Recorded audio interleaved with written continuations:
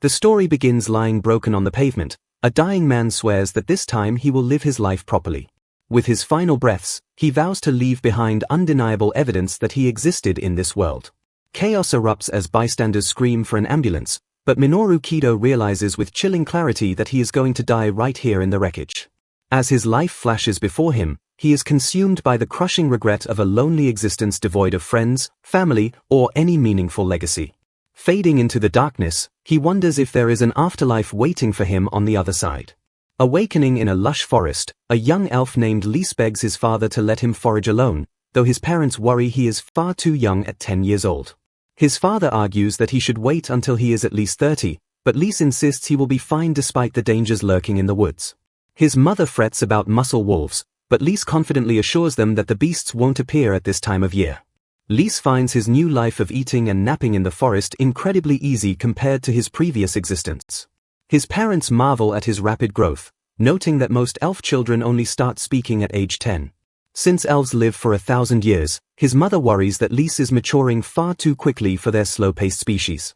Lys recalls his past life as Minoru Kido, the 30-year-old man who should have died in a traffic accident.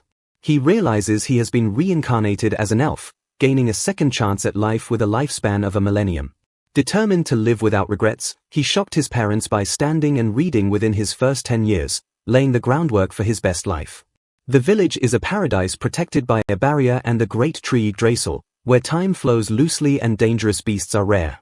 It is common sense that elves live their entire 1,000-year lives content within the barrier, never venturing into the outside world. Breathless from running, Lys bursts into the room to confront his parents with a burning request. The ancient patriarch observes the boy, remarking on how energetic Klein's child is compared to the others. The patriarch admonishes Lys for his premature curiosity, pointing out that the boy only learned to speak 5 years ago. Lys' parents hurriedly apologize for their son's intrusion, but the boy remains undeterred in front of the elder. The patriarch warns that the path to the outside is precipitous, though he admits few elves have ever shown such intense curiosity. Having led for 600 years, the patriarch grimly recounts how most elves who ventured out met early, woeful deaths at the hands of humans. He stares down at Lys, emphasizing that the world beyond their forest is filled with unavoidable danger. Acknowledging Lys' exceptional intelligence, the patriarch asks one final time if he truly wishes to venture into that peril. Lys bows his head, expressing deep gratitude to his parents and the village for raising him in this sanctuary. With fire in his eyes, he declares that he refuses to stay in this small world and wants to meet people and leave proof of his existence. He looks up with unwavering determination, stating he wants to live a life completely free of regrets. Moved by the boy's resolve, the patriarch decides not to stop him from pursuing his path. He grants permission, noting with a nostalgic sigh that it has been hundreds of years since anyone dared to leave. Lys cheers in victory, but the patriarch immediately cuts him off to announce a mandatory exit examination. To leave, Lys must master the peak of elven recovery magic and attain a specific level of power within the next century. The patriarch explains that the outside world requires self-protection, so he must pass this exam within 100 years to earn his freedom. Lys calculates that 100 years sounds like an eternity, but it is merely a tenth of an elf's lifespan. He accepts the condition with a grin, thinking that this challenge will actually be great for him. The patriarch warns him gravely that this is not a test he can pass with half-hearted effort. 10 years later, a grown Lys stands before the village and unleashes a massive wave of recovery magic called Order. The patriarch stares in horror as the great progenitor tree, ancient beyond measure, is instantly and fully restored by the blast. He trembles, realizing that the boy has just performed the ultimate pinnacle of elven recovery magic. The patriarch cannot believe that Lys fulfilled the century-long promise in a mere 10 years. Bewildered by the vast power he just witnessed, he demands to know how Lys achieved such a feat. Lys smiles innocently and explains that he has been training his magic power relentlessly since he was a toddler. He reveals he started around age 5, meaning he has been training for 17 years, which leaves the patriarch speechless. Lys explains that he read in the library that human magic is decided by age 20, so he applied that urgency to his training plan. He drained his magic to near zero repeatedly to increase his capacity, treating his growth curve like that of a short-lived human rather than an elf. The patriarch stands frozen at this impossible speed, while Lys cheerfully calculates that he still has 80 years remaining before the exam deadline. Lys casually mentions that dwarfs have earth magic and demons have their own types, asking if there are manuals for those too. He reasons that with enough study and training in the forest library, he should theoretically be able to master other magic types. The patriarch stammers that while there are some manuals, almost all of them are solely for recovery magic.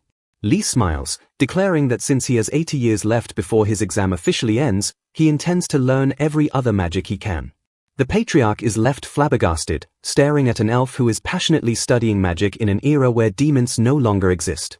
The patriarch reluctantly hands over the key to the forest's library, granting Lise access to the forbidden book stored within.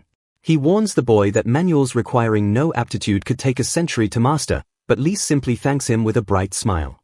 Lise declares he will absolutely master every type of magic, causing the patriarch to sweat and beg him to do it in moderation. Before he knows it, 10 years of relentless study fly by in the blink of an eye. Lise prepares himself with a hum, realizing it is time for his scheduled appointment. By the age of 30, Lise fulfills his promise to acquire all types of magic, leaving the patriarch exhausted by his antics. To gather more knowledge, Lise ventures out to the barrier's edge to trade with the House of Galanda, the humans managing the surrounding lands. He excitedly greets the human representative, explaining that he generated capital from ancient tree products to buy magic manuals from the outside world. The human representative marvels that someone like Lise exists, admitting that he cannot keep up with the elf's rapid mastery of human magic. The man, Grillet, cheerfully announces that he intends to propose to his childhood friend soon. Laughing heartily, Grillet tells Lise that he would love for the elf to meet his childhood friend someday. Years later, Lise hums a tune as he heads to the meeting spot, eager to see what new magic manual Grillet has brought him this time. Seeing the carriage arrive, Lise approaches with a grin, ready to tease Mr. Grillet about how his impression has changed. He waves enthusiastically at the figure stepping out, but the young man who emerges stares back in total confusion. The young man is baffled by the sight of an elf, while Lise casually asks what sort of manual he brought after such a long time. Blushing with awe, the human realizes that the legends were true and that elves really do exist just as his father claimed. He introduces himself as Gallius Galanda, the heir to the family, stating that this is his first time ever laying eyes on Lise. Gallius explains that his father, Grillet, often told him stories about the mysterious elf in the forest. Lise is struck by confusion, asking if Grillet is truly his father since he felt they had met only a few days ago. Gallius apologizes, explaining that he came in his father's stead because Grillet has grown weak and cannot win against the waves of time. He asks when Lise last saw his father, causing the elf to freeze as the reality of the situation crashes down on him. Lise calculates that it has been 22 years since their last meeting, realizing he completely forgot how fleeting human lives are. Shocked, he calculates that he is now 93 years old and has only 7 years left before his 100-year deadline expires. Lise asks Gallius to send his regards to Grillet, promising that he might visit their family to play once he leaves the forest. Gallius stammers but agrees, assuring the elf that his father will be overjoyed to hear that message. As the carriage departs, Lise tells himself that he should be able to meet Grillet anytime as long as he passes the patriarch's trial. Determined to make the most of his remaining time, he dives back into the library to ensure he won't be bored for the last few years. He picks up a book titled Tales of Heroes, which narrates a nursery tale about a hero defeating a demon king. Lise muses on the human perspective, noting that demons and demihumans who once used magic to control the world are now extinct. He discovers a crumbling manual on recommended movement magics and decides he might be able to read at least some parts of it. Having mastered all modern magic, he sets out to acquire the ancient arts of the extinct races to complete his arsenal. He learns that these ancient magics differ significantly from the 4 basic types and often require special conditions to invoke. With a confident smile, Lise lifts the book and decides to give the ancient spell a try immediately. He decides to test the movement magic by transporting himself somewhere nearby within the safety of the house. Reading the chant for Bezandel, Lise activates the movement magic with a surge of power. He vanishes instantly, wondering in amazement if he really got the spell right on his very first try. He lands face down on the ground amidst a sudden commotion, hearing the low growl of beasts nearby. Lifting his head, Lise blinks in confusion and wonders where exactly the magic has transported him. A terrifying roar rips through the air, accompanied by the metallic scent of fresh blood. An armed man shouts at him in a panic, demanding to know if he is with the guild and where the hell he came from. Lise turns with a blank expression, completely caught off guard by the chaotic situation. He wonders if he accidentally exited the barrier as he scans the surroundings to understand what is happening. His eyes widen as he spots a human child lying motionless on the ground amidst the carnage. Realizing the girl is still alive, Lys freezes as he processes this sudden, fateful encounter with a human. Lys realizes that his new movement spell has malfunctioned and dropped him somewhere completely unexpected. He scans the area and concludes with certainty that he has landed outside Yggdrasil's concealing barrier. A group of armed men shouts in confusion, demanding to know if he is from the guild and where he came from. Lys ignores their questions as he notices a pack of menacing magic beasts lurking behind the men. He spots children lying on the ground and wonders if they were the victims of a muscle wolf attack. His sharp eyes detect movement among the bodies, realizing that one of the children is still barely alive. The men curse their luck, complaining that their merchandise is damaged and now worthless. Terrified by the magic beasts and the sudden arrival of an elf, the leader orders his men to retreat immediately. They scramble to escape, desperate to put distance between themselves and the monsters before they get eaten. Lys watches them run and coldly decides that he cannot allow them to leave after what they have done. He resolves to stop them, setting aside the injured children for a brief moment to deal with the scum. Unleashing a shadow spell called Black Whip, he sends tendrils of darkness racing toward the fleeing men. The bandits scream in panic as the sticky shadows bind them, leaving them completely immobilized. Lys turns his attention back to the threat, preparing his next move with calm precision. He activates a strengthening magic to harden his body, causing his muscles to expand with explosive power. His physique transforms instantly, tearing through his clothes as he channels the raw energy of a beast. With a roar, he unleashes the beast fist, striking the air with enough force to generate a shockwave. The impact sends the magic beasts flying, crushing them under the overwhelming weight of his physical magic. Lys marvels that the Beastman magic actually worked on him, having never tested it on his own muscles before.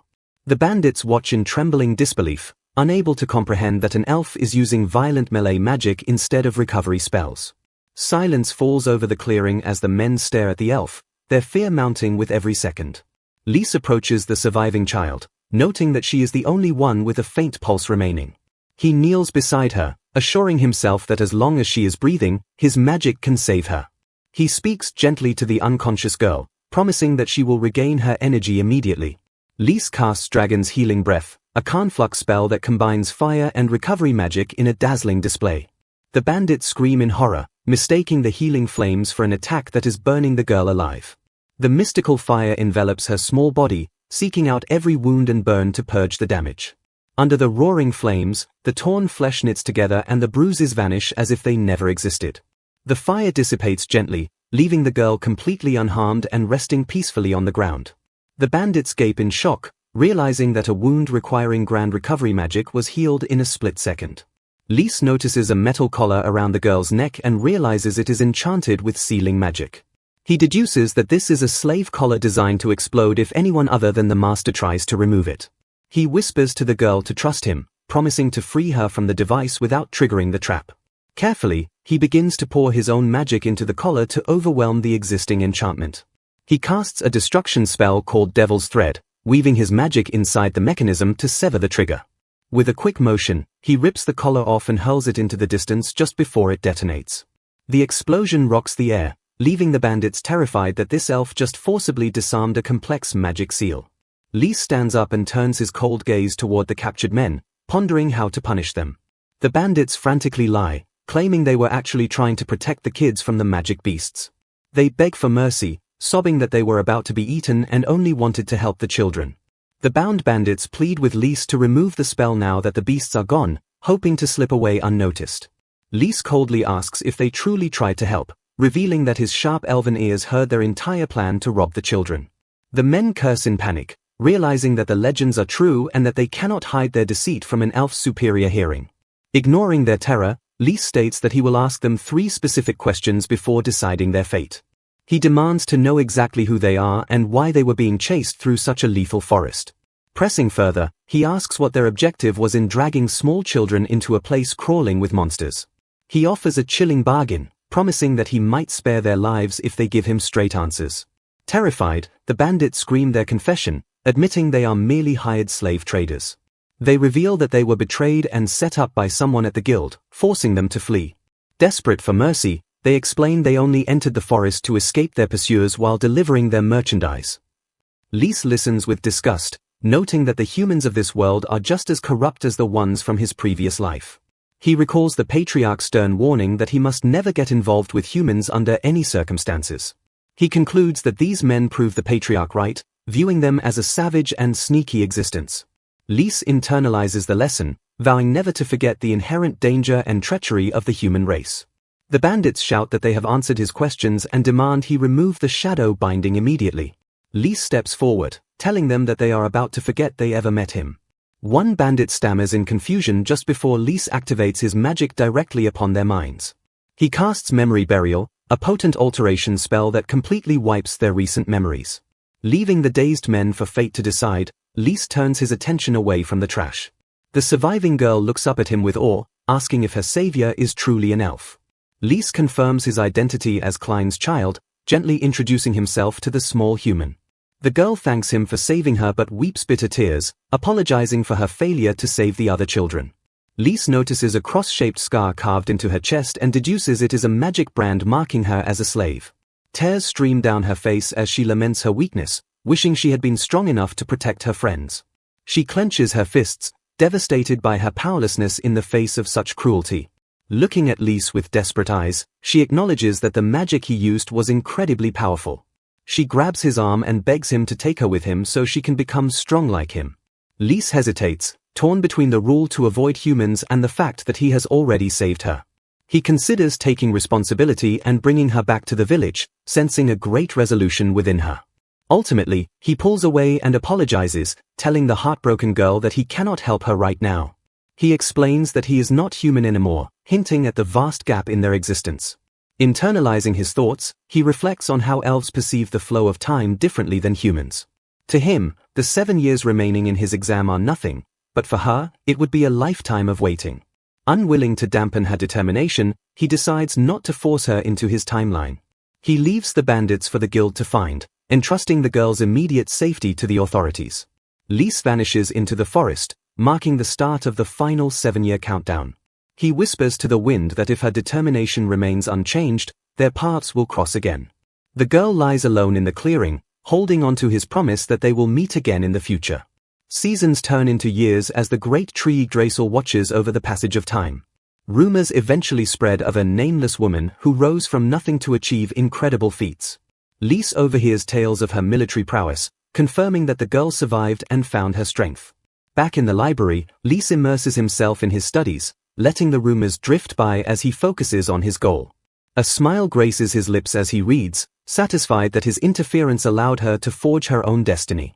Finally, the century concludes, marking exactly 100 years since his rebirth as an elf. Lise sits with the patriarch, who notes that the mischievous child has returned right on schedule. The patriarch observes him closely, realizing that even after a century, the boy's resolve has not wavered. He asks one last rhetorical question about what happens when a sheltered elf leaves the village's protection. He compares it to a baby mouse jumping onto a battlefield, warning Lise of the brutality of the outside world. The patriarch warns that the outcome is usually clear once you see the fire, implying certain doom for the naive. Lise steps forward with unwavering confidence, declaring that he has trained 100 years for this exact moment. He looks toward the horizon with a fearless smile, announcing that the day of his exit exam has finally begun. The patriarch asks Lise if the examination is finally over. Lise stands in the rain, acknowledging that a century of training has passed. The elder notes that the boy's wish to leave the ancient forest remains unchanged. An unseen voice interrupts, remarking that they have quite a lively child preparing for departure. Lise looks around in confusion, unable to locate the speaker despite hearing the voice clearly.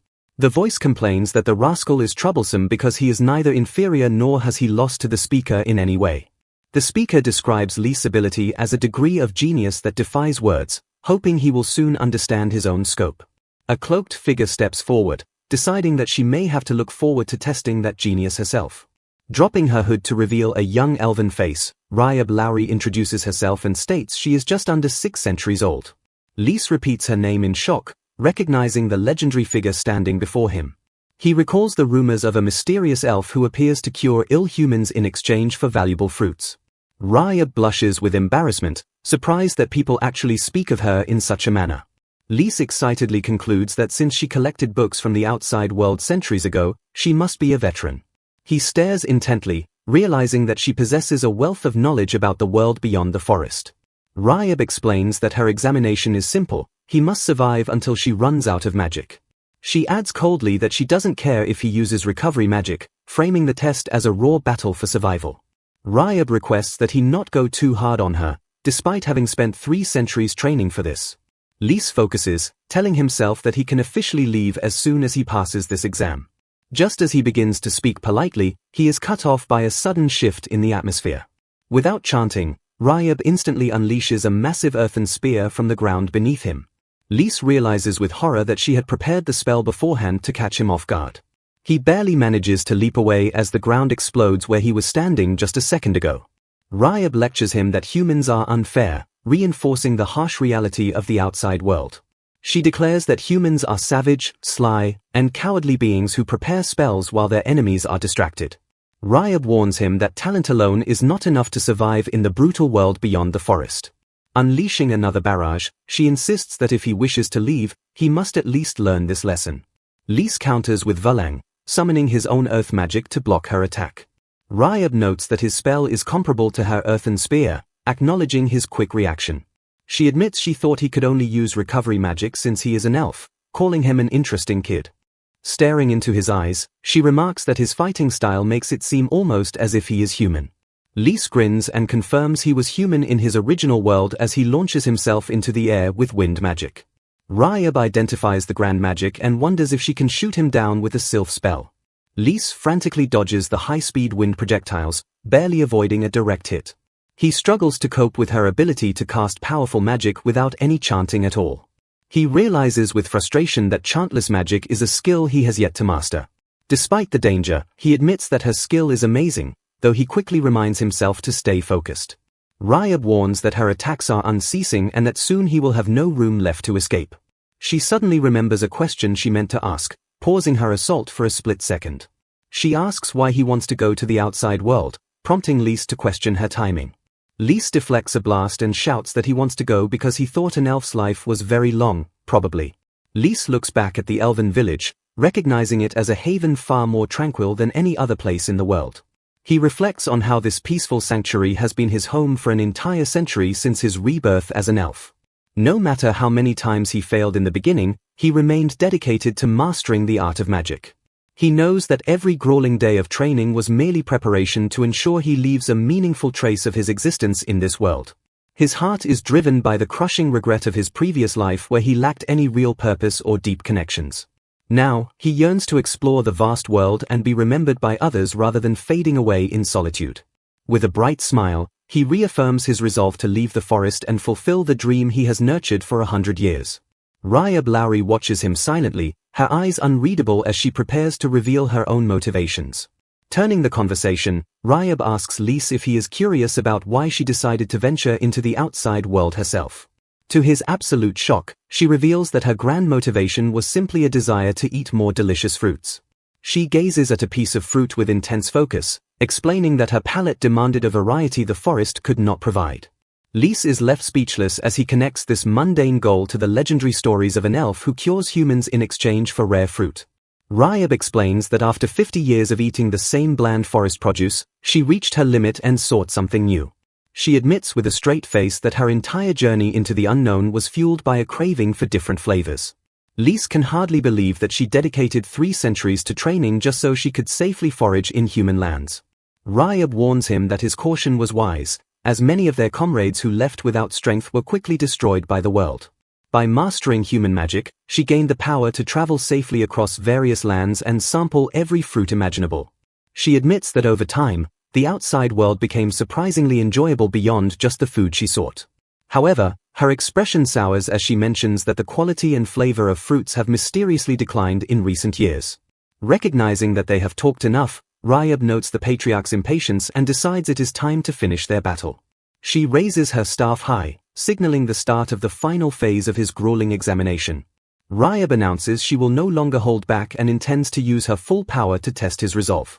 Lys is overwhelmed as she simultaneously unleashes multiple elemental spells, forcing him to channel every drop of his magic into a counterattack. Shouting with determination, he charges forward and strikes with the explosive power of the Beast Fist. His glowing fist smashes directly into a defensive orb protecting the legendary elf. Ryab examines a broken fragment of her shield, impressed that he managed to shatter the magic material with raw force. She reveals that the orb was actually a human-made magic stone designed to automatically cast spells when mana is applied. She marvels at how humans compensate for their lack of magic power by creating such ingenious and dangerous tools. Lys is stunned to realize that the diverse elemental magic he was fighting against did not even belong to Ryab. Ryab confesses that like all elves, she is only capable of recovery magic and used human tools to simulate other spells. She admits that she relies on these petty tricks to maintain the illusion of a grand and powerful sorceress. While he successfully bypassed her deception, she warns him that the world is full of people who will use similar tricks to crush the dreams of others. With a warm and genuine smile, Ryab congratulates Lys and officially declares that he has passed the test. Tears of relief stream down his face as he lunges forward to give the legendary elf a grateful hug. She gently pats his head, acknowledging the incredible effort he has poured into his century of preparation.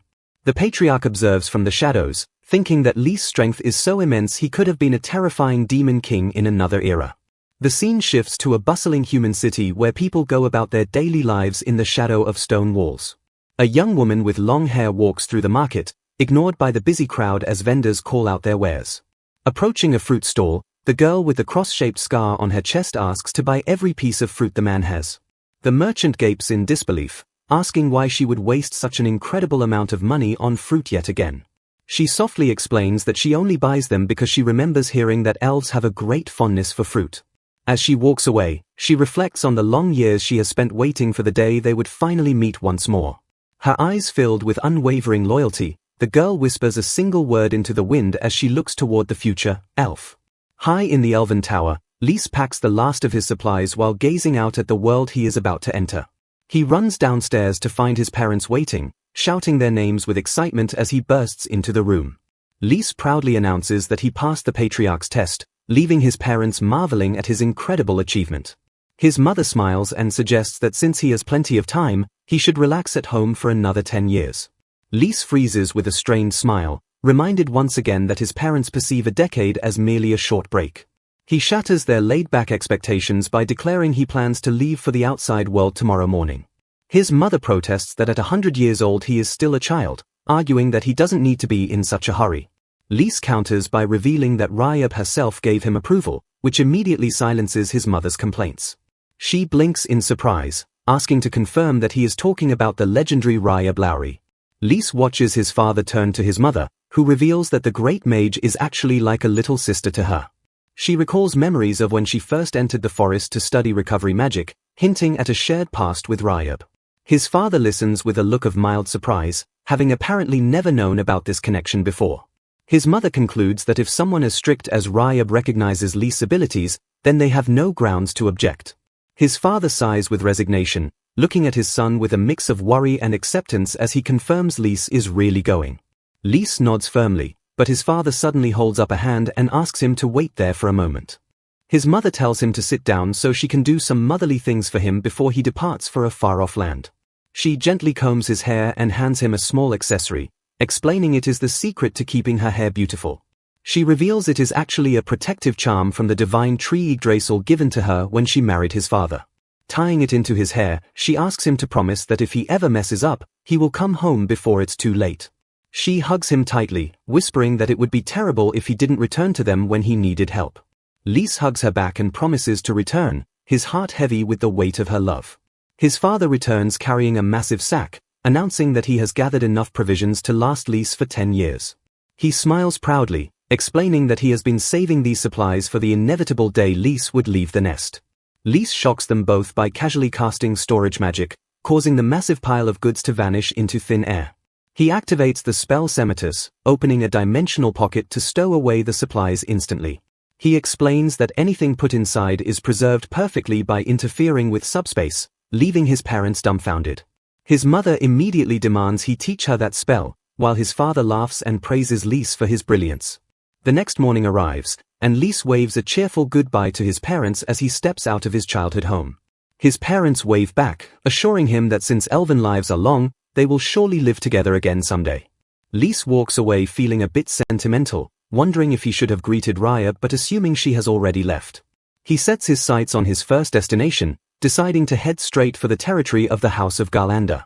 He recalls the heir Gallius whom he met 7 years ago, noting that Garlanda is the sole noble house that interacts with elves.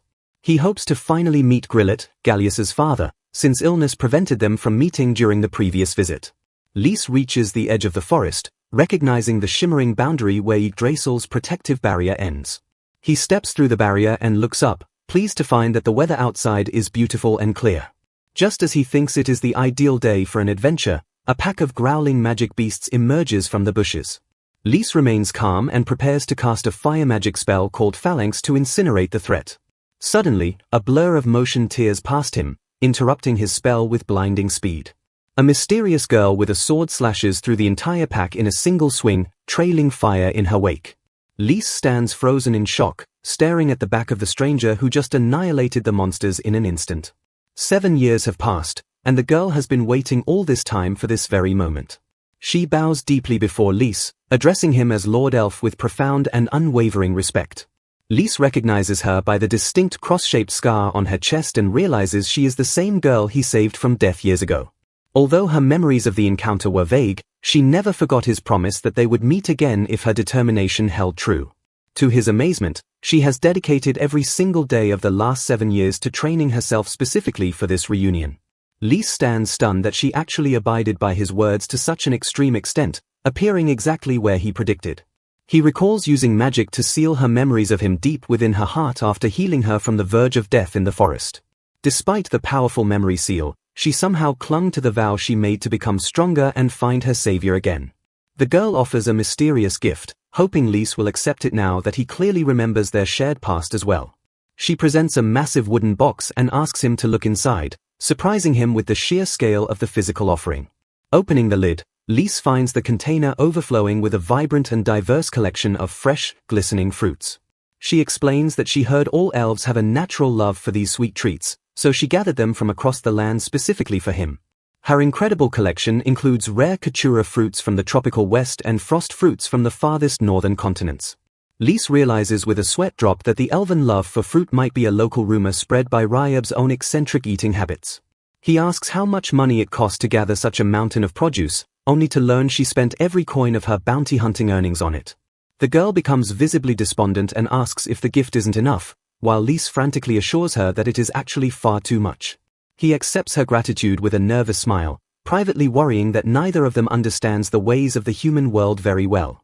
To his surprise, she asks if she can accompany him on his journey no matter where he decides to travel next. She offers to serve as his expert guide and negotiator, citing her extensive experience as a seasoned adventurer in the human territories. Lys considers her offer and realizes that having a human companion would be incredibly reassuring given his total lack of local information. He asks if traveling with a rare elf like him would be problematic for her, as his kind is scarcely seen by common folk outside the forest. She asserts that she has done everything in her power to prepare for this day and has no worries about the path ahead. With a bright and determined smile, she declares her wish to learn from his incredible strength for as long as she lives. Lys calculates that as long as she lives is only about 40 more years for a human, which feels like a mere heartbeat to an elf. He is flabbergasted by her intense commitment to stick with him for what he considers such a short additional time in his long life. He ponders the idea of a mere 40 years together, finding the human perspective on time both strange and deeply touching. Formally accepting her company, he introduces himself as Lys Klein and asks for her name to mark their new partnership. She hesitates for a long moment, looking away with an uncertain expression as if a hidden weight holds back her words. To his shock, she reveals that she does not actually have a proper name to give him at this moment. She explains that among the members of the guild, she is simply referred to by the title Anonymous. Lys recognizes the title immediately, remembering rumors of a mysterious warrior figure that even reached his isolated village. A legendary fighter who would slay magic beasts in an instant and vanish before anyone could offer thanks. He realizes with a drop of sweat that the elusive figure from the military rumors was actually this girl the whole time. Turning back to him with a serious gaze, she asks if he would be willing to bestow a name upon her himself. Lys stares into her eyes, taken aback by the weight of the request and the absolute trust she is placing in his hands. She explains that she felt as if she was truly born into the world for the first time when he rescued her from certain death. Because he saved her life and gave it meaning, she has spent the last 7 years waiting for the chance to be named by him. Lys is deeply moved, realizing he never imagined a person could view such a brief and distant event in such an important light. He reflects on how a small human girl spent 7 years focused on an event he considered almost absurdly brief. He recalls a memory of his mother in his previous life as Minoru, asking her why she chose that specific name for him. His mother explained that she wanted him to bear more fruit than others and exceed them in life, which is the meaning of the name Minoru. Looking at the girl, Lise decides to pass on the spirit of that maternal wish and bestows the name Minori upon her. He reflects on how he bore no fruit in his previous world but wants to ensure this second life is different for both of them. He is touched that someone was waiting for him so faithfully without even knowing for certain if he would ever reappear. With her incredible drive and talent, he truly believes she is capable of achieving something great by his side in the outside world. Lise announces that their first destination is the House of Galanda and that he intends to head there immediately. Minori excitedly offers to lead the way, eager to be useful to him right from the very start of their long journey. While he waits for her to check the route, Lise decides to sample one of the exotic fruits from her massive gift box. As he eats, he feels a strange tingling sensation and realizes that the fruit is imbued with a surprising amount of magic power. Minori calls out to him with a joyful smile, asking if they should set off on their new adventure together at last. Standing at the guild counter, Lise negotiates the exchange of their latest hunt, offering 1 horned rabbit and 3 slimes to the receptionist. The staff member stares in surprise, realizing that the strange hooded woman standing beside the elf is none other than the famous Minori. As adventurers whisper about Minori's fame, Lise notes that their earnings are finally enough to fund their journey to Margrave Galanda's frontier. The guild staff asks if they are heading to Gallius's territory, confirming that he is the current feudal lord governing those borderlands. They explain that the economy has skyrocketed since Gallius took over, allowing adventurers to finally afford proper meals by hunting magic beasts. Lise stares quietly into the distance, his mind drifting back to the memories of 7 years ago. Reflecting on his journey, he realizes it has already been 3 weeks since he left the safety of the Elflands to explore the world. Minori excitedly points out the path ahead, announcing that Fort Kukure on the Galanda border is just within sight. Lise looks at her with gratitude, acknowledging that having Minori as a guide is a true blessing for an elf ignorant of the outside world. Minori explains that the feudal lord keeps magic beasts on these borders to protect the empire from the threats of the sacred forest. As they walk, she notes grimly that the number of casualties among adventurers seems to be increasing the closer they get to the fortress. She shares a troubling rumor she heard recently about a sudden invasion of magic beasts in the area that is causing unrest. Lise crunches on an apple as Minori worries that Gallius, despite his good reputation, is struggling to deal with the rising threat. Minori suddenly panics, realizing she is about to eat an apple that has touched Lise's lips, and stammers that it might taste off. She takes a bite with a loud crunch, her face flushing as she tastes the fruit she was so worried about. Lise watches her reaction, amused to find that she thinks it tastes better after he took a bite, though he tastes nothing strange. His expression turns serious as he notes that the flavor of fruit has actually declined recently, prompting him to investigate the cause. Utilizing his magic, Lise casts Gronesis, a high-level observation spell, to analyze the composition of the apple. He is shocked to discover that the fruit contains a trace amount of miasma, a substance that should not exist in this world. When Minori asks how the apple was, Lise hides his discovery and simply asks if it didn't suit her taste. Minori quickly denies it, blushing as she admits that she just wanted him to have some and that it was delicious. Lise remains silent, his mind racing as he processes the terrifying implication of the miasma's presence in the fruit. He recalls that miasma is a phenomenon controlled by demons, a race that is supposed to be extinct in this world. As Fort Kukure looms ahead, Lise grapples with the impossible reality that he has found traces of ancient demon magic. At the gate, a guard blocks their path, shouting that he cannot allow a stranger to meet a noble lord like Gallius. The guard insults Lise's appearance, claiming he has watched this gate for 5 years and never seen such an ugly face before. Minori explodes with rage at the insult to Lise, but he steps in to calm her down before she attacks the guard. Suddenly, a familiar voice calls out from behind the gate, recognizing Lise immediately despite the years. Gallius steps forward with a warm smile, unable to believe that 7 years have passed since they last met. He beams at Lise, expressing his happiness that the elf remembered the promise they made all those years ago. Lise pulls back his hood and smiles, confirming that he came specifically to see him and fulfill his word. Gazing at the lord's estate, Lise adds quietly that he also came to see Grillet. The memory takes him back to a conversation with Grillet, who mused about the test required to leave the forest. Grillet had insisted that Lys visit their village and see him once he finally managed to pass the test and leave the woods. In the flashback, a young Lys smiles and agrees, but asks Grillet to do something for him in return for the visit. The scene shifts to a dying Grillet, recalling Lys' request for him not to die until the elf left the forest.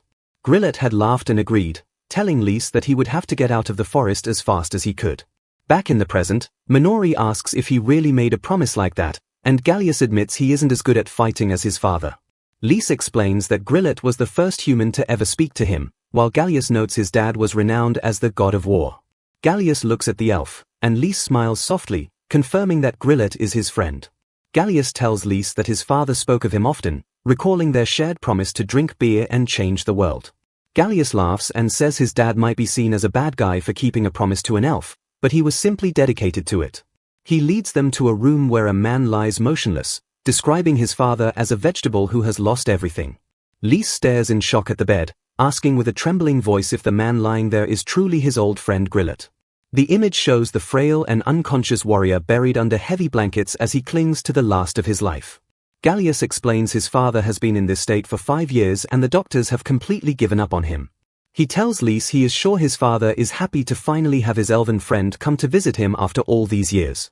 Lys leans over the bed and softly greets Grillet, asking his old friend how he has been doing in this world. Gallius recounts how his father was a strong warrior who spent 20 years protecting the land from pirates and magic beasts. He reveals that 5 years ago Grillet was found gravely injured on the battlefield and has been fading away ever since. Gallius admits he became the Lord but must rely on the people because he lacks his father's incredible individual strength. He remembers how his father fought and protected the land all by himself even when his body was broken and hurt. Gallius confesses he never realized how truly great his father was until the man disappeared from active duty 5 years ago. Lys is stunned by the revelation, realizing he had no idea his friend's health had plummeted so drastically while he was away. He deduces that Gallius has kept his father's condition hidden to prevent widespread panic among the people of the territory. Lys spots a dark bruise and realizes Grillet was fighting magic beasts alone when he received the wound that ruined him. To the shock of the others, Lys suddenly lunges toward the bed with an intense and focused look in his eyes. He asks Gallius if he knows anything about the mysterious and dark bruise marking his father's withered body. Gallius explains that even the most powerful white magician in the land was baffled and didn't know what it was. He admits that standard healing magic did nothing even when the mage tried his highest level of power on the injury. Lys casts his observation magic, Chronesis, and is horrified to see the miasma content is at a deadly 91%. He confirms the bruise is pure, concentrated miasma and is staggered by the impossible density of the dark substance. Lys understands that the previous mags failed because Grillet's body simply rejected their weak human magic. He asks Gallius to confirm they have already tried every high-level healing spell available to no effect. Lys declares they must go beyond human limits and use the ultimate recovery magic to save his dying friend. Gallius laughs nervously and tells Lys he must surely be joking about using such a legendary and impossible spell. Lys stands firm and states he hasn't been sitting around doing nothing for the past 100 years in the forest. With a determined smile, he vows he won't go home without saying a word to the friend he came to see. Gallius is silenced as Lys tells him to listen carefully and prepare himself for the magic about to be unleashed. Lys warns that even if he wakes up, Grillet only has about 2 years left to live due to the damage.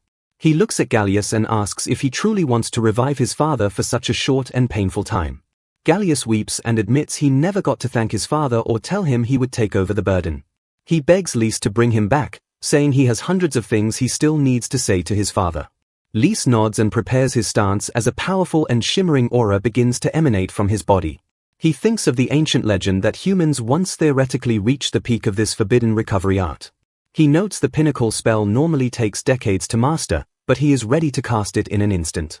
Lys unleashes the ultimate recovery magic, Rieberel, with a roar of concentrated and divine power. A blinding explosion of light fills the room as the elven magic begins to purge the miasma from Grillet's body. Grillet's eyes sparkle with joy over his father's bedside. Though he could only grant his friend 2 more years of life, Lys finds deep satisfaction in successfully restoring Grillet's vitality. Gallius is overwhelmed with emotion, unable to believe that his father is actually breathing and conscious once again. Grillet wakes to find Lys standing there, remarking with a chuckle that everything feels surreal while Gallius has grown so much. Looking at his old friend, Grillet notes with a faint smile that Lys kept his promise to visit after leaving the forest. Wasting no time, Lys asks Grillet to recount the specific events of the day he was injured on the battlefield. Grillet tries to remember but explains that while Fort Kukure was under beast attack, his mind suddenly became a complete blur. Lys analyzes this fuzziness and concludes that someone used a calculated memory alteration trick from the other side. Grillet is taken aback by the mention of the other side, sensing the gravity behind Lys' cold deduction. Lys stares intently and asks Grillet if he truly believes that demons, once thought to be myths, have actually returned. He explains that the lethal concentration of miasma inside Grillet's body is undeniable proof of a demonic presence. To uncover the truth, Lys asks for permission to look directly into Grillet's memories to clear away the mental fog. Placing his hands on Grillet's head, Lys prepares to cast a sophisticated spell to penetrate the suppressed history. He activates memory alternation magic, diving into the depths of the warrior's mind to find the last thing he saw. The vision reveals a dark entity dismissing Grillet as a mere human who lacked the specific brave factor they sought. The demonic voice wonders what to do next, ultimately deciding that this human was out of luck in their grand scheme. They ordered a subordinate to rough him up slightly, intending to use constant attacks on Fort Kukure to lure out their real target. The memory fades as the demons plot to keep the fortress under siege without completely destroying it for their own ends. Back in the room, Lys acknowledges the grim reality of what Grillet saw and warns him to stay silent for now.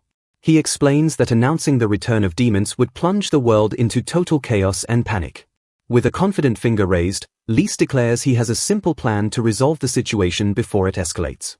He resolves to track down the demon's target before they can strike again in the outside world. His eyes burn with focus as he concludes they must find the mysterious individual holding the brave factor. Long ago, a demon lord suddenly introduced the formidable concept of magic into the world. Before anyone could react, the invulnerable demon lord quickly overran and conquered over half the globe.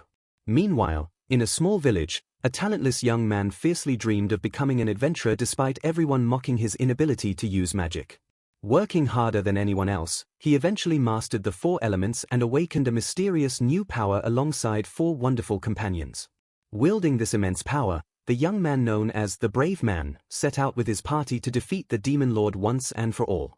Jolting awake in a cold sweat, a young elf boy named Rhys stares at his master in disbelief and questions if this nightmare is real.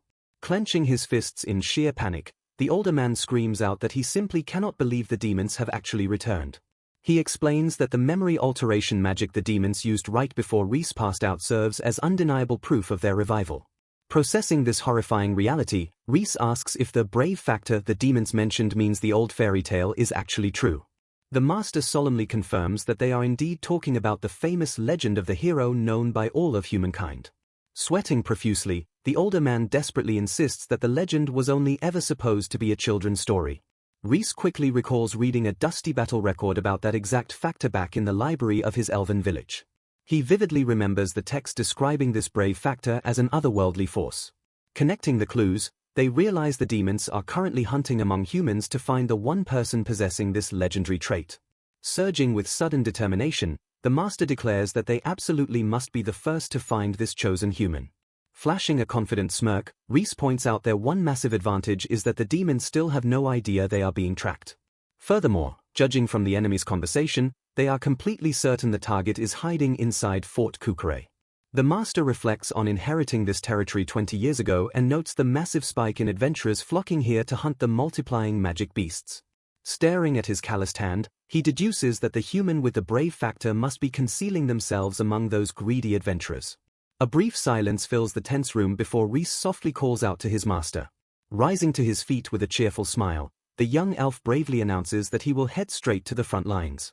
Shocked by this reckless decision, the master demands to know why the boy would go so far, only for Rhys to fiercely throw the question right back at him. Glaring back at the older man, Rhys insists there is no need for him to shoulder the burden alone now that they are living in the outside world. Adjusting his gear, Rhys casually mentions that he still has 900 years ahead of him and finds nothing more boring than the world itself. Flashing a cocky grin, he confidently states that falling under the control of demons is completely out of the question. 1 week later, a reserved table groans under the weight of a massive, mouth-watering feast. An older woman warmly encourages her guest to eat a lot, sparking a starry-eyed reaction from a hungry young girl. Staring intensely at the towering plates of food, the mesmerized girl practically drools as she calls the spread amazing. Seeking to break the ice, the master gently calls out and offers to introduce the girl to his family. Smiling proudly, he introduces the gentle-looking older woman standing beside him as his beloved wife, Silpha. The young girl's face immediately lights up with pure joy as she realizes this is the famous childhood friend he always talked about. Silpha nervously asks her husband Grillet if he really made a promise to introduce her to an elf long before they were married, which he happily confirms. Bowing deeply with profound respect, Silpha warmly thanks Rhys for everything he has done for her husband. Gripping her dress emotionally, she insists that no matter how much she thanks him, it will simply never be enough. A flustered Rhys desperately tries to wave off the heavy praise while Grillet enthusiastically shouts for his master's attention. Grillet boldly brags about how cute his wife is, causing Silpha to blush furiously. Rhys fondly recalls Grillet's old promise to someday introduce and propose to his incredibly cute childhood friend. Chuckling at the interaction, Rhys playfully notes their weird elven way of praising her but admits it makes him lament the short lifespans of humans. Redirecting everyone's attention to the food, Grillet eagerly asks Minori if they should finally take up the offer to eat. Rhys enthusiastically agrees while the shy Minori timidly peeks over the table and asks if she may eat as well. Devouring the meal, Minori earnestly praises the food, getting Silpha fired up to cook more since the travelers had only been surviving on magic beasts and foraged nuts. Silpha smiles warmly and notes that the energetic girl reminds her of Grillet when he was young. Minori proudly declares the meal is the best in the whole world, flattering Silpha while Grillet agrees it has always been true. Taking a bite, Grillet casually asks his master how he and the young lady know each other. Beaming with a massive smile, Minori suddenly interrupts to introduce herself as Rhys's spouse. Grillet violently spits out his drink in pure shock at the word spouse while Minori politely finishes her introduction. Blushing furiously, Rhys stammers in panic as Grillet teases his elven moves, all while Minori happily declares they will be together forever. Rhys frantically explains that he only let Minori tag along because she wanted to get stronger in exchange for teaching him about humans, leaving the girl pouting. Breaking the awkward tension, Silpha gently calls out to the pouting Minori. Smiling warmly, the older woman asks if Minori would like to try and cook something as well. Minori looks up, completely caught off guard by the unexpected invitation. She nervously admits she is only good for fighting and has never cooked, but Silpha gently reassures her not to worry. Pondering the offer, Minori remembers the old saying that the way to a man's heart is through his stomach. Rolling up her sleeves with fierce determination, she declares she will do her best if cooking can make Rhys happy. Meanwhile, Grillet leans in close to his master to whisper something private. He brings up a warning from his old chief that it is extremely difficult for humans and elves to have children together, annoying Rhys with the terrible timing. Unfazed, Grillet bluntly asks what his master plans to do about the situation. Looking down, Rhys calmly states that unfortunately, it does not matter right now. He plainly admits that, for the time being, he simply does not view Minori in a romantic light. Staring at his master with a serious expression, Grillet calls that a true pity. Rhys drops his gaze, silently acknowledging the heavy weight of reality. He reflects on the tragic truth that Minori will die long before he does. Staring softly ahead, Rhys notes that Minori is already well aware of that heartbreaking fact. In the kitchen, an overly enthusiastic Minori wields a kitchen knife like a weapon while Silpha nervously tries to guide her form. Watching her bright smile, Rhys admires how she still bravely pursues her feelings despite knowing their inevitable future. Sometime later, Grillet tells the duo he is counting on them, and Rhys cheerfully agrees as they prepare to head out. Glancing back with a confident smile, Rhys signals that they are ready. A bespectacled man warns them that their destination, the Great Circle Forest, is an uncertain place trapped right between Fort Kukure and Ritor where the beasts gather. He sternly tells them to be careful out there, prompting a serious nod from Rhys. Leaving the estate, Rhys notes that the forest seems to be the main hunting ground for adventurers taking down magic beasts. He deduces that staking out this area will let them monitor both the adventurers and the beast master, though he admits he hasn't personally entered this specific forest before. Formulating a plan, Rhys suggests they use a vacant house in the forest as their base, just as Grillet advised.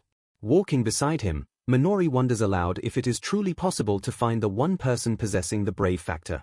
Rhys admits their only clue is the fairy tale about someone lacking elemental magic, which normally means they would have to force everyone to use magic in front of them. However, he confidently reveals that his appraisal magic should instantly tell him whether someone has the hero factor or not. Pulling her hood tight, Minori points out the daunting reality that they will still have to individually appraise droves of adventurers.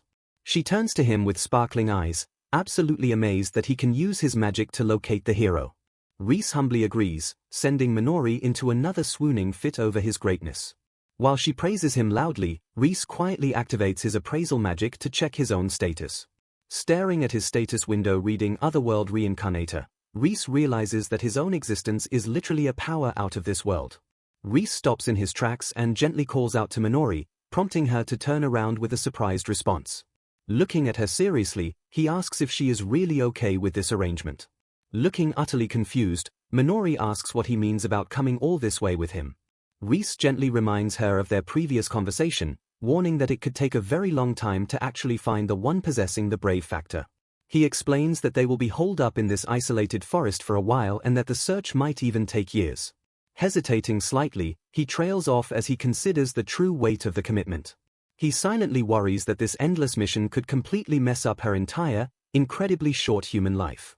Breaking the heavy silence, Reese offers her an out by stating there is still plenty of time for her to turn back.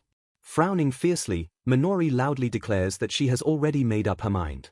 She passionately reminds him that she spent an agonizing 7 years desperately chasing after his illusion. Getting right up in his shocked face, she angrily yells that she had already told him her answer.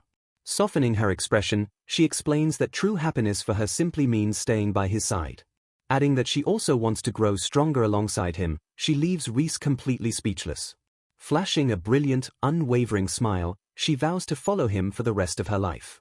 Leaning in aggressively, she insists she will never leave his side even if he tells her he doesn't want her around.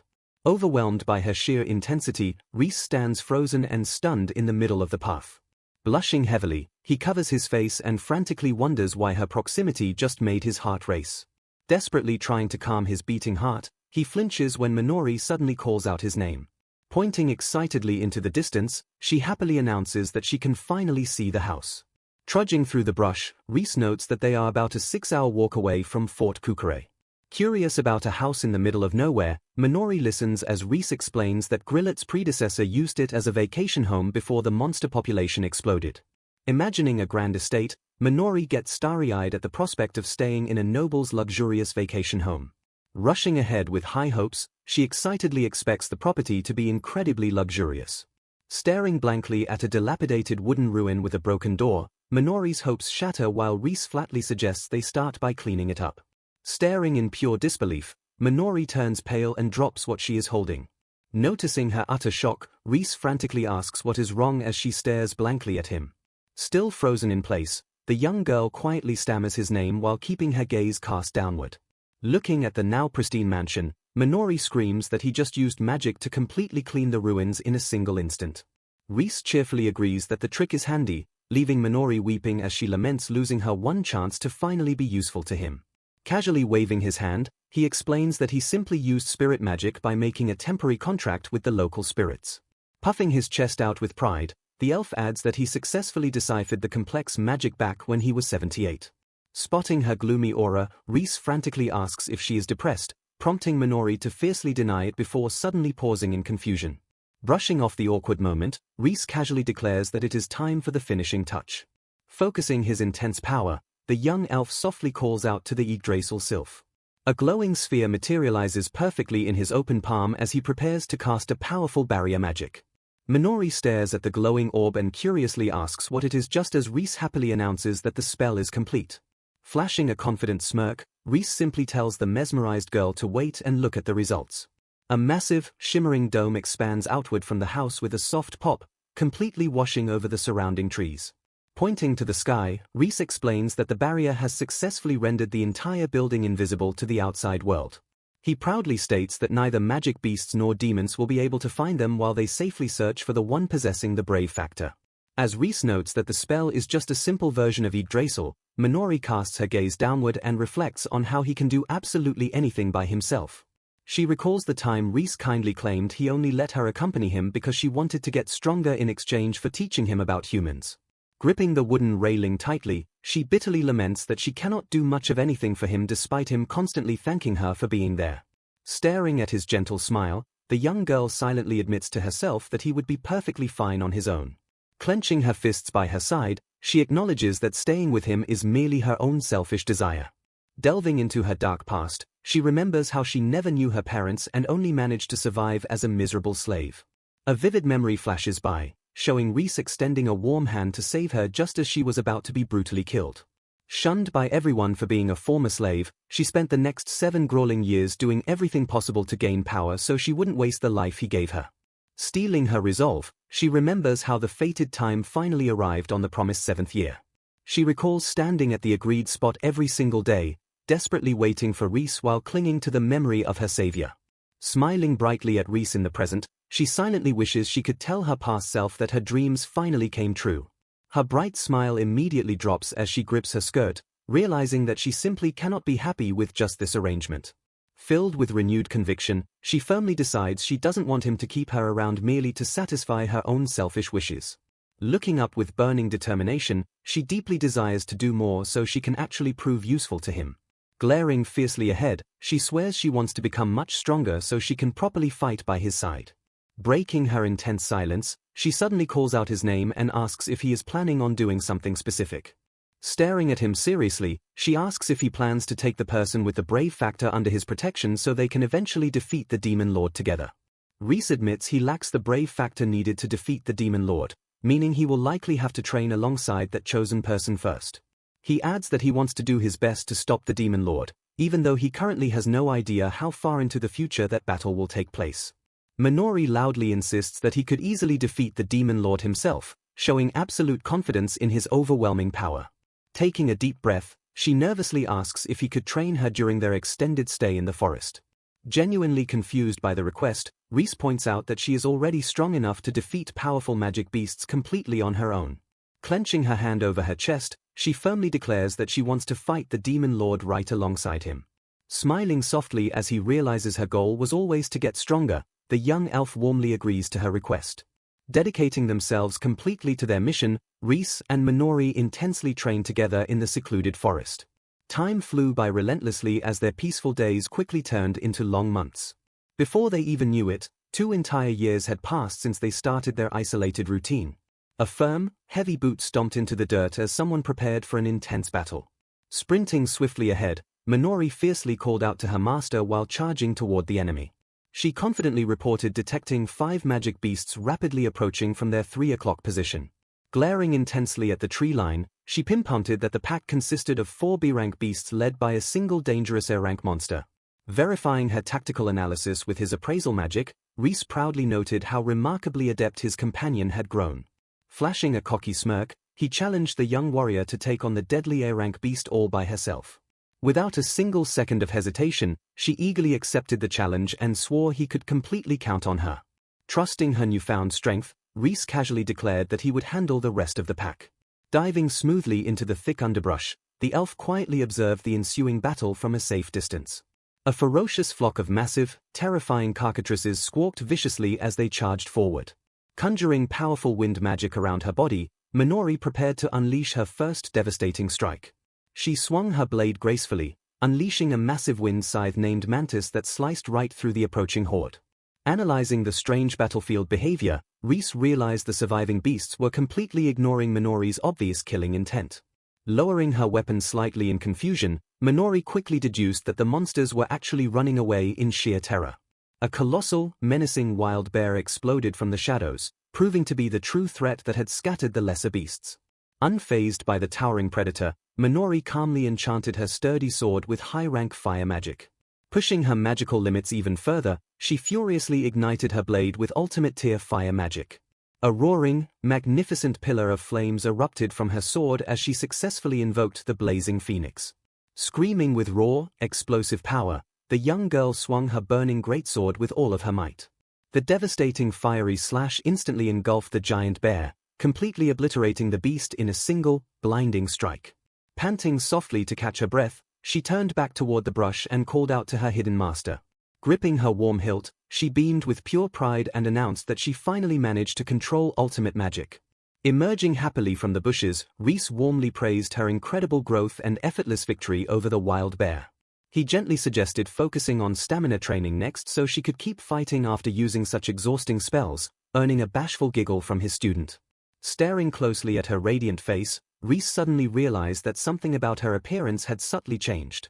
Connecting the dots in his head, he quietly noted that they had been intensely training in this isolated forest for 2 whole years. Admiring her mature, confident stature, he silently acknowledged that Minori had fully blossomed into a 20-year-old adult. Flustered by his sudden realization, he hid his deeply blushing face behind his collar while catching a glimpse of the silver ring on her hand.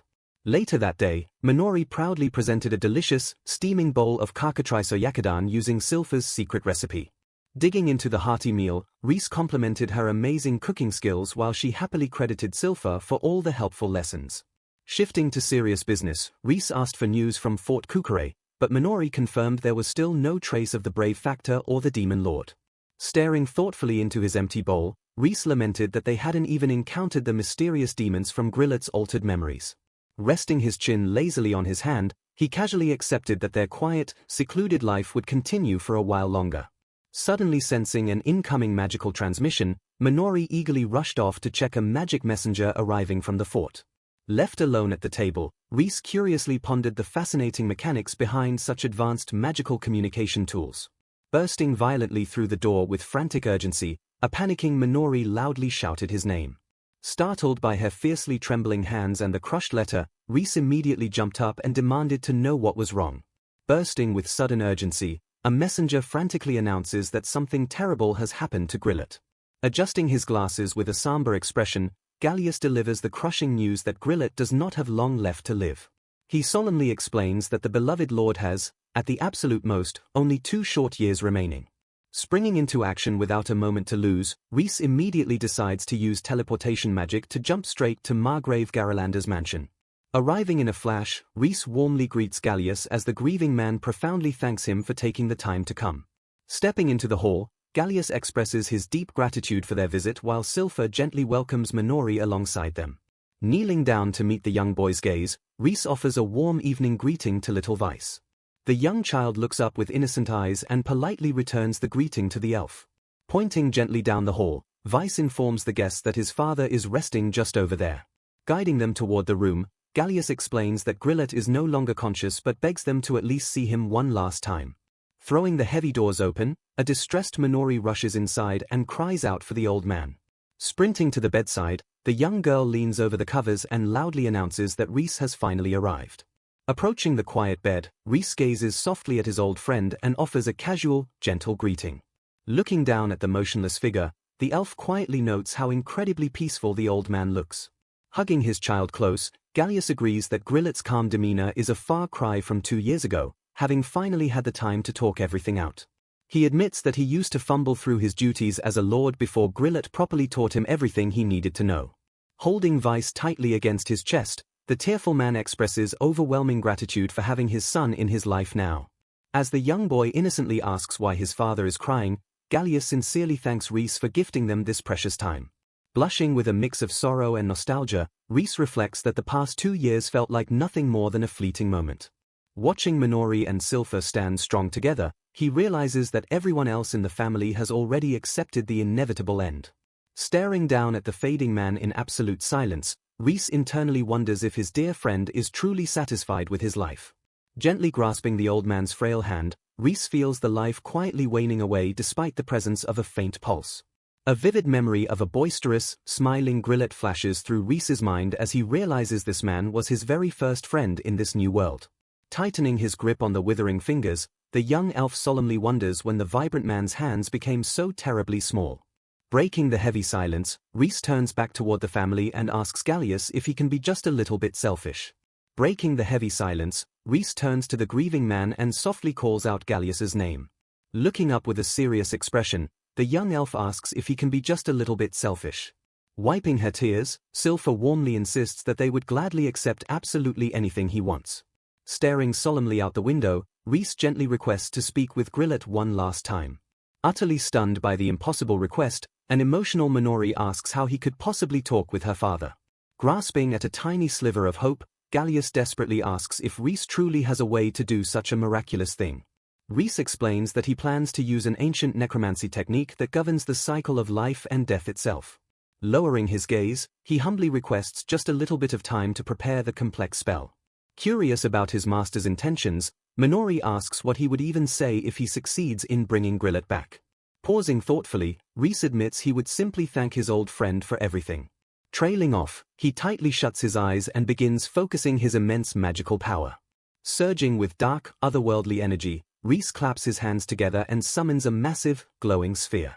A colossal, ethereal door violently bursts open upon the hillside, leaving the young elf completely awestruck. Countless glowing souls pour out of the terrifying gate to the afterlife, swirling frantically around the dumbfounded onlookers. Standing tall amidst the swirling spirits, a fully materialized Grillet appears and prompts a shocked gasp from Rhys.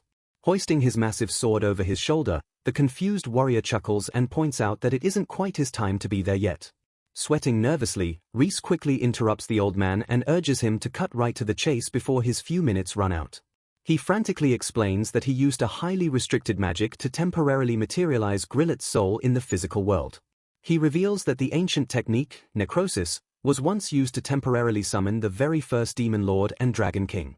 Clenching his fist with burning determination, Rhys swears that he will eventually find a way to permanently revive his dear friend.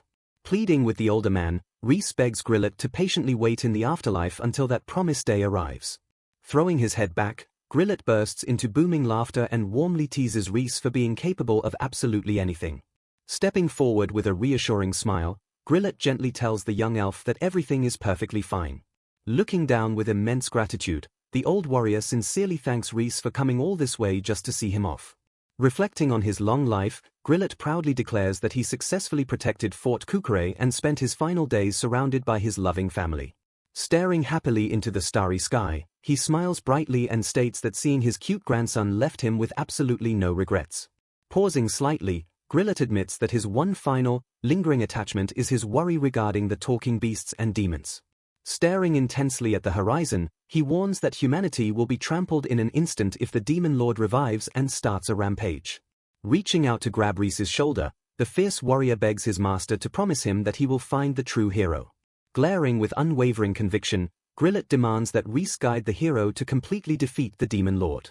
Staring deeply into the young elf's eyes, Grillet solemnly declares that Rhys is the only person he can trust with the entire future of humanity. Overwhelmed by the heavy burden, Rhys swallows his hesitation and firmly promises to fulfill his friend's final wish. A soft, relieved smile stretches across Grillet's face as he gently rests his hand against the young boy's head. Smiling confidently, Rhys assures the old man that he has nothing to worry about as long as Gallius is protecting the fort. Looking down at his own hand, Rhys quietly notes that he can still feel the faint sensation of his friend's touch. A wave of nostalgia washes over Grillet as he fondly remembers the very first time he grabbed his master's hand. Staring in pure wonder, the old warrior notes that Rhys's hand hasn't changed a single bit since the day they first met. Gently gripping the small hand, Grillet marvels at how pale and smooth the elven skin has remained after all these years. Realizing that elves don't start aging until they hit 800, Grillet comically connects the dots and freaks out over how many centuries his master has actually lived. Sharing one final, quiet moment, Grillet gazes warmly down at his eternal friend as his time in the physical world slowly comes to an end. Staring solemnly, Rhys quietly reflects that his own long life must have seemed like a mere flash to the dying man. Gripping the fragile fingers, the elf hesitates to share his own thoughts while Grillet sincerely thanks him for his tears. Passing on a message from Gallius, Grillet gently tells his master that he can finally rest and offers his profound gratitude. Flashing a bright, unwavering smile, the old warrior enthusiastically accepts his fate. Promising to find some delicious sake, Grillet vows to wait on the other side but warmly warns Rhys not to visit too soon. The very next morning, the great war god who protected Fort Kukure from magic beasts for 20 years passes away at the age of 58. Surrounded by his weeping family, the beloved lord peacefully draws his last breath in his sleep. Sitting alone on a high wall overlooking the city, Rhys notes that his friend experienced as good a death as any mortal could hope for. The quiet, bustling city carries on below, entirely unaware of the monumental loss of its protector. Watching the peaceful streets, Minori reflects on how incredibly short 2 years truly is. Staring at his own smooth palm, Rhys vividly recalls the stark contrast of Grillet's wrinkled hand and the old man's lingering words about how elves never change. Startled from his heavy thoughts, Rhys turns sharply as Minori suddenly calls out his name. Looking deeply concerned, the young girl gently asks if he wants to come inside and rest. Gazing down at her warm, youthful skin, Rhys somberly realizes that one day her hand will inevitably suffer the exact same fate. Ignoring her worried inquiry, he silently walks past the confused girl while she asks if he is okay. Brushing off her concern, he softly thanks her and insists that he is perfectly fine now. Walking away from the estate, Reese internally mourns the devastating loss of the very first friend he made in this new world. Stopping in his tracks, he calls out to Minori and fiercely swears that he will absolutely defeat the Demon Lord. Glaring into the distance, he vows to accomplish this goal even if it takes centuries and forces him to fight the fully revived Demon Lord without the fated hero. Flashing a determined gaze, he notes that stubbornly pursuing a goal for ages is his absolute strongest trait. Lowering his eyes, he silently admits to himself that he still lacks the crucial brave factor needed to actually pull off such a monumental feat. Rushing excitedly after him, Minori beams with unwavering loyalty and happily promises to follow him wherever he goes. Marching forward, Reese silently vows to inherit his late friend's legacy and protect the very place the old man guarded with his life. Gripping his fist tightly, the young elf resolves to make Grillet's cherished sanctuary a part of his own destiny. 1 year later, Reese sits at a rustic table and eagerly anticipates the arrival of Minori Special Number 48. Bursting with pride, Minori dramatically presents a mouth-watering dish of farese steamed in white wine. Savoring the delicious bite, Reese praises her rapidly improving skills while she happily admits to using every trick in the book to make him enjoy her cooking. Reese cautiously asks if it is really okay to stop naming her dishes after Silpha, given the older woman's past instructions. Smiling softly, Minori explains that her late mentor taught her to wholeheartedly support the people she cares about most. Brimming with confidence, she eagerly plans to show off her massive collection of original recipes when she eventually reunites with Silpha in the afterlife. A pair of quiet tombstones stand side by side, marking the tragic reality that Silpha passed away exactly 1 year after her beloved husband. Flexing her culinary muscles, Minori playfully tells him to look forward to her next meal while Reese cheerfully agrees. Later that night, the young girl sleeps soundly with soft, rhythmic breaths filling the quiet room. Watching her peaceful face, Reese reflects on how the tiny child he saved will already be turning 22 by the end of the year. Gazing softly at her resting form, he silently laments the terrifying, incredible speed at which humanity moves forward. Clenching his teeth, he bitterly admits to himself that he simply does not want to accept that harsh reality when it comes to Minori. Suddenly jolting upright in his bed, the young elf snaps his attention toward the window as he detects a distant battle. Peeking through the wooden shutters, he utilizes his appraisal magic to analyze several chaotic mana signatures rampaging deep within the forest. A massive, invisible shockwave ripples violently against the shimmering barrier protecting their hidden home.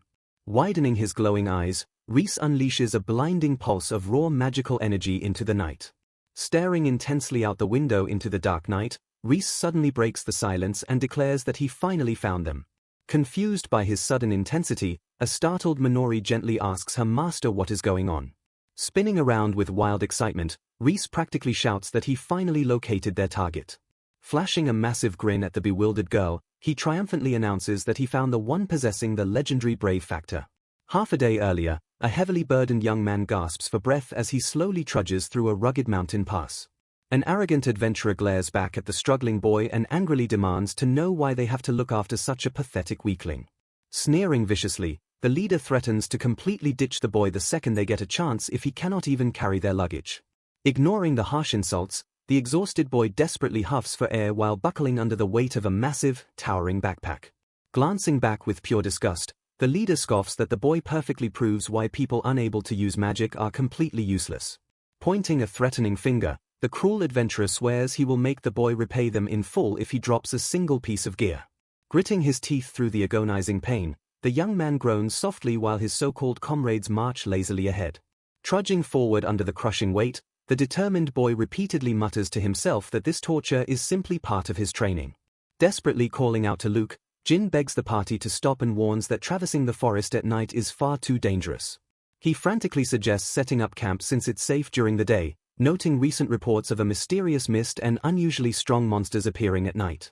Rolling her eyes, a mage named Solala mocks Jin for being a pain and agrees with Luke's desire to finish the quest and rush home. Annoyed by the whining, Luke commands the boy to shut up while Jin desperately tries to offer a safer route using a hand-drawn map. Exuding pure arrogance, Luke reminds the group that they are a highly capable B-rank party. Sweating under the harsh glare, Jin listens helplessly as Luke cruelly tells the magicless supporter to just keep his mouth shut. Ignoring all warnings, the confident leader orders the group to march straight into the darkening woods. Trudging forward with a heavy pack, Jin tries to reassure himself that everything will be fine as long as he focuses on his assigned tasks.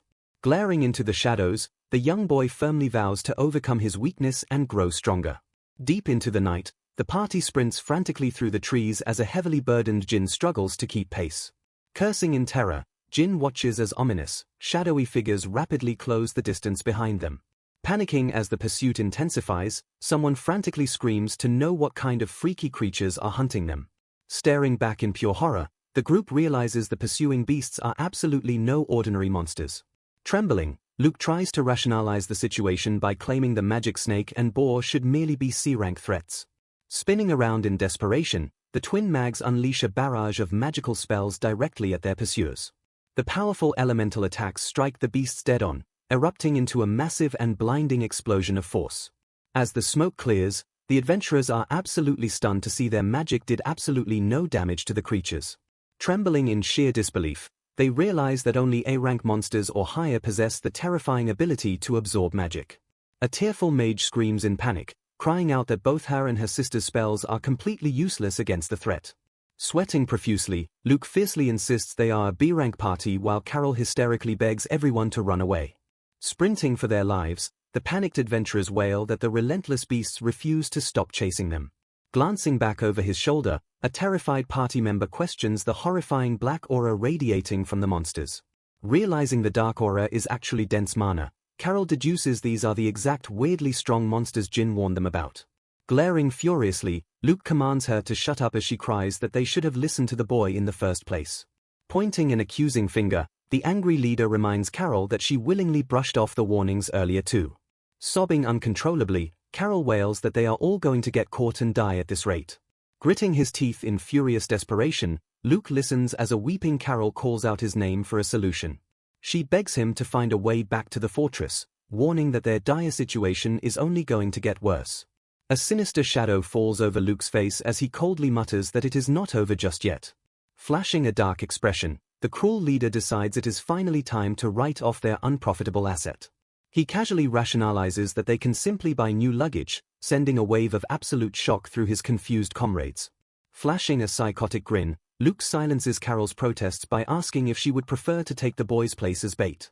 Desperately trying to save everyone, Jin points out a small animal path they could all use to safely escape the monsters. Sneering viciously down at him, Luke asks the magicless boy what the hell he even lives for. He cruelly reveals he only brought Jin along because they grew up together, openly mocking his pathetic dream of becoming an adventurer. Pulling out a highly valuable magic tool, Luke complains about wasting it while a terrified Jin weakly calls his name. Smiling with sadistic glee, Luke tells the doomed boy he can at least be useful to them in the very end. He aggressively invokes the tool's power, unleashing a devastating combination of advanced water and earth fusion magic. The spell violently crashes into Jin, crushing him under his massive pack as he screams in agony about his sinking legs. Holding a glowing orb, Luke carelessly turns his back on the trapped boy while Jin desperately asks what he is doing. Trembling with fear, the twin mags nervously agree to the sick plan of using the worthless guy as bait so they can escape. Weeping uncontrollably as they abandon their comrade, the terrified girls scream that they just want to go home. Reaching out helplessly from the mud, Jin watches as a horrified Carol turns away and sprints into the darkness. The three surviving adventurers disappear into the night, completely abandoning the crippled boy to be slaughtered. Gripping the dirt with bloody fingers, a devastated Jin realizes they could have all made it out together if they had just listened. Lying helpless in the dirt, the young boy reflects on the painful reality of his inability to use magic. Gazing into the distance, he remembers how his lifelong dream had always been to become a powerful adventurer who could save others. He fondly imagines a life spent traveling the world, defeating dangerous monsters, and protecting the innocent smiles of the people. Despite his tragic lack of talent, he has always deeply believed that being an adventurer was the absolute coolest path in life. Staring at his calloused hands, he bitterly laments that magic is an absolute requirement for adventurers and he simply cannot wield it. He reflects on how humans naturally develop magic by age 5 and hit their absolute peak around 20 years old. Recalling his past, he notes how every single childhood friend he partied up with quickly grew overwhelmingly strong at a terrifying speed. Staring hopelessly at the ground, he painfully admits that nothing ever changed for his own stagnant growth. Refusing to completely surrender his dream, he desperately trained with his sword to compensate for his devastating lack of magical talent. Pushing himself to the absolute limit, he worked tirelessly to gather information so he could still be useful to his friends. Gripping the earth, he cries out that his curse prevents him from even using the basic magic tools that all of humanity relies on. Trapped in a world where magic dictates everything, the crippled boy feels completely forbidden from holding onto any hopes or dreams. As the terrifying shadows of the monsters loom over him, he weakly reaches out and whispers his final wish. Staring death in the face, the battered boy sadly admits he just wanted to be a cool adventurer like the rest of them. A massive, explosive sphere of dark energy suddenly violently erupts out of nowhere and blasts the monstrous snake away. Invoking the powerful Whirl Schwartz spell, a mysterious savior arrives in the nick of time to unleash a devastating strike. A blinding pillar of fiery destruction engulfs the battlefield as a fierce warrior steps up to crush the remaining threats. Glaring at the scorched earth, Minori loudly announces that she and her master made it just in time to intercept the black flames. Flashing a confident smile, Reese notes how incredibly close the boy came to meeting his tragic end. Noticing a second beast charging forward, Minori fiercely declares that she will personally handle the rampaging magic boar. The massive, menacing boar snorts viciously and digs its hooves into the dirt as it prepares to trample the new challengers. Raising her weapon with absolute authority, Minori channels an overwhelming combination of ultimate fire and wind fusion magic. She seamlessly invokes the legendary Dragonia spell, unleashing a torrential storm of elemental fury. The resulting shockwave obliterates the surrounding terrain and completely vaporizes the ferocious beast in an instant. Looking up in absolute shock, the battered Jin gasps in awe as he realizes his savior is an actual elf.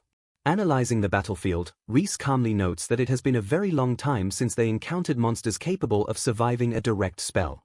Turning his attention back to his student, the young elf cheerfully declares that this is a perfect training opportunity for Minori. Reese confidently challenges the eager girl to defeat the surviving magic snake using a maximum of 5 ultimate spells. Glancing down at the bewildered boy, Reese casually assures Minori that she does not need to worry about the bystander's safety. Smiling warmly at the injured boy, the powerful elf promises to personally protect him during the ensuing clash. Watching the interaction, a fiercely jealous Minori silently pouts and wishes her master would protect her instead. Kneeling down beside Jin, Reese accurately deduces that the boy was completely abandoned by his comrades solely because of his lack of magic. Shaking his head in disbelief, Reese mocks the boy's former party as utterly blind fools. The wise elf notes that Jin has constantly trained his body and mind to absolute perfection in order to overcome his magical handicap. Staring deeply into the boy's soul, Reese praises him for never giving up and always believing that his magic would someday awaken. Utterly stunned by this perfect analysis, Jin weakly looks up and asks how the stranger could possibly know his deepest struggles. Pointing gently at the young man, Reese confidently declares that such unbreakable perseverance is exactly what defines true greatness. Flashing a reassuring smile, the young elf firmly states that Jin's relentless spirit is precisely what makes a true hero. Channeling his immense power, Reese casts the ultimate recovery spell Psi Ralpha to completely heal the boy's severe wounds. Offering a warm, gentle hand to the stunned boy, Reese expresses his profound relief at finally finding the one possessing the legendary brave factor. History would later record that the 17-year-old Jin Fritz experienced his ultimate turning point the fateful night he met an elf. Staring in pure awe, Jin realizes Reese healed his severely injured legs instantly without even using a single potion. Sitting comfortably on the forest floor, the stunned boy deduces his savior must truly be one of the legends. Annoyed by the situation, Reese complains about the party making one member carry all the heavy luggage while Jin wonders if he is a legendary elf. Reese gently praises the boy for managing to keep pace on the uneven forest roads while lugging such a massive bag. Looking curiously at the young supporter, the elf asks if Jin has been doing all this grueling work without magic his entire life. Jin sadly admits he was born without mana, noting that normal people simply use magic tools to carry heavy loads. Reese confirms the tragic reality, stating he cannot feel any mana waves emanating from the boy, meaning even basic magic tools are useless to him. Examining Jin's well-trained arms and legs, the elf notes the boy must have worked incredibly hard to compensate for his lack of mana. Gripping his arm tightly, Jin tearfully laments that he wouldn't have been abandoned by his comrades if only he were stronger. Reese silently observes that instead of blaming the companions who left him for dead, the noble boy only blames his own lack of strength. Glaring with sudden intensity, Reese realizes this exact mindset is what will bring the legendary hero factor to its true potential. Standing tall over the confused boy, the confident elf declares that Jin has the talent to become a strong adventurer and vows to make him one. Lowering his gaze, Reese adds that he won't bother the boy if he has already lost his drive to pursue his dream.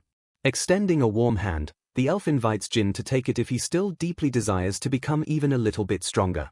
Looking up with renewed hope, Jin vividly recalls his lifelong dream to become a strong adventurer who protects people's smiles. Tears streaming down his face, the battered boy desperately cries out that he truly wants to become stronger. Reaching forward with all his might, the weeping boy passionately screams his desire to grow strong. Grasping the boy's hand firmly, Reese pulls him up with a reassuring smile as a new bond is forged. Jin stares at the elf in absolute wonder while Reese internally marvels at the amazing resolve both these young kids possess. Formalizing their partnership, they proudly introduce themselves to each other while Reese humbly reflects that he was nothing like them in his past life. Minori urgently interrupts the moment, screaming a warning that the surviving magic boar is charging straight for Reese. As the massive beast snorts and hardens its fur into sharp spikes, Reese calmly identifies the creature's hardening magic. Stepping forward to meet the charge, Reese counters the beast's hardening magic with his own beast fist and enchants it with crackling thunder magic. Lightning surges violently around his arm as the elf pulls back his glowing, devastating thunder fist. Flashing a confident smirk, Reese instructs Jin to stay back and closely watch the ensuing battle. Sprinting forward with blinding speed, the fierce elf unleashes his strike and yells that this overwhelming power is what 100 years of training gets you. The electrified punch slams brutally into the massive boar, completely shattering its defense and sending the heavy beast flying backward. Reese flashes a triumphant grin as raw lightning surges through the impact zone, thoroughly obliterating the monster. Jin watches the spectacle in absolute shock, suddenly recalling that fairy tales claim elves can only use basic healing magic. Still reeling from the incredible display, Jin listens as Reese casually suggests they go retrieve Minori. A sinister, swirling black mass suddenly manifests in the sky, shocking Reese as a dark voice greets them.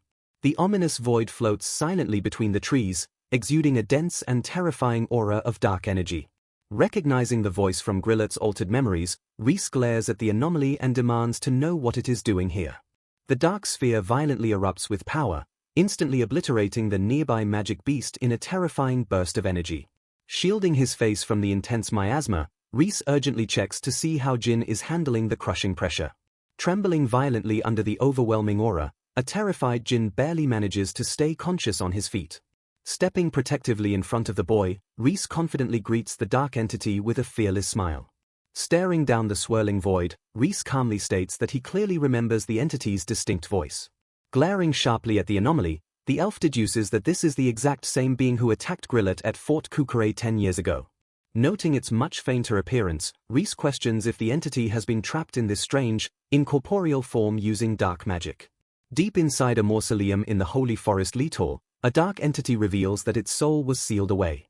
The entity explains it only exists now thanks to mana from the Demon Lord subordinate, remaining trapped in this pitiful vessel. Reese vividly recalls reading that incredibly powerful divine beasts are sealed inside that exact mausoleum. Putting the pieces together, Reese realizes the soul inside the magic boar must belong to one of those legendary divine beasts. Digging deeper, the elf deduces that the Demon Lord subordinate must possess enormous mana to forcibly link a divine beast's soul to a mere monster. The dark entity casually mentions hearing that the Demon Lord's grand resurrection is scheduled to happen in exactly 3 years. Snorting violently, the boar eagerly anticipates the resurrection so it will no longer have to suffer in such an uncomfortable body. Flashing a knowing smirk, Reese points out that being trapped in a magic beast usually means the soul's existence is rapidly waning. He confidently explains that the incorporeal soul is being physically influenced by the boar vessel, meaning the entity is dangerously close to becoming a mindless beast. A sudden, explosive shockwave violently erupts from the boar, forcing Reese to swiftly grab Jin and dodge the impact. Shielding the terrified boy, Reese urgently checks to ensure Jin survived the sudden blast. Reese calmly observes that the magic beast is acting awfully willing to divulge highly classified information. A stunned Jin asks when Reese cast his spell, to which the elf proudly explains he simply used a powerful illusion magic known as Okinos. As the illusion continues to trick the beast, Jin sweats profusely and mutters that elves are absolutely crazy. Clenching his fists, Jin desperately tries to formulate a plan to exploit the divine beast's weakness despite its overwhelming power. The young boy points out that the beast's mana could run out at any moment, a tactical observation that Reese happily confirms. The boar fiercely declares it must persevere and follow orders since its life is entirely in the hands of its absent masters. Activating his appraisal magic, Reese scans the boar's status and uncovers its true name as Vritra, currently subjugated by Wava Karma. Connecting the dots, Reese recognizes Wava Karma as the acting supervisor of the fearsome Demon Lord army. Utterly shocked, the dark entity stammers in panic as it demands to know how the elf discovered its true name. Flashing a DV smile, Reese explains that he can easily extract massive amounts of information from weaker targets using his appraisal magic. Extending a casual hand toward the trembling beast, the confident elf offers to make a mutually beneficial deal. Reese proposes using his immense magic to grant the divine beast its original, powerful body back. Sweating heavily, Jin frantically points out that giving a monster its body back is impossible for an elf, while Reese simply demands the beast stop hunting adventurers in exchange. Summoning a massive, blinding sphere of raw magic, Reese proudly asks if this is enough mana to sustain the original body. Squealing in absolute terror, the boar freaks out over the elf effortlessly producing mana on par with Wava Karma. Watching the boar completely lose its mind from the shock, Reese casually notes that this display is only a mere fifth of his total mana capacity. Overwhelmed by the elf's sheer power, the beast nervously asks if Reese really won't demand anything else in return. Staring up at the sky with renewed hope, the entity softly wonders if it will truly be able to fly freely once again. Reese promises not to meddle in the beast's life as long as it avoids causing trouble, though he casually asks for a chat every century or so. Flashing a brilliant smile, the young elf finalizes the deal while the beast fiercely swears on its life to uphold its end of the bargain. A massive, blinding pillar of energy erupts into the sky as the dark magic radically reshapes the beast's physical form. A towering, magnificent dragon emerges from the light, laughing triumphantly as Jin screams in sheer terror at its imposing size. Checking his appraisal window to confirm the successful physical body creation, Reese cheerfully asks the newly restored ancient dragon how it feels.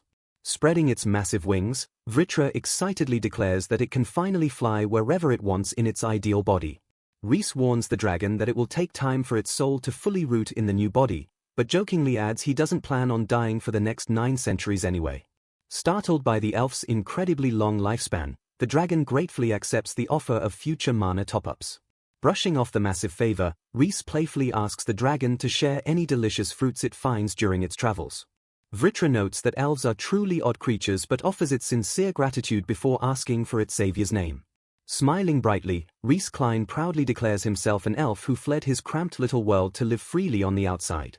Recognizing their shared desire for absolute freedom, Vritra chuckles and declares that they are truly birds of a feather. Fist-bumping the colossal beast, Reese fiercely swears a lifelong friendship that the dark dragon gladly accepts. Preparing to take flight, the ancient dragon's massive eye suddenly glows as it offers a mysterious token of its profound gratitude. A sudden, blinding pulse of dark magic violently washes over the startled elf as he wonders what just happened. Spreading its magnificent wings, Vritra promises to visit Reese Klein again after taking a triumphant flight around the entire world. Reese happily watches the massive beast soar into the twilight sky and cheerfully bids his new companion farewell. Staring at the empty horizon, the young elf quietly marvels at how incredibly fast the dragon completely disappeared from sight.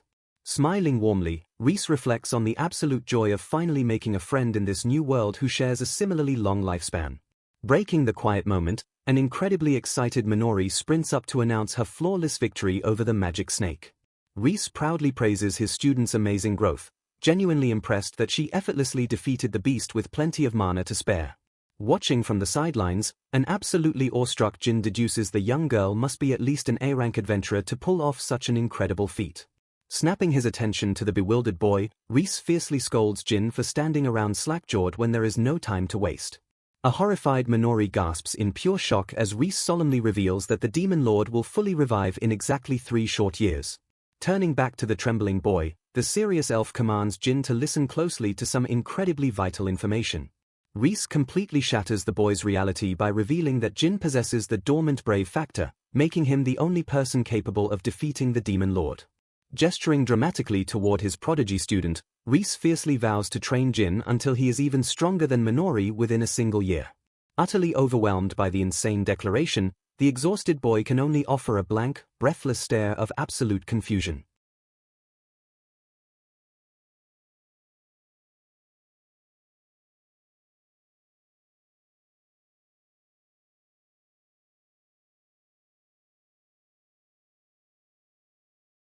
The incredibly grueling and overwhelming operational training officially begins for the determined young boy. Closing her eyes in deep concentration, Minori smoothly enchants her wooden sword with ultimate fire magic.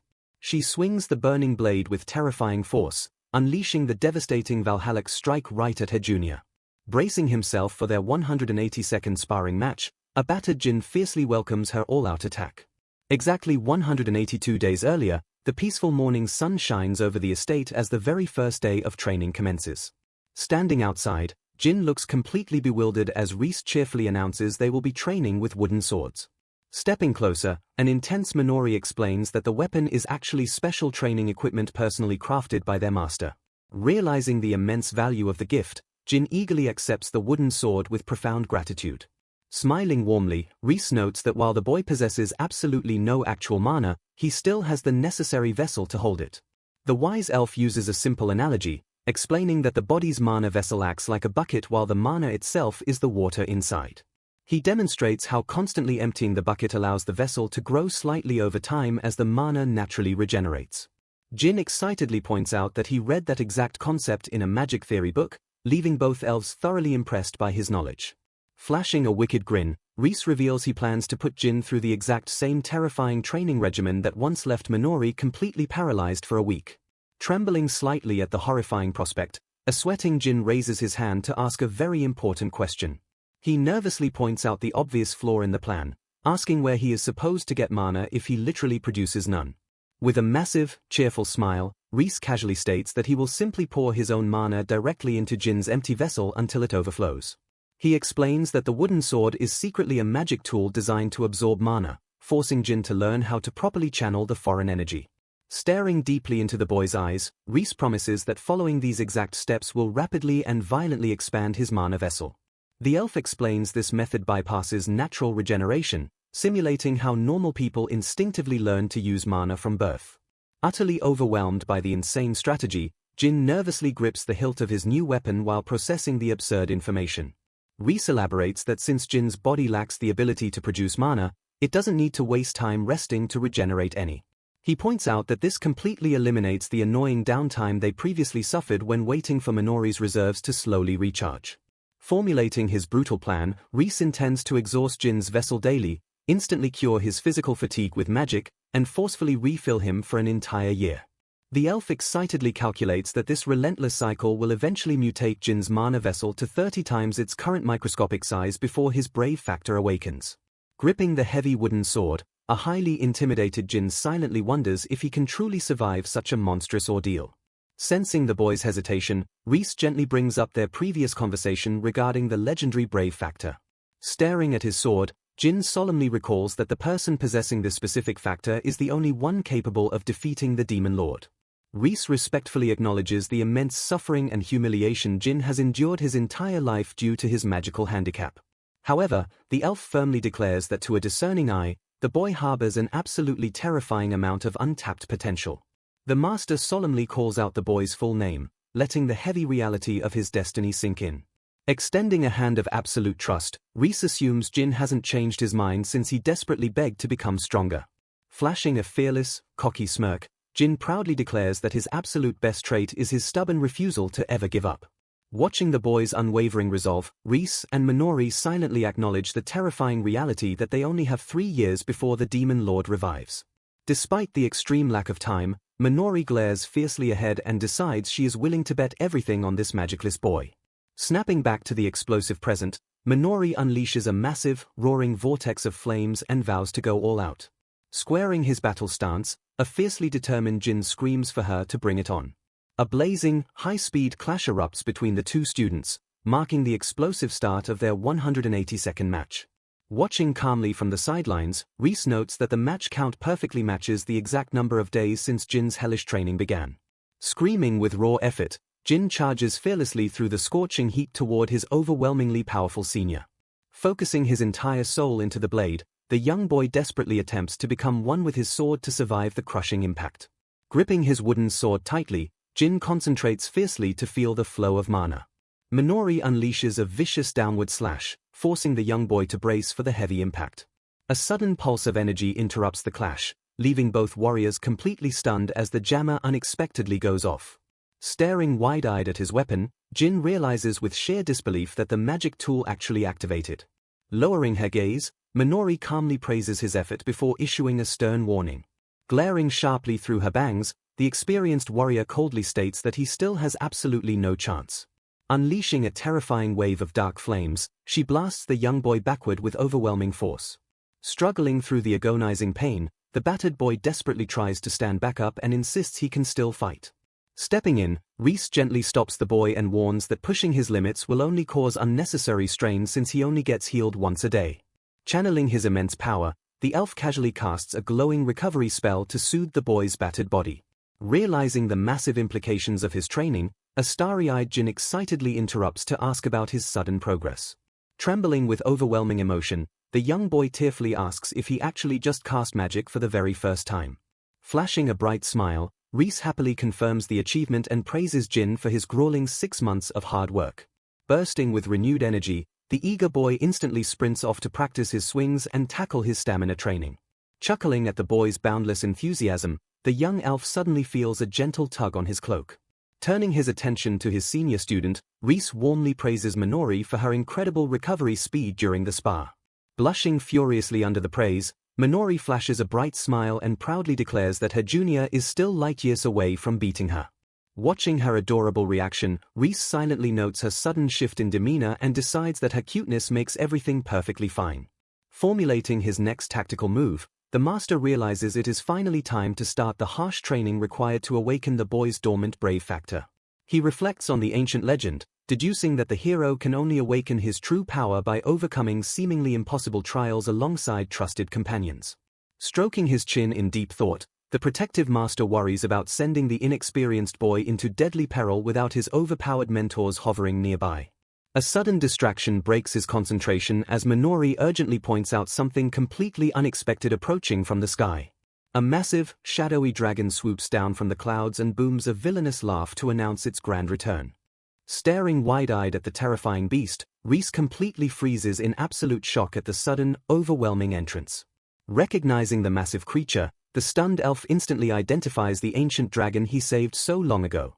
Waving his arms frantically, Reese demands to know why the ancient beast returned centuries ahead of their agreed schedule. Puffing out its scaly chest, Vritra arrogantly dismisses the concern and brags about its perfectly full mana reserves. Leaning its massive head down, the imposing dragon excitedly urges its elven friend to check out its brand new trick. The young master's eye twitches in utter disbelief as the colossal beast suddenly begins to shrink right before him. Standing proudly in a ridiculously tiny, adorable form, the miniature dragon leaves both elves completely dumbfounded by its sudden transformation. Unable to resist the adorable sight, Minori eagerly pokes the squishy little dragon while it happily accepts the attention. Stroking his chin curiously, Reese correctly deduces that the ancient beast can freely alter its size solely because its brand new body is constructed entirely of his own mana. Brimming with excitement over their cute new guest, Minori happily rushes off to brew some tea and fetch her junior. Sitting comfortably on his shoulder, the tiny dragon listens as Reese casually asks for the real reason behind this surprisingly early visit. Glaring with sudden annoyance, the little beast complains that the outside world is currently crawling with incredibly obnoxious demons. Vritra grimly reveals that the growing hordes of magical beasts and demons are slowly accumulating dangerous miasma in preparation for their Dark Lord's imminent return. The ancient dragon nods seriously, reminding Reese that he already saw those exact horrific memories back at the fort. Crossing its tiny arms, the dragon casually announces its selfish plan to crash at the elf's hidden sanctuary until the outside chaos completely blows over. Throwing a tiny punch into the air, Vritra boldly declares it will help obliterate the demon lord just so it can finally get some proper sleep in a quiet world. Sighing heavily at the absolute misunderstanding, Reese flatly interrupts the hyped-up dragon to clarify that he is absolutely not the legendary hero destined to save the world.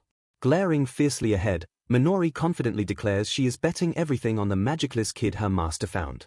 The tiny dragon tilts its head in sheer confusion, questioning why she would do that when she is clearly so strong. Staring deeply at the young girl, Vritra asserts that she will remain vastly superior to the boy regardless of his awakened factor or magic. Sweating nervously, Reese frantically covers the tiny dragon's mouth and dismisses the creature's crazy ideas. Looking out over the training grounds, the elf calmly explains that humans grow at a terrifying pace and tells his companion to just wait and see. Later that evening, An utterly exhausted Jin mumbles in his sleep as he collapses after another brutal round of swing practice. Standing over the battered boy, Minori gently notes how incredibly fired up he is about his hellish training. She warmly hands him a steaming cup of potion-laced tea, warning the young hero that impatience will only dull his blade. The two warriors sit quietly together under the starry sky, taking a brief moment of respite from their grueling reality. Staring into his warm cup, Jin lowers his gaze and sadly admits that he simply cannot help his anxious feelings. He solemnly confesses that dark doubts keep creeping into his mind regarding his supposed destiny as the chosen hero. Gripping the cup tightly, the frustrated boy laments his incredibly slow progress and desperately wishes to quickly live up to Reese's massive expectations. Minori gently breaks his self-pity, curiously asking how he knows for sure that the hero from the fairy tales actually defeated the demon lord. Looking up in slight confusion, Jin quickly replies that he has read the famous story countless times since he was a little kid. Flashing a nostalgic, innocent smile, he explains how he always deeply admired the legendary hero for protecting everyone's smiles. Minori calmly points out the obvious truth that if the protagonist had failed, they would never have been called a hero in the first place. She patiently clarifies her point, leaving Jin slightly bewildered as she explains it isn't simply about a predestined hero winning. Staring confidently into the night, she asserts that whoever manages to defeat the great evil will retroactively earn the grand title of hero. Flashing a warm smile, she advises the boy to stop brooding over ancient legends and just focus on becoming the person he truly wants to be. Standing tall against the moonlight, Minori asks the young boy who he ultimately desires to become. Utterly awestruck by her profound perspective, Jin stares up at his senior and silently ponders her heavy question. Gathering his own courage, the curious boy turns the conversation around and asks what drives Minori to train so relentlessly. Minori explains that Reese solemnly swore to completely obliterate the demon lord no matter how many centuries it might take. A sweating Jin quickly realizes that if they fail, the immortal elf will simply outlive them and eventually find new companions to finish the mission. Lowering her eyes bitterly, Minori acknowledges the heartbreaking reality that an entire human life is merely a fleeting moment to an elf. She notes that her beloved master will undoubtedly cherish many different companions throughout his incredibly long past and future. Clenching her fists tightly, the young girl admits she finds that tragic truth absolutely frustrating. Glaring with fierce, burning determination, she declares her absolute refusal to leave their shared future in the hands of unknown successors. Looking back with a gentle smile, Minori vows to stay by her master's side and fight for him as long as she draws breath. Flashing a brilliant, cocky grin, she proudly deduces that everything will be perfectly fine if she just kills the demon lord herself and claims the hero title. Completely mesmerized by her unbreakable resolve, a smiling Jin earnestly tells his senior that she is incredibly cool. Exactly 1 year after his grueling training began, the sharp clang of wooden swords echoes through the field as Reese and Vritra quietly observe the sparring match. Swinging her glowing blade with terrifying intensity, Minori fiercely activates her advanced fire magic enchant to overwhelm her junior. Glaring back with absolute focus, Jin waits for the perfect moment and intensely declares that it is his time to strike. Channeling his hard-earned power, the young boy successfully activates his jammer spell as a magical circle materializes on his hilt. Refusing to let up the pressure, Minori rapidly re-enchants her blade and fiercely warns him that extinguishing her flames once means absolutely nothing. Meeting her ferocious strike head-on, Jin pushes back with all his might and vows not to let her succeed. Despite his desperate defense, the young boy silently realizes that his current power is simply not enough to settle the match. Gritting his teeth under the heavy pressure, Jin mentally admits that relying solely on his jammer spell won't be enough to defeat his formidable senior. Watching the intense clash, Vritra commends the magicless boy for mastering both swordplay and Reese's foreign mana in such a remarkably short period. Flashing a cocky smirk, Reese shrugs off the praise and reminds the dragon that he always knew humans possessed a terrifying growth rate. Leaning in with absolute confidence, the Elven Master deviously proposes a high-stakes bet regarding his student's potential. He cheerfully declares that if Jin's growth manages to genuinely surprise the ancient beast today, Vritra must grant him one unconditional favor. Narrowing its scaly eyes, the tiny dragon eagerly accepts the challenge while assuring that the terms will undoubtedly go both ways. Staring intently at the young warriors, Vritra silently wonders why humans waste their incredibly short 60-year lifespans forcing their way through such brutal struggles. Watching the sparks fly between the two determined youths, Reese softly deduces that their shared obsession with their dreams is what pushes them beyond their limits. Glancing sideways at the wise elf, the tiny dragon hums thoughtfully before speaking its mind. Vritra bluntly points out that Rhys thinks awfully like a human despite his immortal lifespan, a notion the elf quickly brushes off with a nervous sweat. Hiding his true origins, Rhys silently reflects on his past life as a human that tragically ended after a mere 30 years.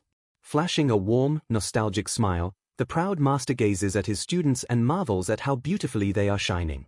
Back on the battlefield, Jin desperately cries out as he barely dodges another devastating strike from his relentless senior. Catching his breath, Jin confidently brags that he has finally picked up on her attack habits after surviving exactly 365 matches.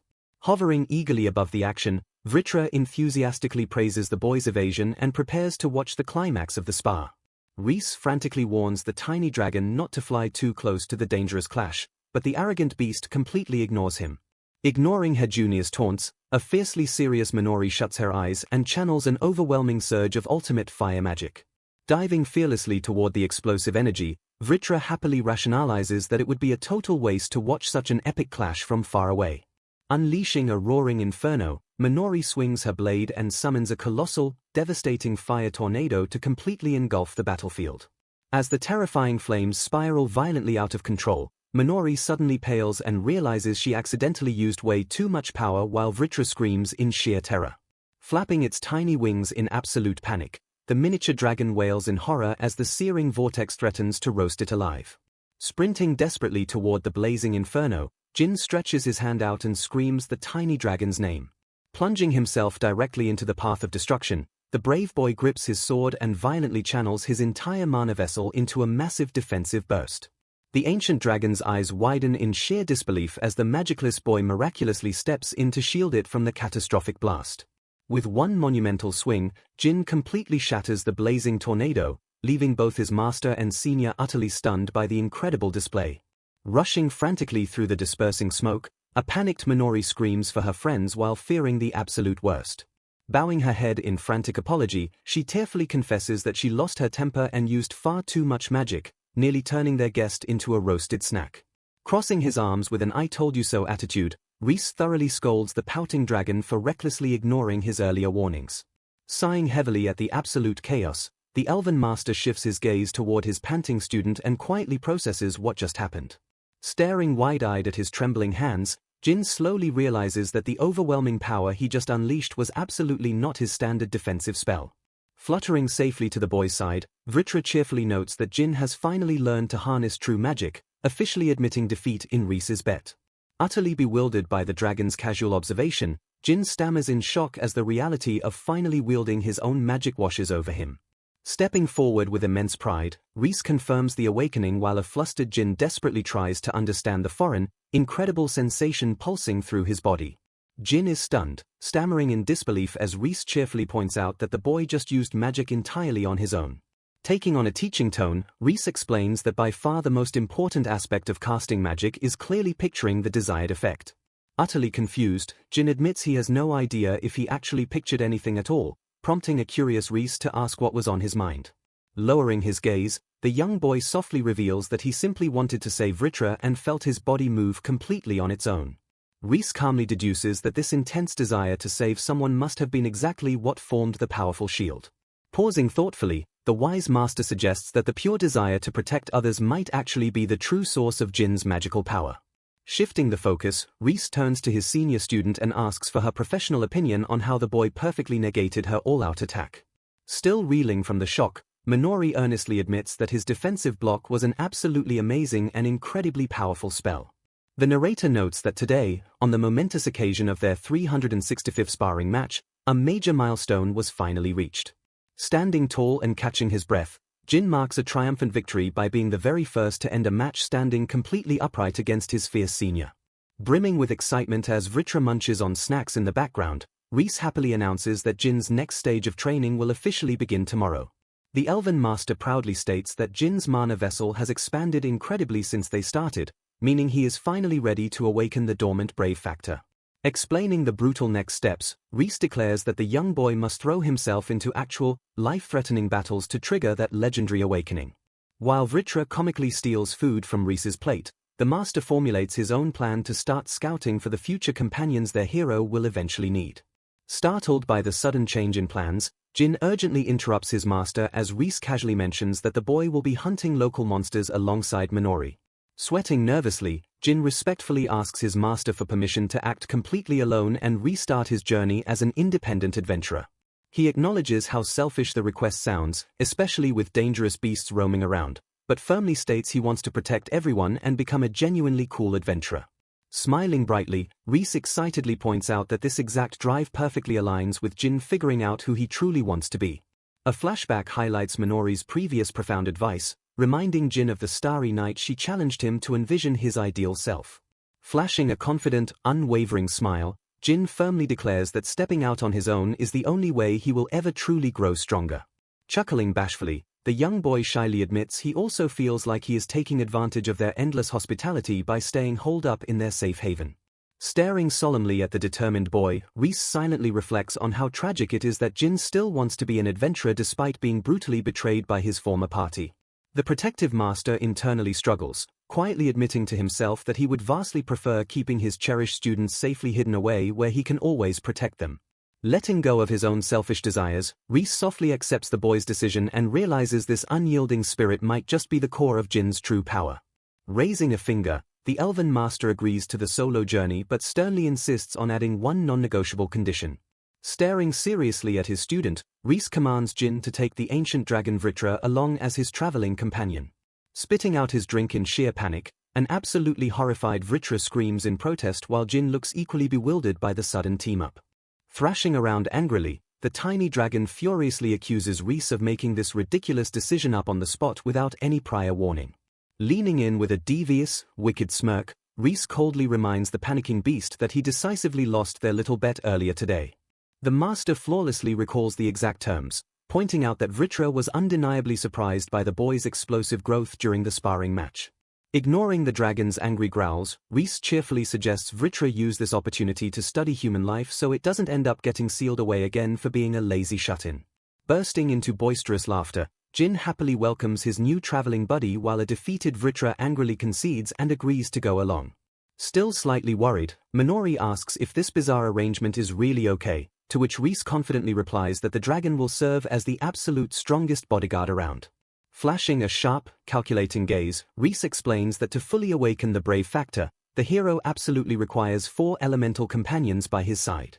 He logically points out that since Vritra is a tremendously powerful dragon who wields supreme fire magic, the beast perfectly fills one of those crucial elemental slots. Watching the boy happily play with the grumbling dragon, Reese softly notes that Vritra might just become one of the hero's greatest, most reliable pillars in the future. Fully packed and ready for his grand adventure, Jin waves a cheerful goodbye to his mentors as he prepares to hit the road.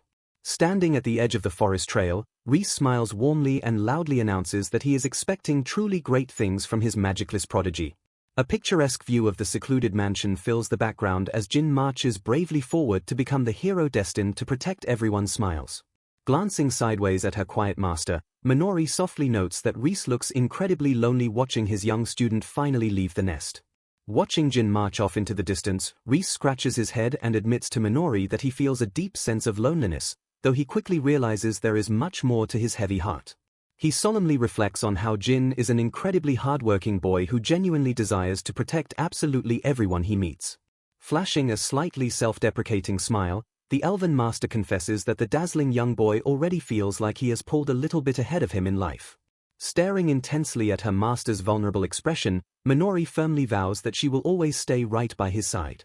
Reese silently agonizes over his internal fears, absolutely dreading the thought of having to properly confront Minori about their inevitably tragic future. Suddenly reaching out to tightly grasp her hands, the young elf shocks his student as he weakly admits that he has always been terrified. Lowering his gaze, he confesses his deep fear of outliving them all, knowing that existing on a completely different timeline guarantees they will brutally part ways one day. Gripping her fingers tighter, the immortal master bitterly admits that he has merely been running away from that inescapable reality. He solemnly realizes that while Minori and Jin constantly give their absolute all to live life to the fullest, he alone has been using his eternal lifespan as a cowardly excuse to stagnate. A wave of profound regret washes over him as he acknowledges that this cowardice perfectly mirrors how he completely wasted his previous human life. Lifting his head with a bright, genuine smile, the awakened master warmly thanks his beloved student for absolutely everything she has done for him.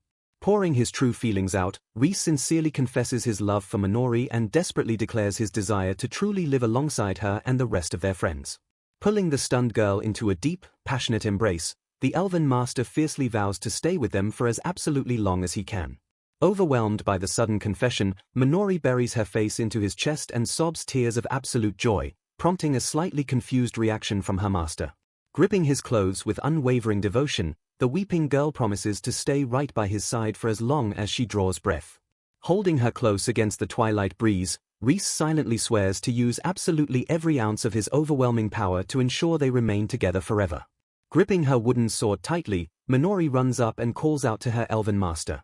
Reese turns and asks what she needs, prompting the young girl to ask if he has a moment to talk.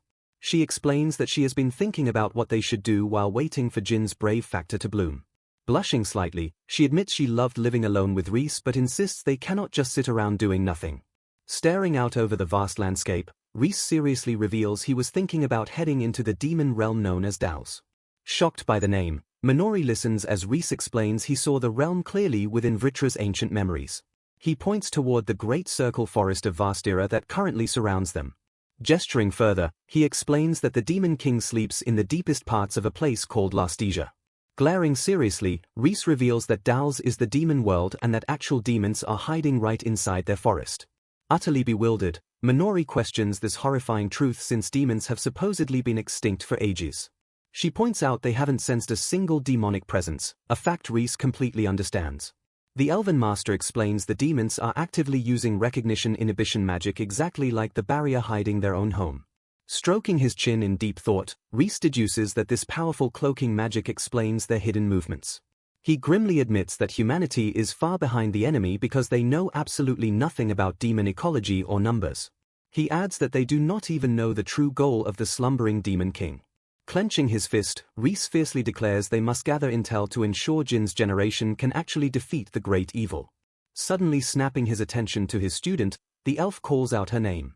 Turning to face her completely, he softly asks if she will accompany him on this dangerous mission. Minori enthusiastically agrees while Reese notes that Jin and the Kukure Fortress warriors will be the ones fighting on the front lines in 3 years. Flashing a brilliant smile, Reese vows to uncover the enemy's secret so he can peacefully stay by Minori's side forever. Exactly 1 week later, the determined duo arrives at a seemingly empty spot to enact their plan. Looking around the vacant woods, a confused Minori questions the location while Reese insists they are in the right place. A sudden rustling sound breaks the silence, instantly putting the young warrior on high alert. Minori gasps in pure shock as the bisected half of a demonic beast suddenly phases right out of thin air. Confirming his suspicions, Reese casually notes that this invisible boundary is undeniably the entrance to the demon realm. Channeling his immense power, the Elven Master loudly invokes the Hellgate spell to shatter the illusion. The lush forest instantly melts away into a creepy, dead wasteland, leaving Minori completely speechless at the sudden shift in scenery. Analyzing the distortion, Reese deduces the enemy established a one-way barrier that traps anyone from walking inside normally. Minori immediately covers her mouth as a heavy, sickening atmosphere violently washes over her. Pulling his cloak over his nose, Reese warns his student that the air is saturated with incredibly dense miasma. Steeling their resolve against the toxic environment, the duo officially marches forward into the treacherous realm of Daos. 1 month later, the travelers wander through a ruined village filled with bizarre architecture and wonder why they haven't seen a single demon yet. Scanning the desolate ruins, Reese quietly questions if something catastrophic recently occurred on the demon side. He examines a massive, corrupted claw mark on a wall and realizes that demonic beasts completely slaughtered this village. The wise elf notes that the frequency of their monster encounters has been steadily rising as they travel deeper. Furthermore, every single beast they fight has proven to be incredibly powerful. He theorizes that the escalating threat level is directly linked to the rapidly thickening miasma choking the land. Checking on his companion, Reese casts a purification spell over Minori, and she warmly confirms she feels perfectly fine. Suddenly stopping in her tracks, Minori urgently points out that this particular village feels freshly destroyed. Glaring down an ominous alleyway, Reese freezes as he spots a gruesome, fresh trail of blood staining the dirt. Alertly scanning the area, Minori freezes as she hears the unmistakable sounds of a violent struggle nearby. Confirming her suspicions with a sharp nod, Reese prepares for combat as they both rush toward the source of the commotion. Bursting onto the scene, they find a pack of ferocious demonic beasts ruthlessly cornering a group of terrified figures. Pausing for a split second, Reese's eyes widen in disbelief as he begins to realize the true nature of the victims. Staring at the horned individuals in shock, Minori gasps as she realizes they are witnessing demons being hunted by their own kind. The air fills with blood-curdling screams as the beasts lunge forward with bared fangs and murderous intent. Springing into action, Reese shouts for everyone to get down while he readies a powerful counterspell. With a fluid, practiced motion, Minori swings her blade in a devastating arc that cleaves through the nearest monster. Panting from the exertion, the young warrior turns to the survivors and asks if they are all right after the sudden rescue. The elderly demons stare back in pure bewilderment, whispering in disbelief at the sight of a hornless savior standing before them. Reflecting on his impulsive decision, Reese admits he helped purely in the heat of the moment despite the inherent risks. Looking at his companion, the elf notes that to these demons, their presence as a human and an elf must be an impossible sight. Minori waits tensely for a reaction while the survivors struggle to process the reality of their unlikely guardians. One of the demons finally breaks the silence, questioning how they can breathe the miasma and what purpose brought them to such a desolate place. Stepping forward with a gentle bow, a demon named Kuota introduces herself as the village chief and offers her sincere gratitude for the intervention. As the sky begins to darken, Kuota invites the duo to stay at her home as a token of her profound appreciation. Despite Minori's obvious hesitation, Reese flashes a friendly smile and graciously accepts the elderly chief's offer.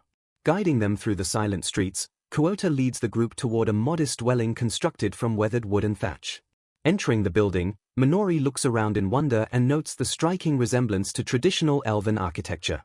Pulling Reese aside, the young woman urgently whispers her concerns about why he is so willing to trust a demon. Glaring back at their host, Minori insists that staying in this territory is far too dangerous for them to remain relaxed. Reese acknowledges the danger but notes his surprise that the chief would even consider letting outsiders into her private home.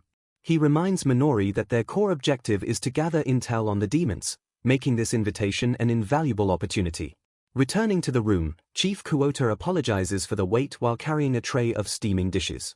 Setting the meal down, the chief humbly offers her cooking while expressing hope that it might suit their foreign palates. Minori is taken aback by the sight of the meal, noting with surprise that it looks exactly like normal human food.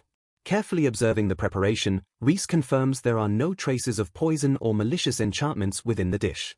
After offering a polite word of thanks, the travelers begin to eat while the chief watches them with a soft, expectant gaze. Savoring the first bite, a shocked Minori admits the food is actually delicious despite her earlier misgivings. The young warrior reflects on the gentle, nostalgic taste that reminds her of the home-cooked meals Silpha used to make. Reese agrees with a warm smile, noting that the meal gives him the same comforting feeling as eating Minori's own cooking. The sudden surge of nostalgia leaves the elven master momentarily speechless as he processes the unexpected connection. Watching them eat, Kuota's eyes mist over as she softly remarks that seeing them at her table makes it feel as though her own son has returned. She explains that her son left the elderly behind and mentions that many surrounding villages were completely decimated by beasts during the migration. The chief reveals a heartbreaking reality where every single young person has abandoned their homes and families. She explains that exactly 3 years ago, the youth left en masse to lend their strength to the Demon King's grand revival. Since that mass exodus, the village has fallen into a state of ruin and remains completely unable to defend itself against constant monster attacks. Shocked by the revelation, Minori questions why demonic beasts would ever turn their fangs against the demons they supposedly serve.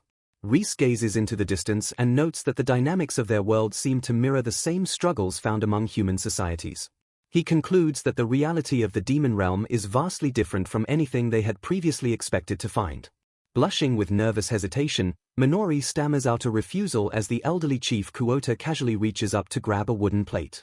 Watching the old woman work, Minori fondly recalls the cherished moments she spent with the person who acted as her surrogate mother. Breaking the nostalgic silence, the young warrior tentatively offers to help out, prompting a surprised but gentle inquiry from their host about her late mentor. Flashing a bright, unwavering smile, the young warrior passionately insists that her mentor's warm spirit still lives on through her actions.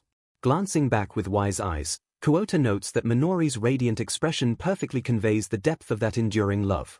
Softening her stance, the young girl officially introduces herself as Minori, prompting a warm acknowledgement from the elderly chief. Peeking quietly from around the corner, Reese watches with a soft smile as his student happily helps the old demon wash the dishes. Later on, Minori turns to her master and questions the stark contrast between their peaceful experience and the violent history books claiming demons are the ultimate enemy. She notes the complete lack of hostility from the village elders and wonders aloud what could have possibly driven the younger generation to embrace such a destructive path. A heavy shadow falls over Kuota's face as she bitterly recalls how the youth abandoned their home exactly 3 years ago to eagerly lend their strength to the Demon King. Staring grimly ahead, Reese realizes that Kuota's son will inevitably become their enemy on the battlefield, solidifying his resolve to personally intervene if the Dark Lord revives.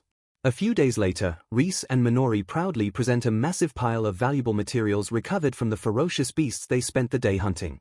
Absolutely stunned by the massive haul, the elderly chief gasps in awe and profusely thanks the duo for culling so many dangerous monsters. Flashing a bright, humble smile, Reese happily insists the favor is entirely mutual since she graciously allowed them to stay in her home. Shifting to a slightly more serious tone, the Elven Master notes that while they easily cleared out the immediate threats, there is still a lingering question. He curiously asks the elderly demon if she was ever terrified of inviting 2 complete strangers from a supposedly hostile race right into her living room. Adjusting her glasses, the wise chief simply chuckles at the concern and gently dismisses the historical animosity between their people. Pointing a knowing finger, she playfully observes that the human and the elf standing before her are incredibly intimate despite belonging to entirely different species. Caught completely off guard by the blunt observation, the 2 travelers lock eyes in stunned, blushing silence.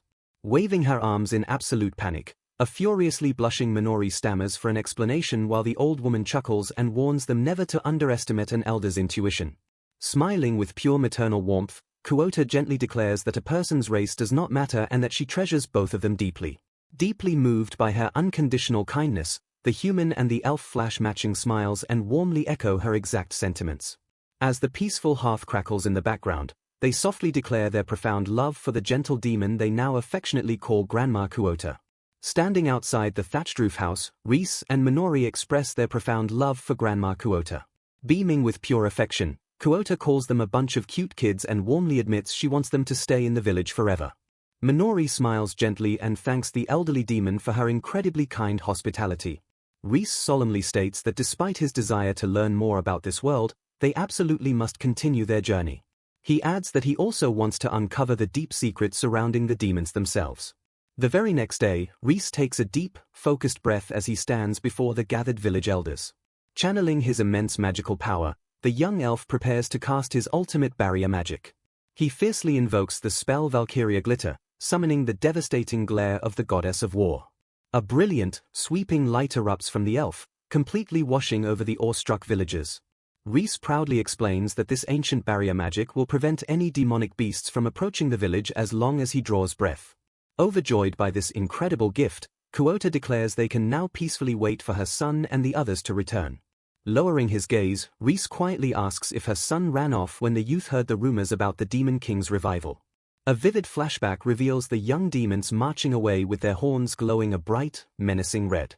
Kuota explains that demons use their horns to convert poisonous miasma into magic power, allowing them to easily survive in such harsh environments. Minori gasps in sudden realization, deducing that the demons can exert far more power when surrounded by thicker miasma. Reese nods confidently and notes that he fully understood this physical mechanic the moment he first saw them. He explains that demons can effortlessly generate external magic power simply by absorbing the miasma lingering in the air. Staring seriously ahead, the elf states this is exactly why the demons managed to survive even after the legendary hero defeated their king.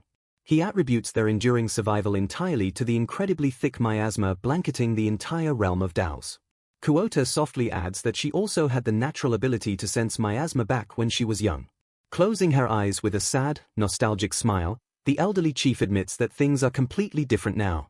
She recalls how her son's physical appearance drastically changed, noting that his horns turned a deeper, more terrifying red than she had ever seen before. The other elders angrily curse the youth as absolute fools for being led astray by unconfirmed rumors regarding the Demon King's revival. Processing this crucial information, Reese mentally confirms his suspicion that the village elders do not feel strongly about the Dark Lord's return.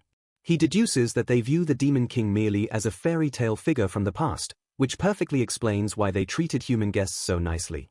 Minori loudly interrupts his thoughts, frantically pointing out that the Demon King's revival is absolutely not just a simple fairy tale. Catching himself, Reese quietly calls her name to calm her down before she accidentally reveals too much dangerous information. Minori trails off, silently worrying about what will actually happen when the villagers realize the devastating truth about the revival. Gripping her hands together, Kuota solemnly states that they simply want everyone to return alive and well. Flashing a gentle, heartbroken smile, the old mother reiterates that their children's safe return is absolutely all they ask for.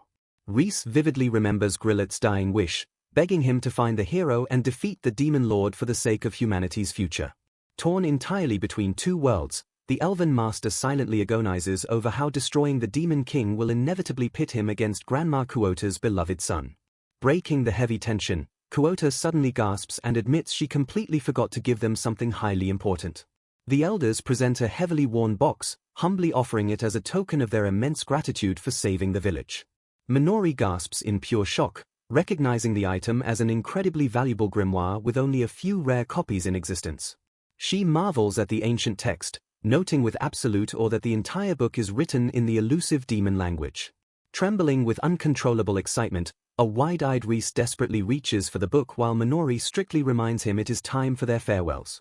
Sweating profusely, Reese begs for just a tiny peek inside the grimoire, but Minori firmly shuts the book and denies his request. Glaring playfully at her master, she vows not to hand it over because he would absolutely spend the entire day reading it instead of traveling. Watching them bicker, the smiling elders note that Reese's desperate body language clearly proves this was the absolute best gift they could have possibly given. Handing over the ancient grimoire, the elderly chief warmly hopes the treasure proves useful to their journey. Staring at the priceless artifact, an overwhelmed Minori asks why the chief would gift them something so incredibly valuable. Flashing a gentle smile, the wise demon explains she truly believed Reese when he earnestly declared his desire to learn more about their world. She expresses profound gratitude, noting that the human and elf went to incredible lengths just to protect their defenseless village. Gripping her shawl with renewed hope, the old mother vows to endure a little longer while believing her children will eventually return home safely. Gazing softly at her saviors, she firmly reiterates her absolute faith that everyone will come back alive.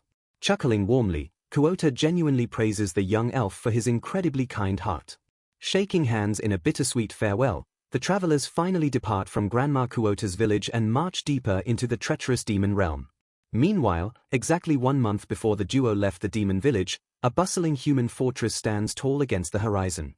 Inside the Adventurers Guild, a stern receptionist flatly refuses to let a solo adventurer take on any dangerous missions. Desperately trying to negotiate, the lone boy pleads his case while the receptionist remains completely unfazed. Whispers ripple through the tavern as onlookers recognize the magicless baggage carrier who supposedly died after being abandoned by his party. Staring in pure shock, the gossiping adventurers cannot believe the weak boy actually survived the deadly forest. Suddenly bursting with rage, a tiny dragon pops out of Jin's cloak and furiously screams at the receptionist for completely ignoring its presence. Coughing awkwardly, the receptionist calmly explains that guild safety regulations strictly require a minimum of 2 E-rank adventurers to accept a quest. An absolutely furious Vritra screeches in pure offense as the receptionist politely refuses to count a mere pet toward the official quota. While Jin desperately tries to calm his enraged dragon, the receptionist bluntly points out the boy's severe magical handicap. She firmly insists that completing any guild request is fundamentally impossible without the use of basic magic. Slumping onto a bench outside, an utterly defeated Jin admits that every single party totally rejected his application while Vritra ruthlessly laughs at his misery. Staring at the cobblestone street, the magicless boy bitterly realizes that his infamous reputation has already completely ruined his chances in this town. Vritra bluntly declares that absolutely no sane party would ever recruit a magicless burden, causing Jin to groan at the harsh truth. Clenching his fists, the determined boy remembers his grand departure and fiercely vows to overcome this massive hurdle completely on his own. Just as Jin pumps himself up to keep trying, a sudden voice calls out and completely interrupts his train of thought. Standing tall before them is a confident, spiky-haired young adventurer wearing sturdy armor and a friendly smirk. Leaning in curiously, the stranger reveals he was watching the whole guild fiasco and asks if Jin is truly completely incapable of using magic. Completely caught off guard by the blunt question, Jin stares in confusion while a grumpy Vritra instantly decides it absolutely hates this new guy.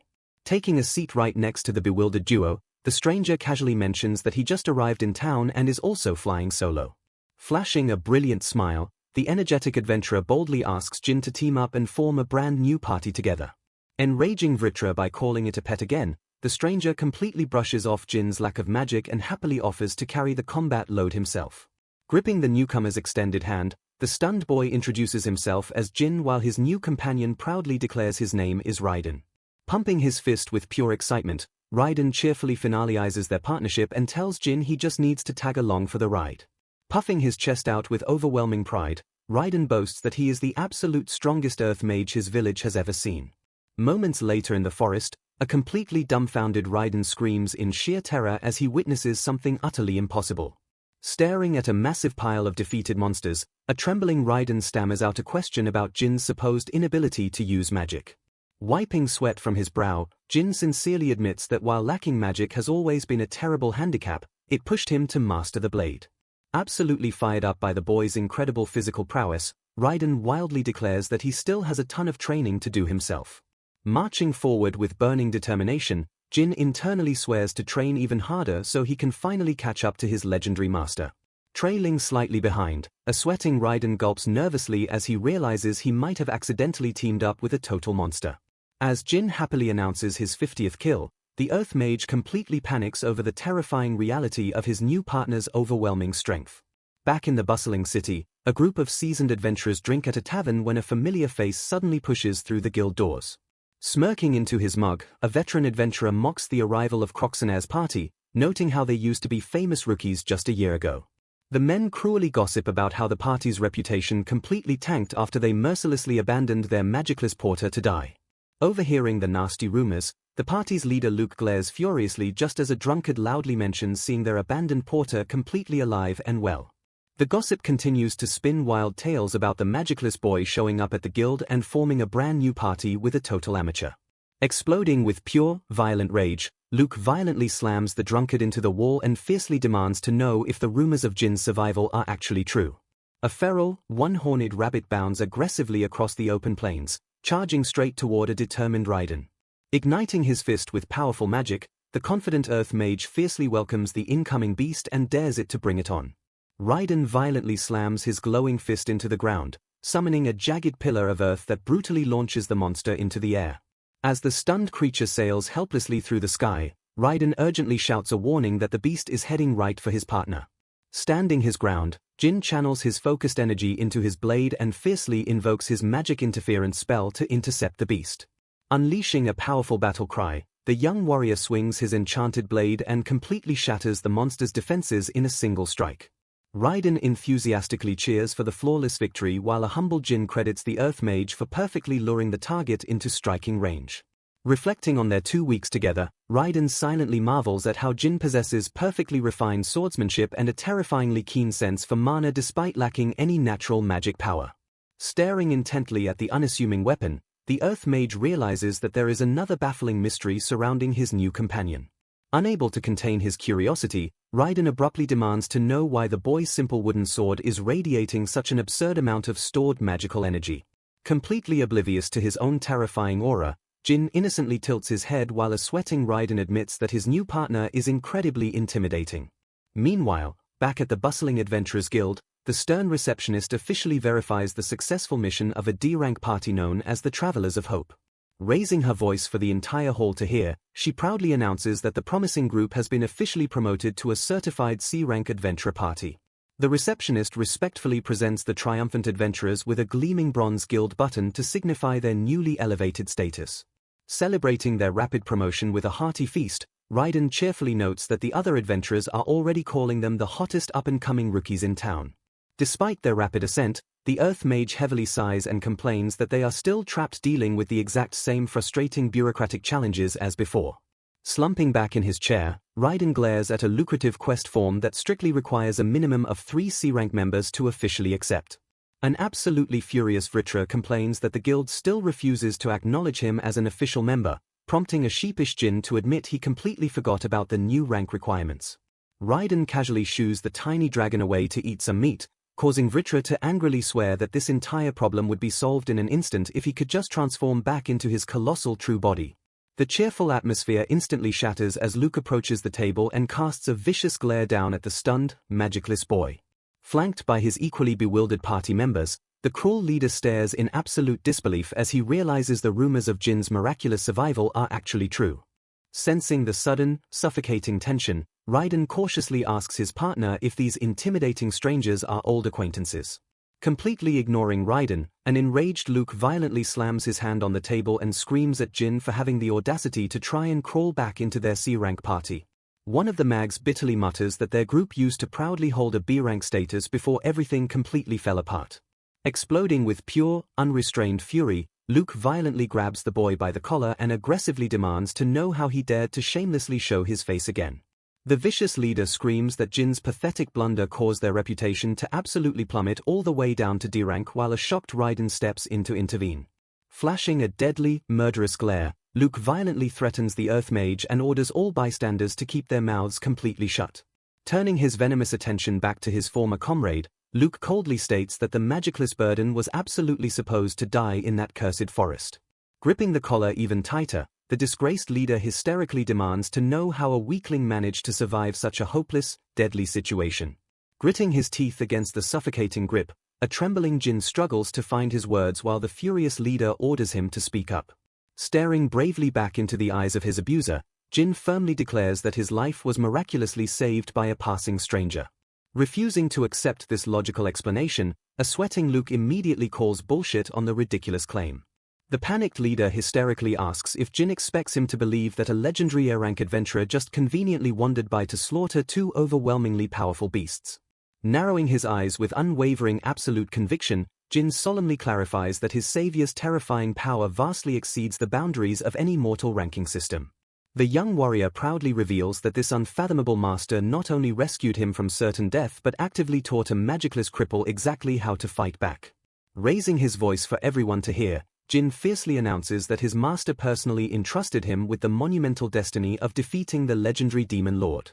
Burning with an unshakable, fiery resolve, the young boy shouts that fulfilling this grand destiny is the exact reason he clawed his way back to civilization. A moment of stunned silence hangs over the tavern before Luke aggressively shoves the boy away and bursts into mocking, arrogant laughter. Finding the grand proclamation absolutely hysterical, the cruel adventurer openly mocks the absurd concepts of the demon lord and humanity's ultimate savior. Sneering with pure, unadulterated disgust, Luke coldly declares that absolutely no one will ever believe the pathetic delusions of a cripple who cannot even cast a simple spell. Stepping up to the crowd, Luke loudly announces to the entire tavern that Jin has always been a pathetic liar. Jin desperately insists that Master Reese is real, but Luke merely sneers and claims the overpowered master only exists inside the boy's delusional head. Furious at the blatant disrespect, Raiden glares fiercely at the arrogant leader and prepares to defend his new partner. Crossing his arms with a cocky grin, Luke demands solid proof of this miraculous rescue while Raiden firmly backs up Jin's character. The heated argument abruptly halts when a mysterious, cloaked figure steps forward and calmly demands everyone wait a moment. Annoyed by the interruption, Luke rudely snaps at the stranger just as she turns to Jin and asks if his savior was named Reese. Flashing a knowing look, the mysterious newcomer reveals she knows someone by that exact name and firmly declares that the boy is telling the truth. Exploding with unchecked rage, Luke furiously orders the meddling outsider to shut up and stay out of their business. Staring closely at the stranger's hood, Jin's eyes widen in absolute shock as he notices her distinct, pointed ears. Pulling down her mask, the mysterious figure reveals her true identity as a genuine elf, leaving the entire guild completely speechless. The heavy silence shatters as a frantic human woman bursts through the crowd and desperately calls out for Ryab. Panting heavily, the woman angrily scolds the elusive elf for wandering off and completely disappearing without a single trace. Hearing the commotion, a seasoned adventurer in the crowd gasps in pure disbelief as he recognizes the legendary name Ryab Lowry. Whispers wildly erupt across the tavern as the onlookers realize the stranger is the legendary living history book who rarely shows herself to humans. Sweating nervously, the awestruck adventurers desperately wonder why such a mythical figure suddenly appeared in their humble guild. Realizing the devastating truth, Luke's party members pale in terror as they deduce Jin's story is entirely real, prompting a panicked Luke to order a retreat. Refusing to accept his humiliating defeat, the disgraced leader violently turns on his own terrified comrades and screams at them to shut up. Completely losing his mind, A rabid Luke wins up a vicious punch and attempts to strike the legendary elf while screaming that she is just another liar. Moving with blinding speed, a fiercely protective Jin dives into the line of fire and flawlessly intercepts the brutal punch to save the elf. The chaotic brawl instantly freezes as the imposing guild master steps into the room and sternly declares that he will handle the situation. Glaring down at the disgraced B-rank party, the guild master brings up their highly suspicious missing member report from exactly 1 year ago. Narrowing his eyes with absolute authority, the guild master darkly asks if he should reopen the investigation into their abandoned porter. Defeated and utterly humiliated, a furious Luke glares silently at the floor before turning his back on his former victim. Shamed in front of the entire guild, the disgraced party completely withdraws and quietly shuffles out the door. Releasing a heavy sigh of relief, Raiden quickly turns to his partner and asks if the boy is all right after the chaotic confrontation. Catching his breath, a grateful Jin steps away from his partner and approaches the legendary elf who just saved his reputation. Bowing deeply with profound respect, Jin eagerly invites Ryab to dinner as a token of his gratitude while she humbly insists she merely wanted to help. Flashing a gentle smile, the ancient elf graciously accepts the young boy's warm invitation. Utterly bewildered by the bizarre turn of events, Raiden scratches his head but gladly goes along with the flow. Realizing his rudeness in the excitement, a flustered Jin frantically apologizes for failing to properly introduce his own team. Smiling warmly, the legendary elf formally introduces herself as Ryab Lowry, playfully noting that she is merely reaching her middle age. Gesturing gently toward her frantic human companion, Ryab introduces the young woman as Anastasia. The legendary elf proudly adds that Anastasia currently serves as her dedicated, hard-working apprentice. Sometime later, over a massive feast, Jin solemnly explains that their newly formed C-rank party desperately needs more members to accept guild requests. Slumping his shoulders, the boy bitterly admits that absolutely no sane adventurer would ever want to join a crippled magicless fighter. Shoving food into his mouth, Raiden complains that their team is heavily unbalanced since they rely entirely on basic physical attacks and earth magic. Pointing an accusing finger at Vritra, the Earth Mage brutally mocks the tiny dragon for boasting about being a legendary evil beast when it can barely light a cigarette. Thrashing around in absolute fury, a heavily insulted Vritra screams that his pathetic output is only because he hasn't completely mastered his tiny new body. Raiden sarcastically hopes the dragon will eventually learn to cook a chicken skewer, pushing Vritra to hysterically brag about possessing enough raw power to completely obliterate a town. Whining pitifully, the tiny dragon furiously accuses Reese of intentionally tricking him with a flawed body, prompting a fiercely loyal Jin to boldly defend his master's flawless skills. Staring seriously ahead, the ancient elf admits that the tiny dragon's harsh words might not be entirely wrong. She calmly explains to the dragon that his severely limited power is actually a direct result of a sloppy, botched magical procedure performed by his creator. Narrowing her eyes to analyze the tiny beast, she points out a vague disturbance swirling deep within the magical circuitry running through his miniature body. Shifting her attention away from the bewildered dragon, Ryab turns to Jin and casually brings up his earlier conversation. She points directly at the young boy and confirms that he is indeed Reese's apprentice, earning a surprised but enthusiastic agreement from Jin. Jin proudly declares his profound respect for his elven master, prompting Ryab to chuckle and ominously note that she will have to keep a much closer eye on their group. Folding her hands with a devious smirk, the ancient elf completely stuns the young adventurers by politely asking if they would allow her to join their newly formed party. Raiden explodes with pure excitement over gaining a new member while Ryab calmly reassures them that her personal B-rank status will easily clear any guild requirements.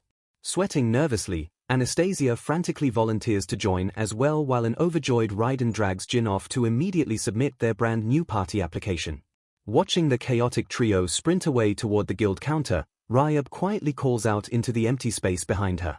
Smirking mischievously at the hovering dragon, she questions Vritra about his exact relationship with the Elven Master. Offering a secretive deal, she promises to completely repair the broken magical circuits trapping the dragon's power as long as he swears to keep quiet about her true identity. Flashing a terrifying, knowing smile, the ancient elf notes that it is ultimately a master's duty to clean up after their foolish apprentice's messes. Eager to finally regain his absolute power, the tiny dragon aggressively zips his lips shut and enthusiastically accepts the dark bargain. Bouncing around in midair with pure joy, Vritra cheers wildly at the prospect of finally throwing off his humiliating handicap. Taking a slow sip of her warm drink, Ryab softly notes that Reese seems to be genuinely enjoying his time out in the wider world. Meanwhile, roughly 6 months after Reese and Minori bid their final farewells, they finally arrive at another devastated settlement deep within the demon realm.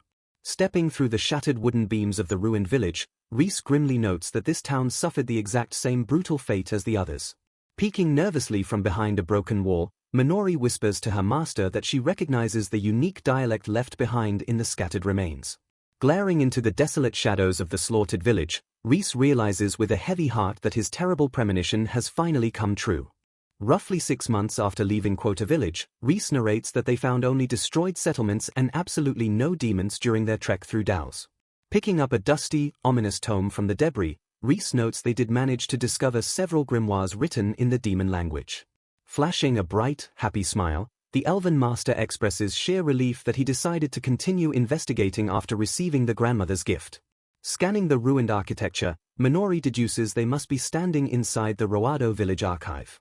Flipping rapidly through the ancient pages, Reese finds the structural differences between human and demon grimoires absolutely fascinating. He theorizes that living so close to the thick miasma allowed demons to evolve alongside magic much more naturally than humans. Smirking with newfound understanding, the young elf realizes this environmental advantage is exactly why his own dark attribute magic expanded so instantly.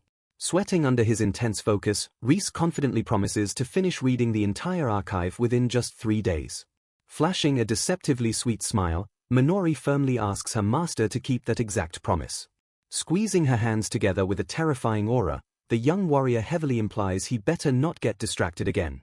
Reese nervously recalls how he completely neglected to eat or sleep for a whole week in the previous village until an angry Minori finally scolded him.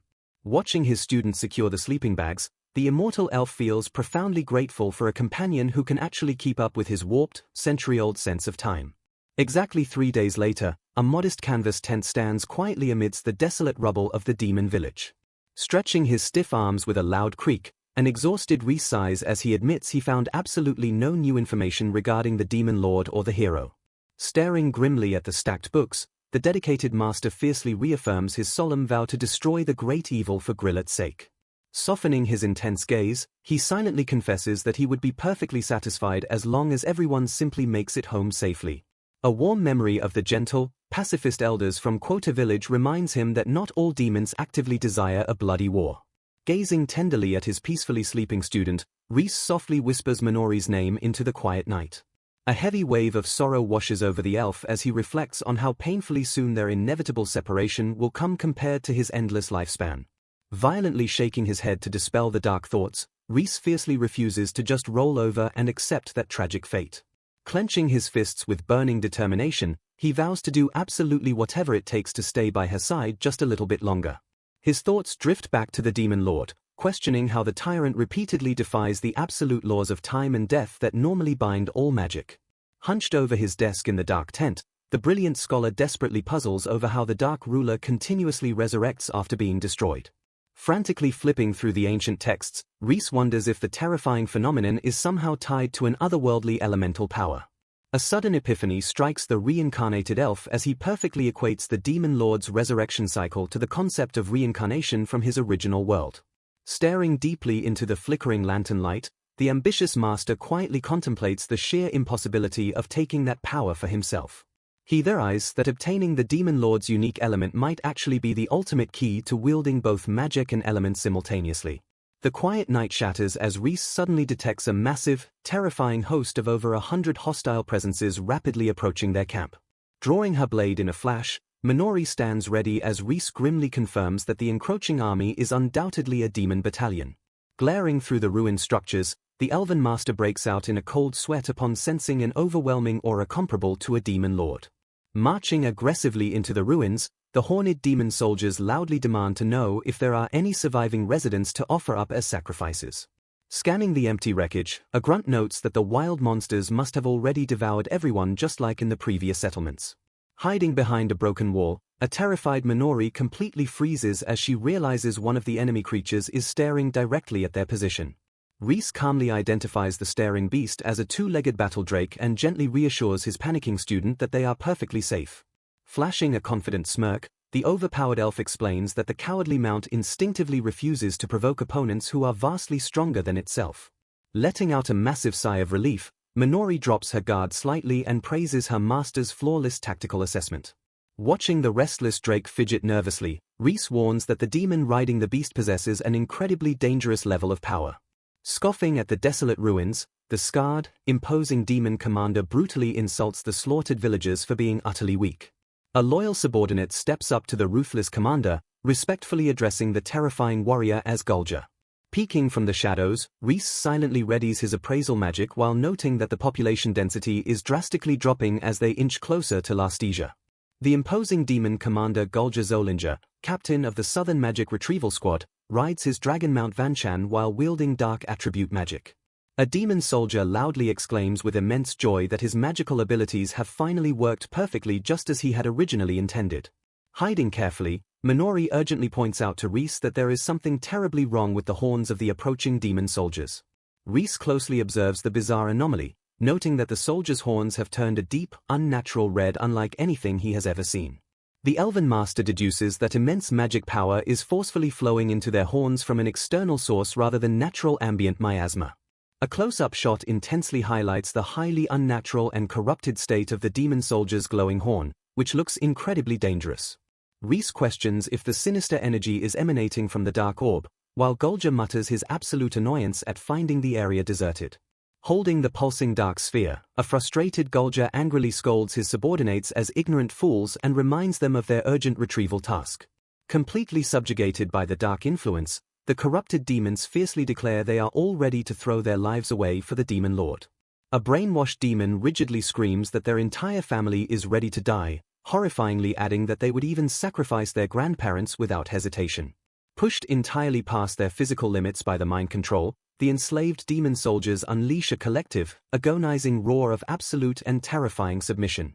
Smirking at the terrifying display of blind devotion, an arrogant Gulja praises their broken spirit and notes that the demon lord will be pleased. Listening to the horrific chanting, a deeply unsettled Minori nervously asks her master what the corrupted demons are suddenly saying in their frenzy.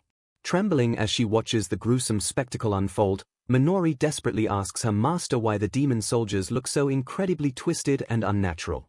She specifically points out the heartbreaking reality that the demons are crying desperately even as they forcefully pledge their undying loyalty to the Lord.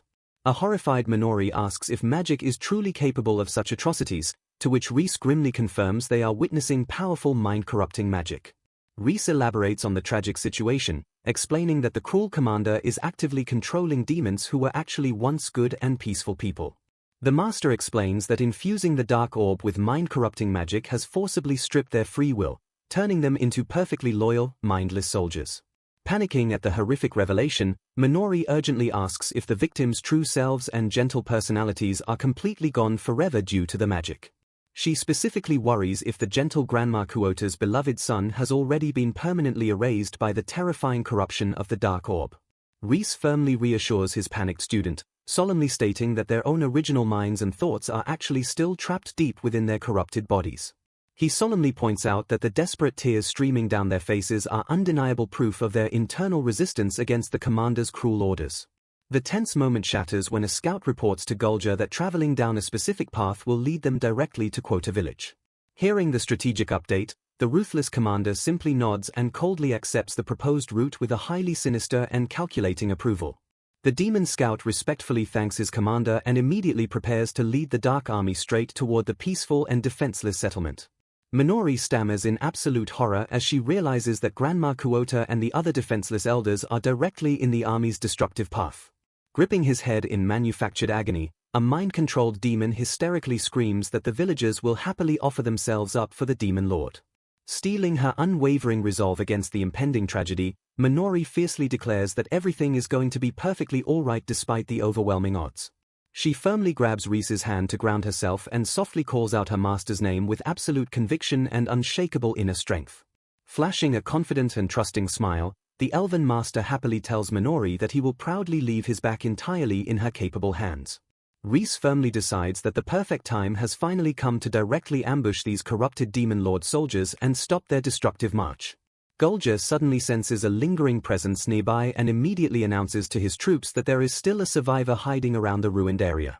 The cruel commander quickly orders his loyal soldiers to immediately hunt down the hidden survivors and capture them alive without any further delay. Watching their incredibly slow response, Gulja angrily mocks his subordinates, complaining that country people are always entirely useless when it comes to search missions. Suddenly, a panicked soldier screams in sheer terror that they are under heavy attack, noting that the mysterious assailant is absolutely no normal demon. Annoyed by their constant incompetence, Commander Gulja angrily shouts that his soldiers will just have to face the sudden threat completely on their own. Gulja arrogantly relies on his mind-corrupting magic, firmly believing that a single low-tier demon is absolutely helpless against the immense power of his orb. The dark orb pulses violently, releasing a terrifying aura designed to force absolute, dreamlike loyalty and deep depression upon any weak-minded victims nearby.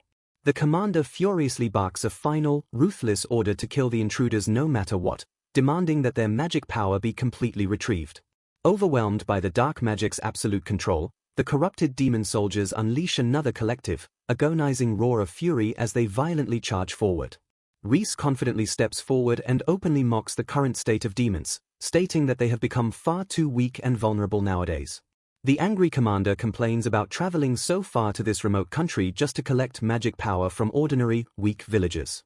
Appearing out of nowhere, Reese boldly challenges the arrogant demon commander to defeat him and try taking his massive magical power.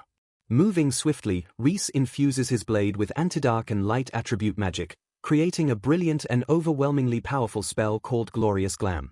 With a heavy thud, the Elven Master fiercely blocks the commander's attack, tightly gripping his glowing weapon as the fierce clash finally begins. Startled by the sudden and incredibly strong resistance, a shocked Gulja violently pulls back and aggressively demands to know his mysterious attacker's identity.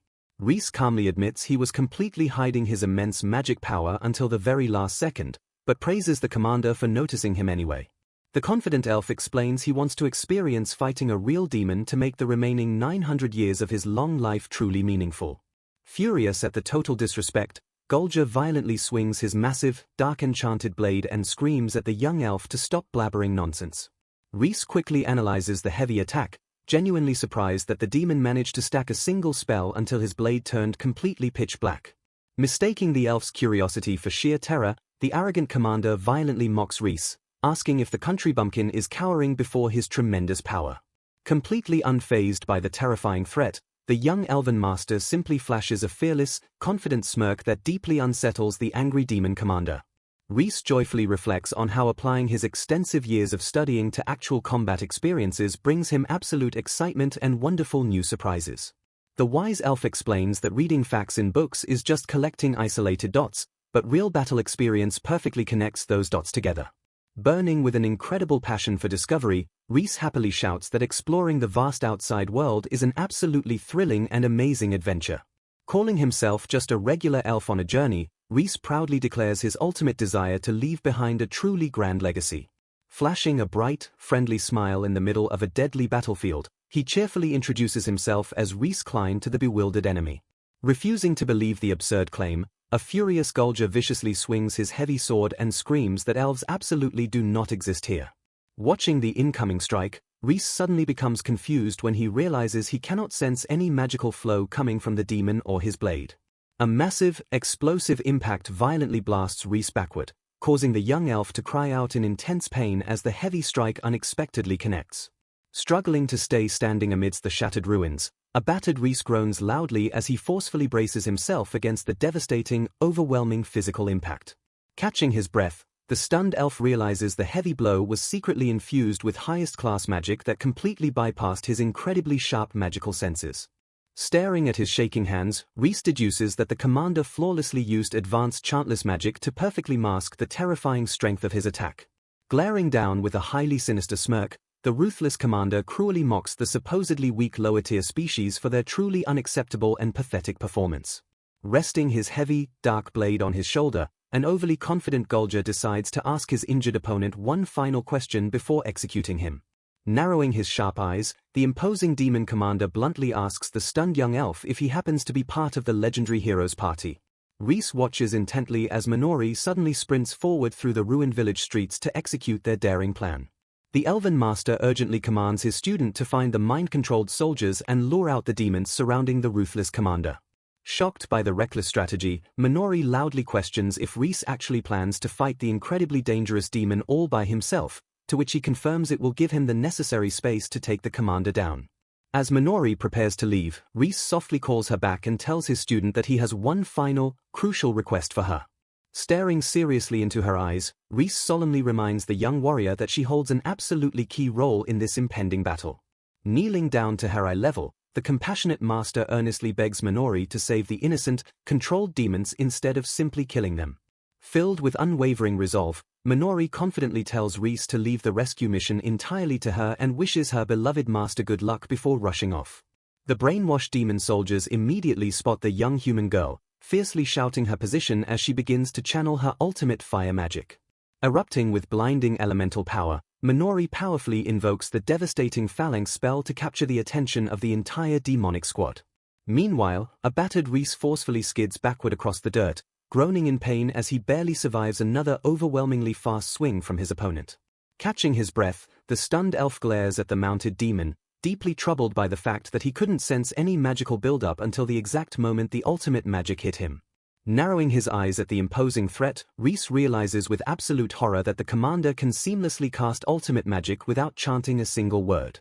Pausing his relentless assault, an arrogant Gulger looks down at the battered elf and casually states he wants to ask a question before sending him to the afterlife.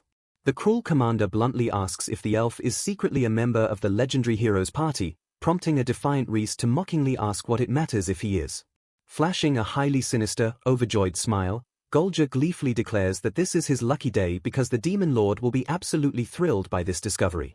Glaring down with absolute disgust, the commander insults the elf, stating that if the legendary party consists of such inferior races, they will pose absolutely no threat to the demon lord.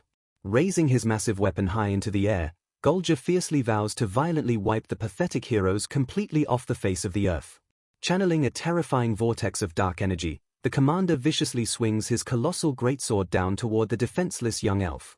Reese cries out in shock as he barely dodges the devastating impact, frantically noting that his opponent flawlessly bypassed the chanting phase once again. Realizing the massive tactical disadvantage, Reese notes that the demon will constantly remain a step ahead, forcing the elf to desperately summon an advanced water magic shield. Pushing his magical power to the absolute limit, Reese loudly invokes the Reavement spell to generate a massive, swirling torrent of defensive water. The overwhelming clash of elements violently shakes the battlefield as Reese confidently believes his advanced water barrier will completely cancel out the incoming flames. Suddenly, the defensive water violently shatters, leaving a stunned Reese to completely panic as he spots a deadly earth spear hidden perfectly inside the fiery assault. Unable to dodge the deceptive dual-element strike in time, a pained Reese screams in agony as the jagged earth spear brutally pierces his defenses. Struggling to recover from the fierce blow, a sweating Reese frantically analyzes the attack, deducing that trying to cancel out hidden, multi-layered elemental enchantments is completely pointless. Charging relentlessly forward, an enraged Gulger aggressively mocks the retreating elf, loudly declaring that his superiors were absolute fools to ever consider this cowardly runner a genuine threat. Sprinting through the ruins, Reese mentally tallies the impossible odds, noting that the demon possesses chantless magic and an effectively infinite mana supply thanks to the insanely high miasma concentration in Daos. A brief flashback reminds Reese of his encounter with Ryab, who strictly relied on a vast multitude of magical tools to artificially mimic chantless casting and multiple attribute usage. Snapping back to reality, a heavily sweating Reese realizes this monstrous commander is flawlessly replicating all those complex feats entirely on his own, leaving the elf at an overwhelming disadvantage. Darting desperately through the thick forest trees, Reese continues his tactical retreat while a cocky Gulger confidently pursues on his mount and asks what the elf plans to do next. Losing his patience with the endless chase, the angry commander furiously orders his dragon mount, Van, to show the annoying little elf its true, terrifying power. Just as the drake prepares to attack, Reese suddenly stops and unleashes a powerful, overwhelming glare filled with intense magical pressure directly at the approaching beast. The terrifying intimidation instantly paralyzes the cowardly battle drake, forcing it to abruptly halt in its tracks while a thoroughly confused Gulger demands to know what is wrong with his mount. Recognizing the perfect tactical opening, Reese praises his successful intimidation tactic while the furious demon commander yells at his frozen dragon. Completely enraged by the sudden halt, a highly aggressive Gulger violently curses the elven bastard for using such a cowardly trick. Slipping quietly behind the thick trunk of a massive tree, a heavily panting Reese softly notes that he has finally earned enough distance to safely execute his next move. Leaning against the rough bark, The elven master completely cuts off his magical presence to remain hidden while keeping a sharp, watchful eye on the frustrated commander. Focusing his immense, unparalleled magical energy, Reese flawlessly targets Gulja Zolinger and silently invokes his ultimate appraisal magic to uncover the demon's darkest secrets. The appraisal window instantly floods Reese's vision with terrifying data, revealing multiple enchantments fused directly into the demon's weapon, a mind-corrupting crystal, and highly volatile elemental magic heavily concentrated in both of his arms. Staring in sheer, unadulterated horror at the detailed results, Reese finally realizes the gruesome truth that the complex magic formulas are literally carved into and fused as one with the commander's physical body. Reese's eyes widen as a sudden realization dawns on him, loudly exclaiming that he finally understands exactly what is going on. He breaks down the fundamental mechanics of casting magic, explaining that the basics involve guiding mana through specific words to construct complex magic formulas.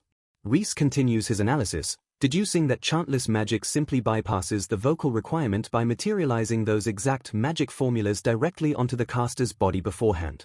He mentally notes the sheer difficulty, observing that maintaining such formulas requires an enormous amount of mana, exceptional magic control, and an incredibly sturdy body.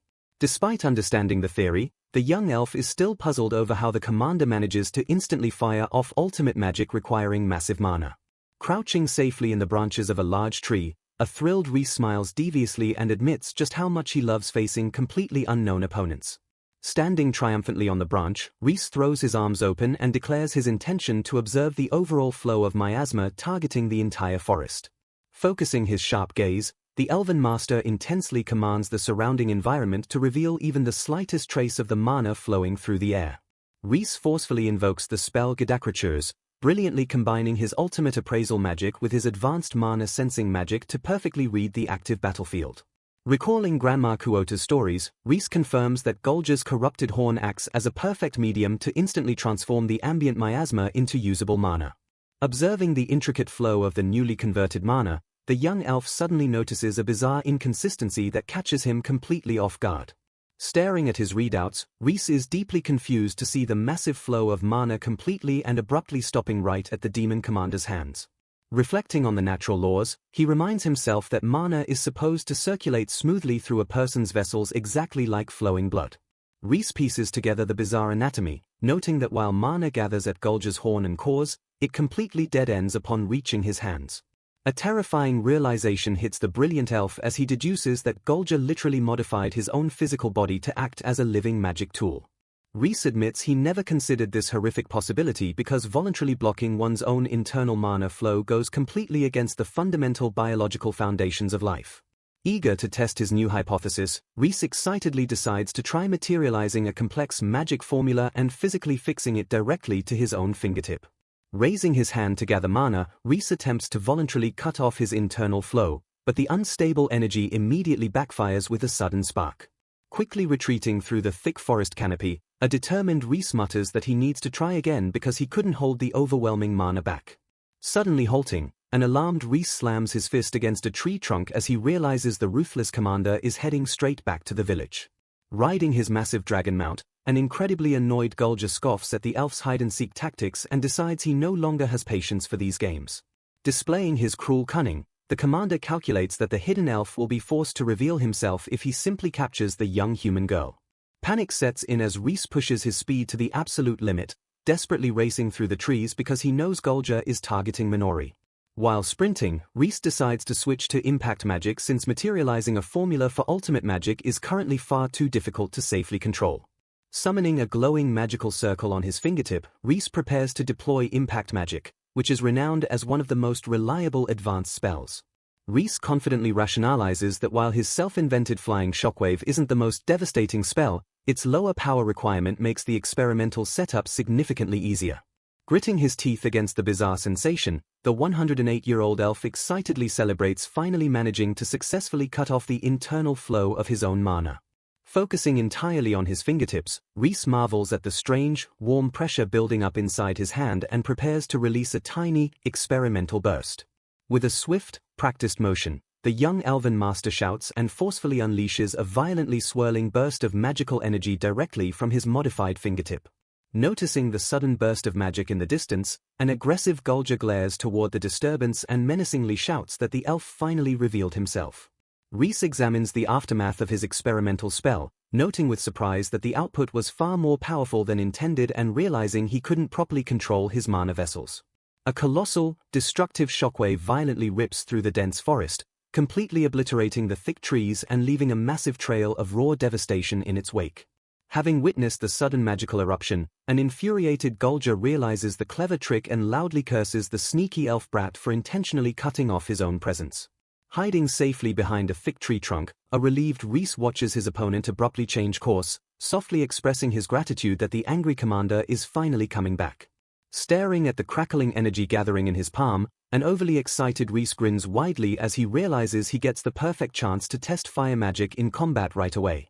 Refusing to be intimidated by the sudden flames, an arrogant Gulger fiercely swings his weapon and aggressively shouts that such a pathetic elemental attack will never work on him. Riding his battle drake straight toward his target, the demon commander smirks confidently and mocks the young elf for finally showing himself after cowardly hiding in the shadows. Stepping boldly into the open, a determined Reese channels a brilliant aura of magical energy, swiftly invoking the ultimate physical enhancement magic known as Tear as Hort. Utterly bewildered that an inferior race can wield multiple attributes, Gulger brushes it off, arrogantly claiming that such an insignificant bug will still be incredibly easy to crush.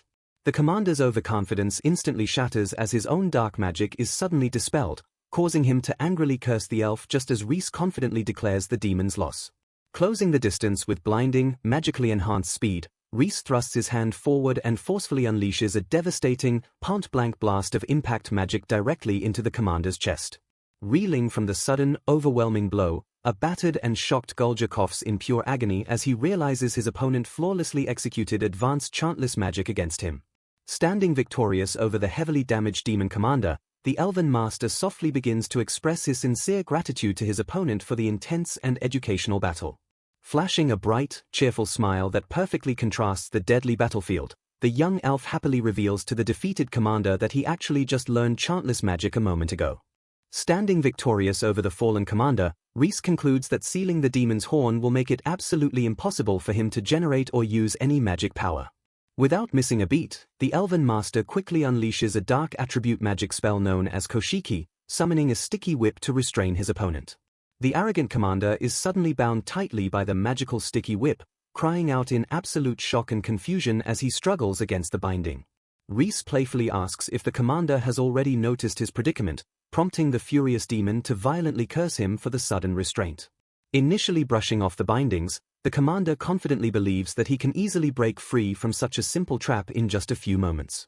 However, absolute panic sets in as the commander suddenly realizes that his internal magic power is completely gone and he cannot cast any spells.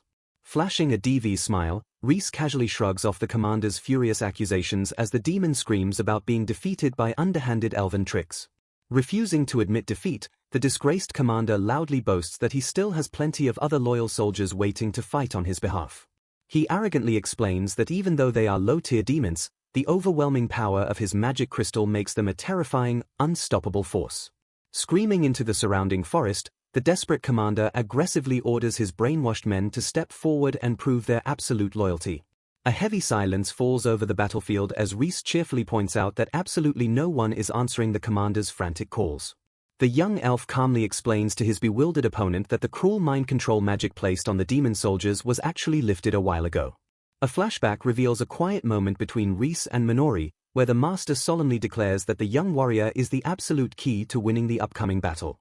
Staring intently at his student, Reese firmly addresses Minori, letting the heavy weight of the responsibility sink in. Catching her completely off guard, Reese politely asks to borrow Minori's sword for a moment, leaving the young girl utterly confused by the sudden request. Focusing his immense power, Reese skillfully enchants Minori's blade with a specialized anti-dark attribute magic enchant to counter the enemy's corruption. He officially names the newly materialized magic formula Acetogrelin, which perfectly functions as a powerful antidemon invitation spell. Minori stares in absolute awe as her sword completely transforms into a crackling, black blade radiating with overwhelming, unfamiliar magical energy. Reese proudly explains that he infused the weapon with a powerful anti-magic attribute he learned directly from the ancient grimoire gifted by Grandma Kuota. Recalling his intense study sessions, Reese notes that the rare magic possesses the unique power of inversion, allowing it to completely ignore the physical laws of the world, a feat usually reserved only for the Demon King. A sudden stroke of brilliant inspiration hits the Elven Master as he realizes that if the Demon King uses this power via a special factor, Reese might be able to artificially replicate it himself. Snapping back to the present moment, Minori earnestly calls out to her master, eagerly waiting for his final tactical instructions. Reese explains that if she precisely strikes the brainwashed demon's horns with the enchanted sword, the inversion effect will safely return their corrupted minds back to normal. Processing the heavy responsibility, a slightly anxious Minori asks her master exactly what she needs to do to execute the plan perfectly. Gripping the powerful sword tightly, she nervously asks for reassurance that this dangerous method won't accidentally severely injure any of the innocent demons. Flashing a warm, trusting smile, Reese gently reassures his student that because she is the one wielding the blade, he knows with absolute certainty that no one will get hurt. Turning his back to face the approaching danger, Reese fiercely declares that Minori is the only person in the entire world he truly trusts to watch his back.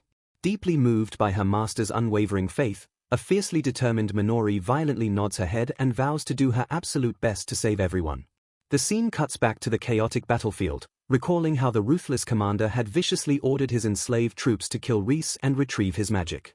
Kneeling defeated in the dirt, the stunned commander finally realizes that his entire squad has been neutralized and absolutely no reinforcements are coming to save him.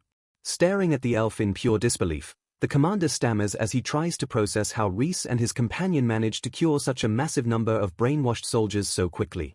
Changing the subject, a genuinely happy Reese steps closer to the defeated demon and sincerely expresses his profound appreciation for the commander's actions. Utterly baffled by the bizarre compliment, the confused commander stares at the smiling elf and desperately demands to know what the hell he is talking about. Reese cheerfully explains that the commander gave him the perfect, first-hand opportunity to study and learn chantless magic, prompting the terrified demon to scramble away as Reese prepares to test his new skills. The Elven Master coldly finishes his thought, noting that trying out this dangerous new magic on a live target is absolutely all he wants right now. Meanwhile, somewhere in the quiet ruins, the peaceful silence is broken as a gentle voice softly asks a fallen demon if he is finally awake. Blinking away the lingering darkness of the mind control, the weary demon slowly opens his eyes and gazes up in pure wonder at his mysterious savior.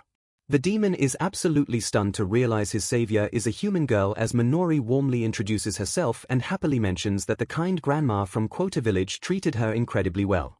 Hearing the mention of his beloved home, the demon's eyes widen in sheer shock as the overwhelming realization of his mother's safety washes over him.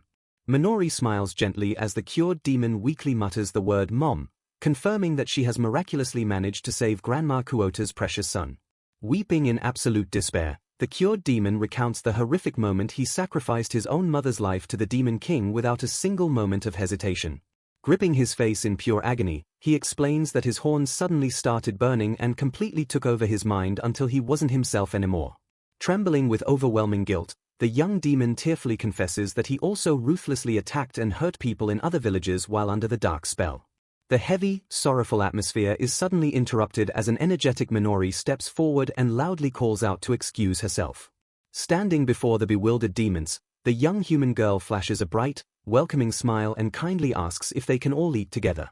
Minori gently explains that whenever someone feels hurt or overwhelmed by sadness, the absolute best remedy is to share some delicious food with others. Offering a warm, nostalgic smile, she softly notes that she was actually taught this comforting lesson by the people she deeply respects. Grateful for her incredible kindness, the demon thanks her while Minori cheerfully offers to serve him another warm bowl of food. Holding the wooden bowl tightly in his hands, the exhausted demon takes a slow, careful sip of the warm, nourishing broth.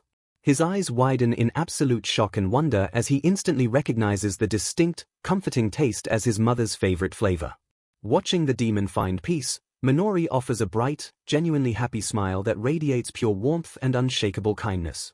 In the background, a heavily bound Gulger is forced to march alongside his battle drake as the group secures their prisoners.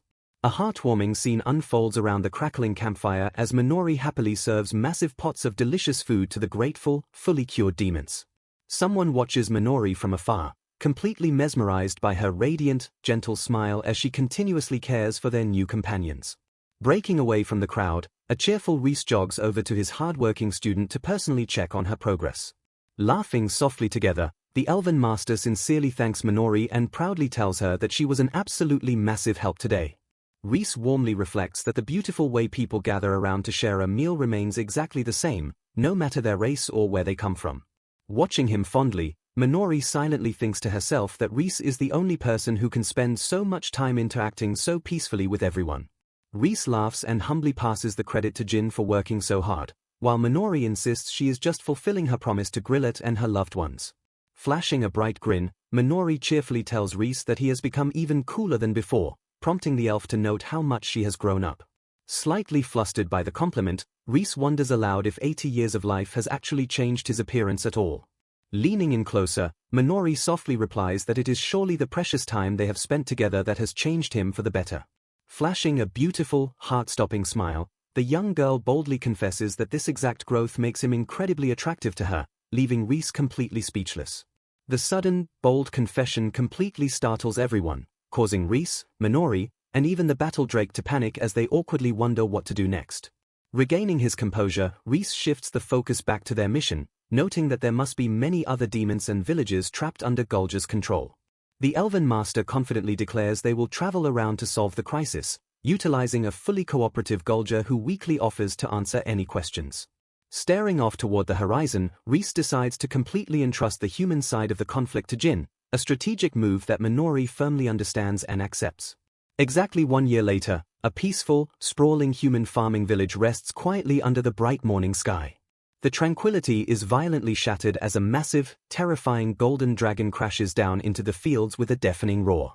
Stepping fearlessly onto the battlefield, an older, battle-hardened Jin swings his heavy blade with incredible force to confront the massive beast.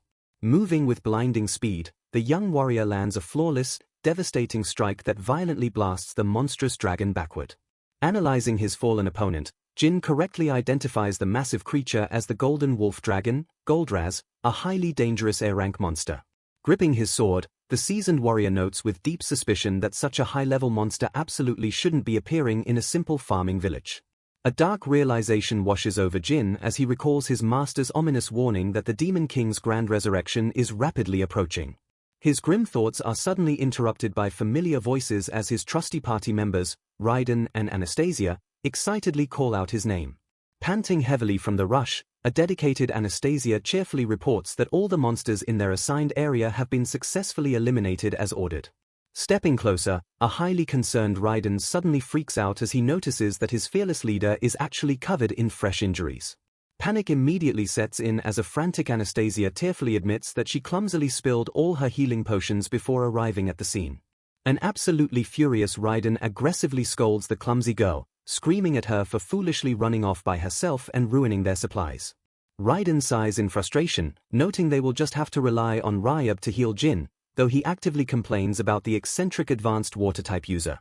Munching lazily on some snacks, the legendary elf Ryab coldly glares at Raiden and demands an offering of nuts in exchange for her healing services.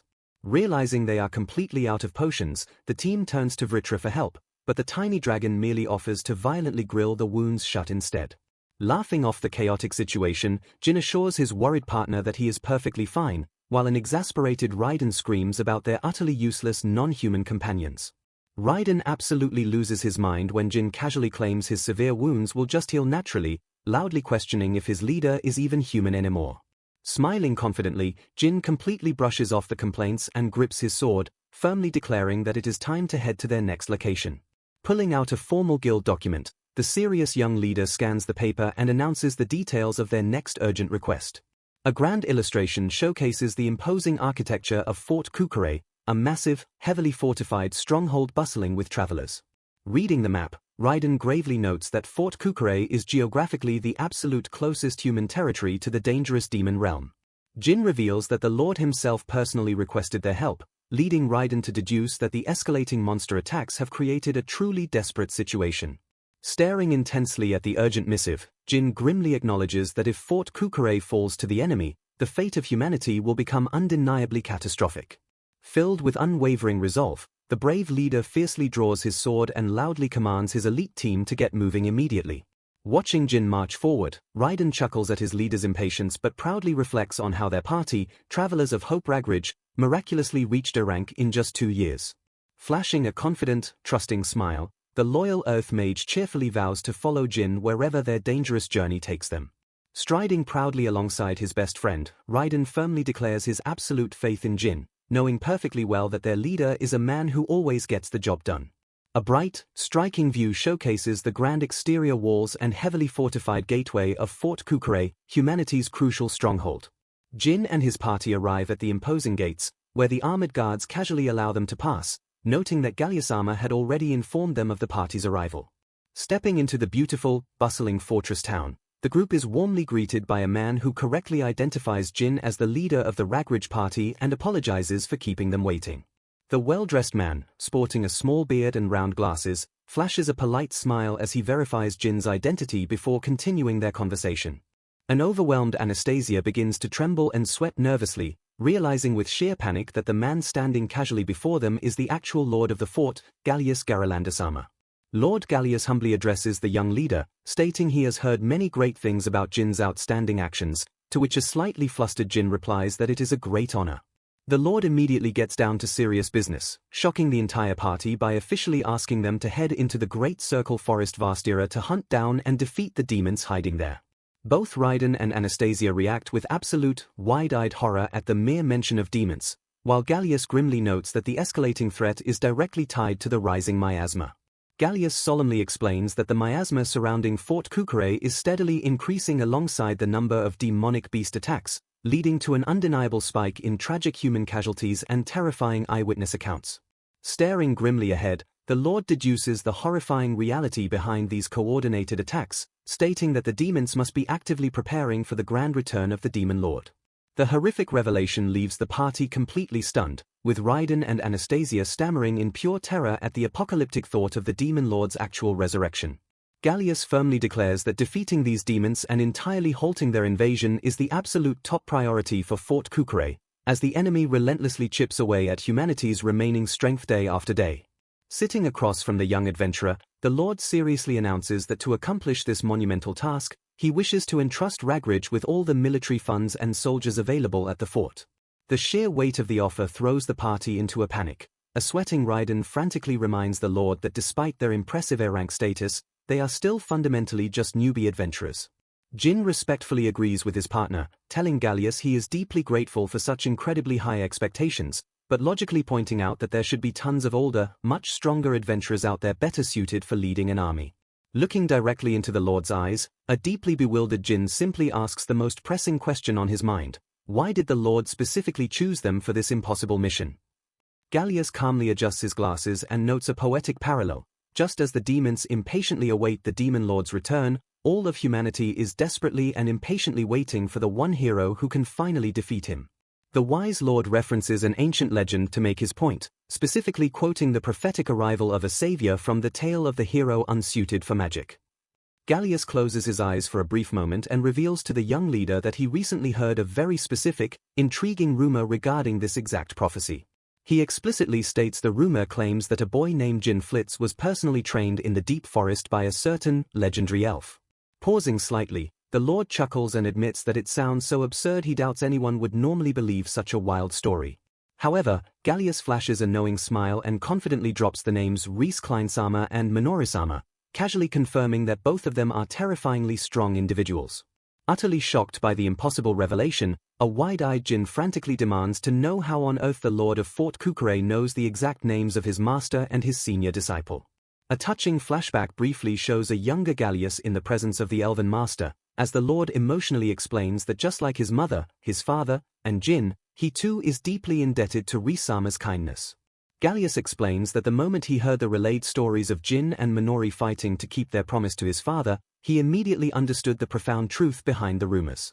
He proudly declares that if the great Reese-sama has placed such incredibly high expectations on Jin's shoulders, then Gallius unequivocally shares that exact same unwavering faith. With profound sincerity, the Lord leans forward and earnestly begs Jin to accept this grand role, wishing to bet the entire future of humanity on the young boy's potential. Specifically, Gallius formally asks Jin to boldly step up and act as the absolute vanguard for humanity's desperate counterattack against the encroaching demon forces.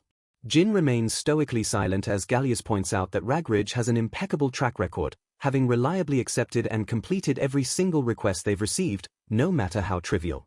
Looking back at his supportive, trusting party members, Jin turns to the Lord with fierce determination and firmly promises that they will successfully complete this job to their client's absolute satisfaction. A massive wave of relief washes over Gallius as he tightly grasps Jin's hand, offering his profound and sincere gratitude for accepting the terrifying burden. Moving on to logistical support, Gallius hands over a folded piece of paper to the young leader, prompting an incredibly curious Jin to ask what exactly he is receiving. The Lord reveals that the intricate drawing is a priceless long-distance teleportation magic circle, specifically created and left behind by Reincarnated before the elf departed on his own journey. The entire party erupts in awe at the incredible gift. Gallius notes that this magical trump card will allow Jin to instantly summon the fort soldiers to his location absolutely wherever he is. With the preparation set, Gallius admits he ideally would have liked to ask Jin's party to march straight to Vastira immediately to halt the demon threat. However, the Lord's expression turns deadly serious as he informs Jin that there is actually someplace else he urgently needs the party to go first. As the group leaves the meeting, a brief moment captures the emotional weight of their task, noting that a grandfather's dying will has successfully been inherited by the next generation. Walking through the crowded, sunny streets of the fort, an amazed Raiden admits he never would have thought that Lord Gallius actually knew the Master Reese Jin is always talking about, a sentiment Jin completely shares. Reflecting on the unbelievable chain of events, Raiden confidently deduces that Reincarnated must have specifically chosen to train Jin because the wise elf saw his undeniable potential to become the true hero. While Raiden marvels at the legendary destiny unfolding before them, Jin quietly looks ahead and silently thinks to himself that his master's reasoning goes far beyond just that simple explanation. Lord Gallius instructs Jin to go retrieve the holy sword before heading to Vastira, expressing surprise that the hero's legendary weapon has suddenly shown up. Jin and Anastasia react with absolute shock, their eyes widening as they loudly question if the mythical holy sword actually exists in reality. Maintaining a deadly serious expression, Gallius brings up the ominous name of the cunning demon, known as Wava Karma. The Lord grimly explains that Wava Karma is the exact same demon who forced his father, Grillet Garalanda, into retirement 10 years ago. Jin recalls that Lord Garalanda was famously called the War God, while Gallius notes that Wava is currently leading the demon army in place of the absent demon lord. Gallius warns that the imminent danger to Fort Kukure and the paralyzing fear of the demon lord's return won't cease until Wava is finally defeated. Speaking bluntly, the Lord admits that it would be incredibly hard for Jin to defeat a monster like Wava as he currently is. Gallius reveals he has already notified the nation of Jin's arrival, prompting Anastasia to clarify if they are retrieving the safely guarded holy sword to gain every possible advantage. The Lord smiles slightly, noting that a man who cannot use mana perfectly lines up with the legendary hero from the old stories. Turning to his leader, Raiden asks Jin what he thinks about taking on such a monumental and dangerous task. Staring at his gloved hand, Jin solemnly points out that unlike the hero who eventually awakened wondrous mana, he still cannot use his own mana yet. Anastasia looks on with deep concern as Jin reflects on the wooden sword his master infused with magic, noting it is his only source of magical power. Jin expresses his underlying anxiety, admitting that he has absolutely no idea how long the stored mana inside his wooden sword will actually last. Gripping his weapon tightly, the young warrior firmly resolves that if he had the actual holy sword, he just might stand a real chance. Sometime later, the party arrives at a massive, breathtakingly grand cathedral with highly intricate architecture towering into the sky. A guide welcomes them while Vritra complains about humans making things unnecessarily gaudy. Meanwhile, an amazed Raiden and Anastasia marvel at the incredible temple. The guide leads them to a secure door, noting that regular people are strictly forbidden from entering the room of the holy sword, and invites them inside. Inside the chamber, the group finds an awe-inspiring, beautifully carved stone altar adorned with candles and statues. Anastasia marvels at the luxurious interior, while Jin respectfully agrees that such a grand resting place is perfectly befitting for a hero who saved so many lives. However, as Jin's gaze shifts toward the center of the altar, his expression drops into utter confusion as he lets out a baffled noise. Staring blankly at the empty pedestal, a stunned Jin realizes that the legendary holy sword is completely missing from its designated spot. Raiden immediately freaks out, aggressively questioning if the guide made a mistake, while Jin and Anastasia sweat nervously at the bizarre situation. Pondering the strange disappearance, Jin thoughtfully wonders if the empty room is actually a test designed to make them prove their worth. Noticing his companion closely inspecting the wall, Jin approaches Anastasia and asks her what she has found. Anastasia gently places her hand near a circular, engraved mechanism on the wall and curiously asks if it is some sort of magic tool. Jin speculates that they might need to channel mana through it, but Raiden quickly points out that Jin cannot use mana at all. Anastasia advises that there might already be mana stored inside the device, comparing its potential mechanics to Jin's enchanted wooden sword. Deciding to test her theory, a silent and focused Jin reaches his hand out toward the intricate circular mechanism. Jin presses his hand against the tool, but absolutely nothing happens, leaving the group kneeling in disappointed silence. Raiden scoffs with a smug grin, teasing Anastasia that her grand theory was completely wrong after all. Taking a closer look at the surrounding area, Jin suddenly notices that there are actually 4 more identical mechanisms hidden nearby. Anastasia gasps in realization, recalling that in the legendary tale, the hero specifically travels with 4 companions who each wield a different attribute of magic. Understanding the puzzle's true requirement, Jin, Raiden, Anastasia, and Ryab simultaneously press their hands against the mechanisms, triggering a brilliant flash of light. The activated mechanisms cause a hidden passage to slide open. An amazed Anastasia points it out while Raiden stammers in sheer disbelief that it worked. The group cautiously descends into the dark passage, but a panicked Raiden completely loses his cool after walking into a spider web, prompting Anastasia to try and calm him down. Walking slightly ahead, Jin reflects on the clever security measure, noting that the door was specifically designed not to activate unless exactly 5 people channeled it together. The quiet exploration is violently interrupted when Raiden and Anastasia trigger a hidden trapdoor, crashing down into a cloud of dust as Jin frantically asks if they are all right. At the bottom of the dusty fall, a brilliant, singular beam of light perfectly illuminates a solemn cluster of weathered gravestones in the darkness. Jin and Anastasia stare at the illuminated grave site in pure bewilderment, quietly wondering whose final resting place they have just stumbled upon. Standing calmly beside the ruins with Vritra on her head, Ryab solemnly observes the stones and notes that this must be the secret grave of the legendary hero's party. Confirming the true nature of the hidden mechanisms, Jin points out to his companions that each circular device is specifically engraved with a unique magic attribute emblem.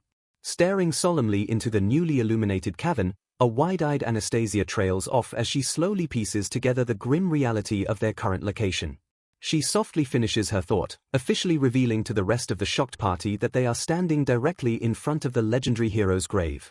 Recovering from their rough fall, Raiden questions why such an incredibly important historical monument was hidden away in such an isolated, hard-to-reach place. Gazing warmly at the quiet cluster of gravestones, Jin finds comfort in the arrangement, noting that the hero is peacefully surrounded by his loyal friends. Snapping the group back to their actual mission, an anxious Raiden demands to know if there are any signs of the holy sword they came to retrieve. Staring at the empty space where the weapon should be, Jin firmly confirms their worst fears by stating that the sword is definitely not there. A frantic Raiden completely panics, desperately hoping there is just another hidden gimmick blocking their path because the alternative is too terrible to consider. Focusing her keen magical senses, Anastasia detects the lingering traces of a powerful barrier that used to protect the sacred area from outsiders. With a terrified realization, Anastasia deduces that if the barrier is broken and the sword is missing, it means somebody else has already breached the tomb. A sweating Raiden loudly questions if the hero actually came here before them to claim the sword, frantically asking Jin what they should do next. Instead of panicking, Jin softly reflects on the fact that the legendary hero was also deeply helped and supported by his devoted companions. A heartwarming flashback shows Master Reese smiling brightly as he proudly promises that the wooden sword he filled with his best mana will surely protect Jin on his journey. Closing his eyes and drawing strength from his master's unwavering trust, Jin grips his wooden sword and silently vows to go as absolutely far as he can. Flashing a confident, fearless smile, the brave leader assures his worried party that as long as they all stay together, he feels like they can accomplish anything. An enthusiastic Anastasia promises to do her absolute best with her water magic, prompting Raiden to sarcastically beg her not to accidentally drown in her own spells first. As Anastasia pouts at the teasing, Ryab suggests they use a mistletoe bird to inform Lord Gallius about the missing sword and their immediate departure to Vastira. Meanwhile, in a completely different location, a dark, ominous figure stares out into the distance and notes that it has been a while since they visited the Great Circle Forest Vastira. The shadowy figure continues their menacing train of thought, implying a highly dangerous and dark purpose for their sudden return to the area. Stepping forward with sinister intent, the figure formally declares that they will be going back to the lush forest once again.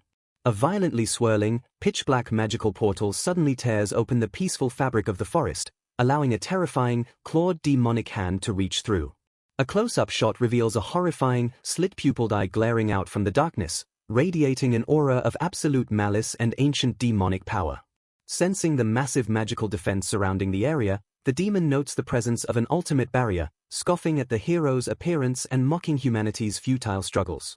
An announcement of a high-rank Earth attribute magic being cast. Raiden powerfully leaps into action, launching a devastating attack called Glast, or Great Earth Spear, as a monster lets out a yelp of defeat. Jin observes the grim environment, noting that demonic beasts are lurking everywhere and the miasma is thicker than anything he has ever seen, causing the forest plants to wilt and the earth to rot. Suddenly, someone from the party spots something in the distance and excitedly calls out to draw everyone's attention. Jin looks on with wide-eyed amazement as he spots a massive, glowing, pristine tree standing tall amidst the rotting forest. He is shocked to realize that around this magnificent tree, there isn't a single speck of the dark miasma's corrupting influence. Jin deduces that there must be an invisible barrier protecting the sacred place, comparing it to something incredibly familiar he desperately wants to see. Stepping out from beneath her hood, Ryab looks up with genuine surprise and officially identifies the massive plant as the legendary Yggdrasil. Ryab explains that it serves as a sanctuary exclusively for elves, a home that neither miasma nor humans can enter, prompting an amazed inquiry about her knowledge of it. She continues to explain the profound reason behind the grand tree's solitary existence in the world. Anastasia and Raiden listen closely as Ryab reveals that the ancient tree, Yggdrasil, acts as the ultimate guardian deity for all elves. Ryab softly muses to herself, expressing pure astonishment that someone would actually manage to plant a branch of it right in the middle of human territory. Flashing a gentle, knowing smile, the legendary elf praises Rhys, noting that the young elven master is truly full of wonderful surprises. Gripping the hilt of his wooden sword, Jin realizes the profound truth that this sacred ground is the exact place where Rhys-sama originally trained him.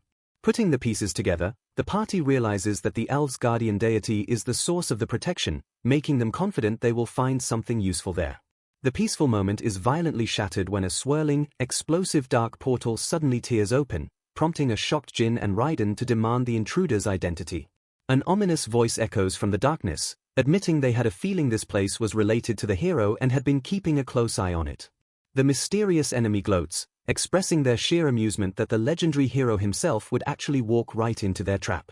The voice menacingly concludes that the hero's sudden arrival is a highly welcome miscalculation for their dark plans. A terrified Vritra suddenly jumps into Jin's cloak. Jin wonders where the dragon went as a massive, slit-pupiled eye glares at them, making Vritra shriek in fear. The sinister voice cruelly mocks Vritra, calling it unfortunate that the once great dragon would end up reduced to nothing more than the hero's pathetic pet.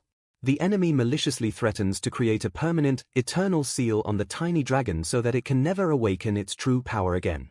Jin tries to gently reassure his trembling companion that everything will be okay, but a terrified Vritra stammers that things are absolutely not okay.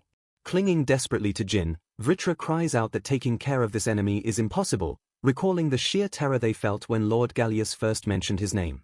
The panicked dragon screams that the entity standing before them is a genuine, unstoppable monster. Connecting the dots from Gallius's warning, Jin grimly realizes the true identity of the terrifying foe standing in their way.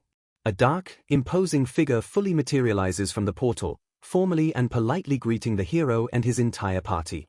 Introducing himself as Wava Kama, the acting supervisor of the Demon Lord's army, he fiercely vows to erase the hero from the earth before his true power can awaken.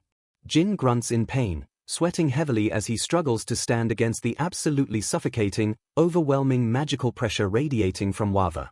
Demonstrating his immense magical prowess, Wava instantly deploys a teleportation magic circle and invokes a terrifying spell known as Lafist, or the Parade of Malevolent Spirits. A massive, chaotic horde of grotesque and ferocious demons begins to violently pour out from the dark portal. Raiden and Anastasia stare in absolute horror as they realize an entire army of demons is flooding out of the magical gateway. Taking his assault even further, Wava channels transference magic and unleashes Levatory Gallery, a devastating, rampaging magic circuit. The party watches in terror as dark red magic power violently spreads out from Wava, realizing he is using a dangerous technique known as berserk demonization. Pointing a commanding finger toward the adventurers, the ruthless demon supervisor orders all his corrupted forces to attack and crush the hero's party. A massive, muscular demon roars furiously, charging forward with glowing eyes and murderous intent to execute the commander's orders.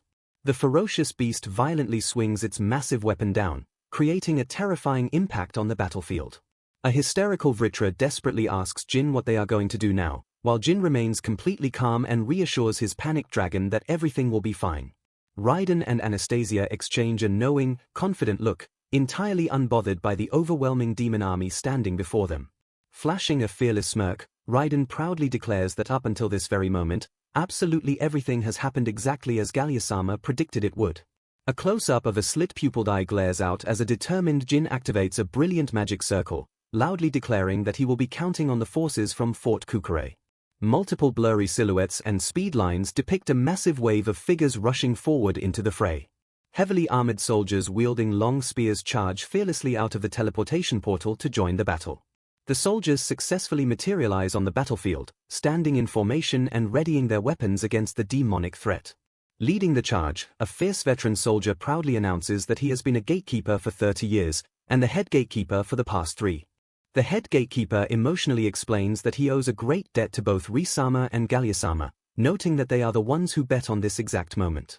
Stealing his resolve, the veteran fiercely vows that his troops are going to stop the surrounding enemies no matter the cost. Raising his voice over the chaos, he passionately commands the soldiers of Fort Kukure to follow his lead into the clash. Meanwhile, Anastasia promises to protect Ryab, who casually muses about getting more fruits from the Lord later, while Raiden urges both of them that they should go too. Preparing to split their forces, Raiden confidently points at Jin and tells him to deal with the main guy. Jin firmly accepts his role, telling Raiden to leave it to him as he prepares to face the terrifying demon commander. Raiden turns to the tiny dragon and aggressively yells that Vritra should just roast the guy to a crisp. A sweating Vritra watches Raiden run off, nervously muttering that Raiden is talking about things he clearly doesn't get. Unfazed by the sudden reinforcements, Wavakama calmly observes that the humans are countering his instantaneous teleportation magic circle deployment by intercepting the forces.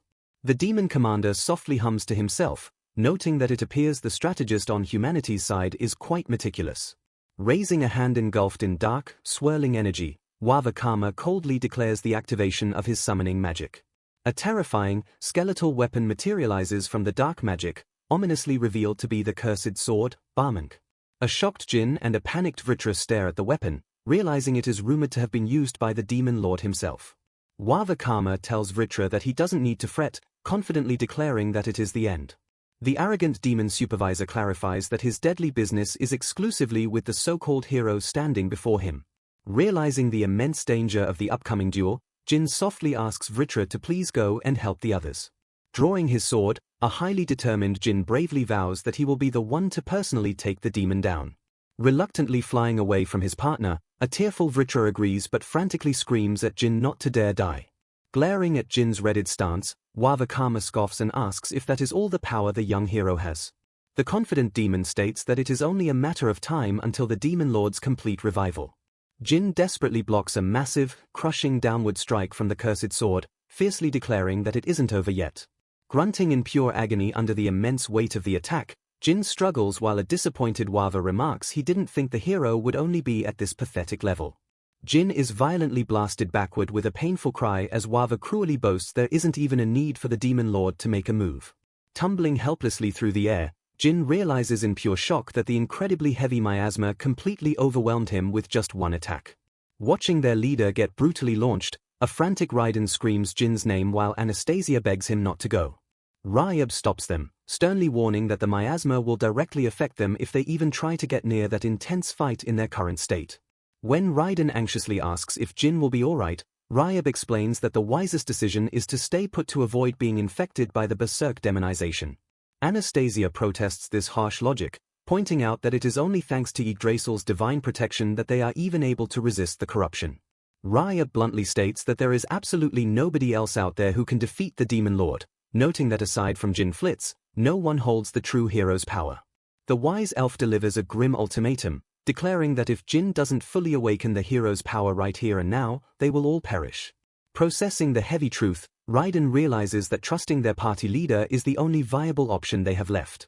A determined Anastasia turns her back to the duel and bravely faces the demon horde, modestly claiming she is just a healer. Raiden releases a frustrated sigh and curses, while Ryup casually threatens to charge him even more fruits if he becomes a burden to her. Flashing a confident, adrenaline-fueled smile, Raiden yells at the ancient elf to stop trying to take advantage of the deadly situation. Throwing a devastating punch at an incoming demon, an enraged Raiden screams out to his best friend, warning Jin about the dire consequences if he dies there. Violently blasted backward through the trees by the overwhelming attack, Jin screams in pure frustration that he is going to live the rest of his life resenting his opponent. Tumbling to a halt, a heavily battered Jin struggles to recover, panting and huffing loudly as he tries to catch his breath. Staring down at the struggling boy, an arrogant Wawa Kama mockingly wonders if Jin still has the power left to fulfill his grand boast of taking him down.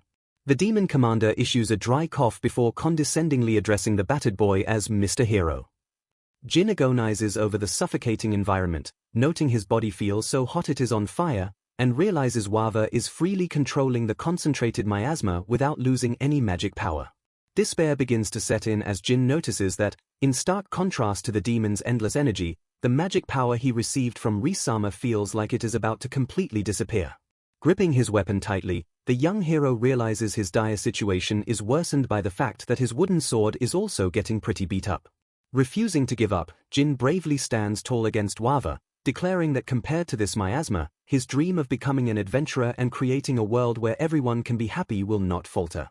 Channeling his unwavering resolve, a blooded Jin fiercely shouts that Master Reese's magic power is far stronger than anything the demon can throw at him. Annoyed by the boy's persistence, Wawa notes that the existence called a hero truly is a hindrance, since Jin manages to retain his reason despite being exposed to so much miasma. The demon commander narrows his eyes and asks Jin a probing question, wondering if the boy hasn't ever thought about his own unnatural resilience before. Pressing his psychological attack, Wawa directly questions exactly why Jin's willpower is so incredibly strong in the face of absolute despair. Wawa tries to plant seeds of doubt, asking if there is really any need for Jin to go through so much danger, and questions if the boy genuinely believes that incredible willpower is actually his own. Looming over the battered boy, the demon commander suggests Jin is merely acting out a role, claiming that this twisted world has simply granted him a factor to force him to stand against the demon lord's revival. The psychological warfare hits its mark, leaving a completely stunned and sweating Jin to stammer in confusion over the concept of merely playing a role, while Wawa flashes a highly sinister smile. Seizing the moment of doubt, Wawa offers Jin a dark proposition, though the young hero instantly begins to reject the impossible offer. Wawa solemnly promises that if Jin agrees to leave the battlefield right now, the Demon Lord's army will not lay a single hand on the hero, Jin Flitz. Continuing his shocking offer, the demon commander adds that they will also completely spare the lives of Jin's beloved companions, leaving the boy utterly bewildered.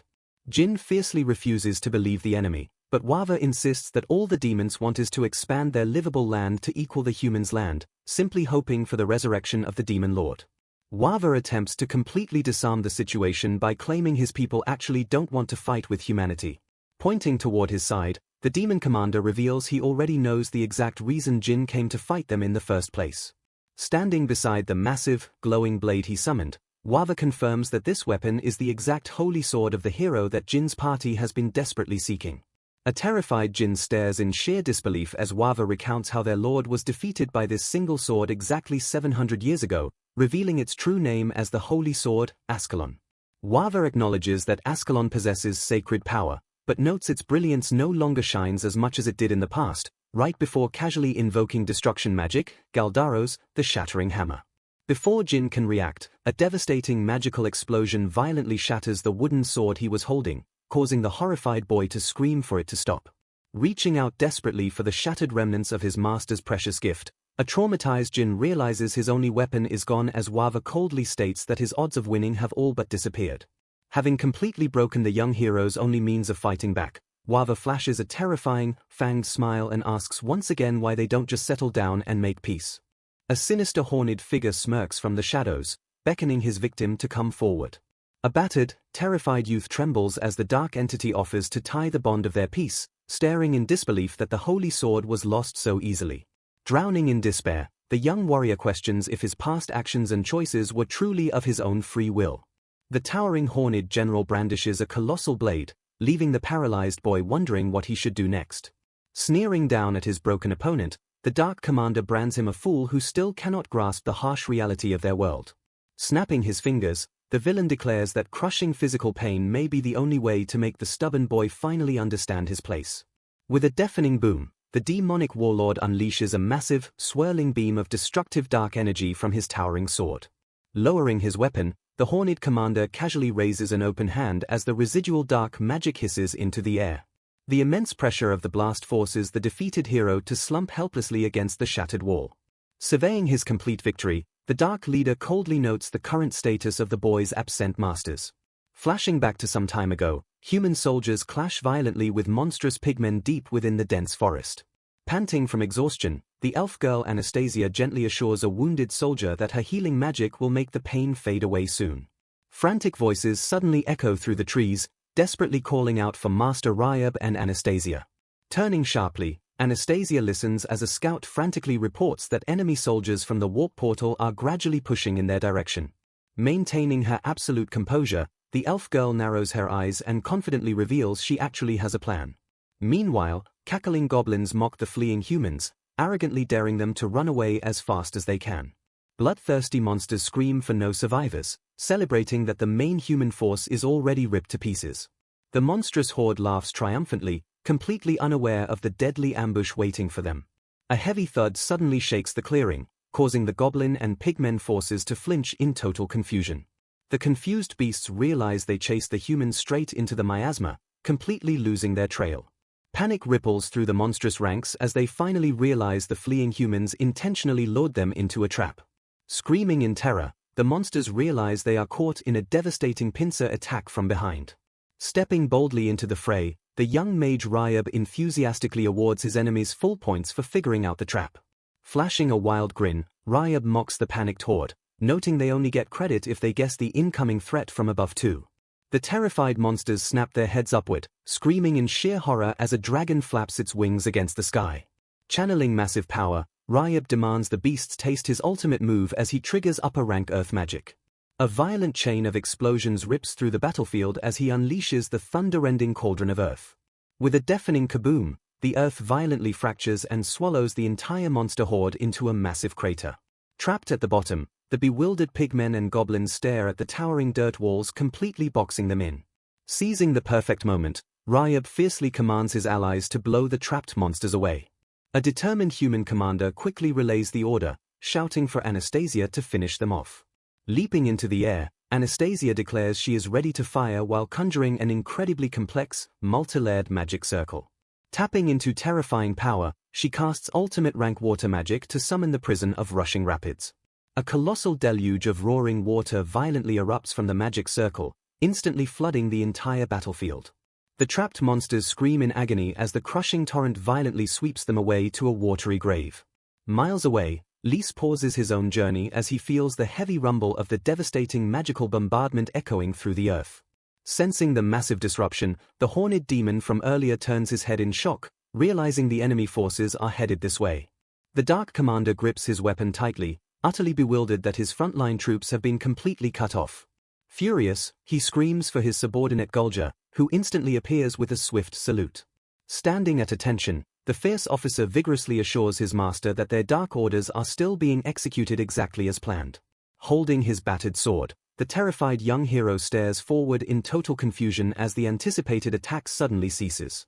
Swishing his dark cape with chilling elegance, the horned demonic commander named Lord Wava regains his deadly composure. A heavy thud echoes through the ruins as Wava drops an invisible pressure, darkly warning his unseen subordinate not to mess with him.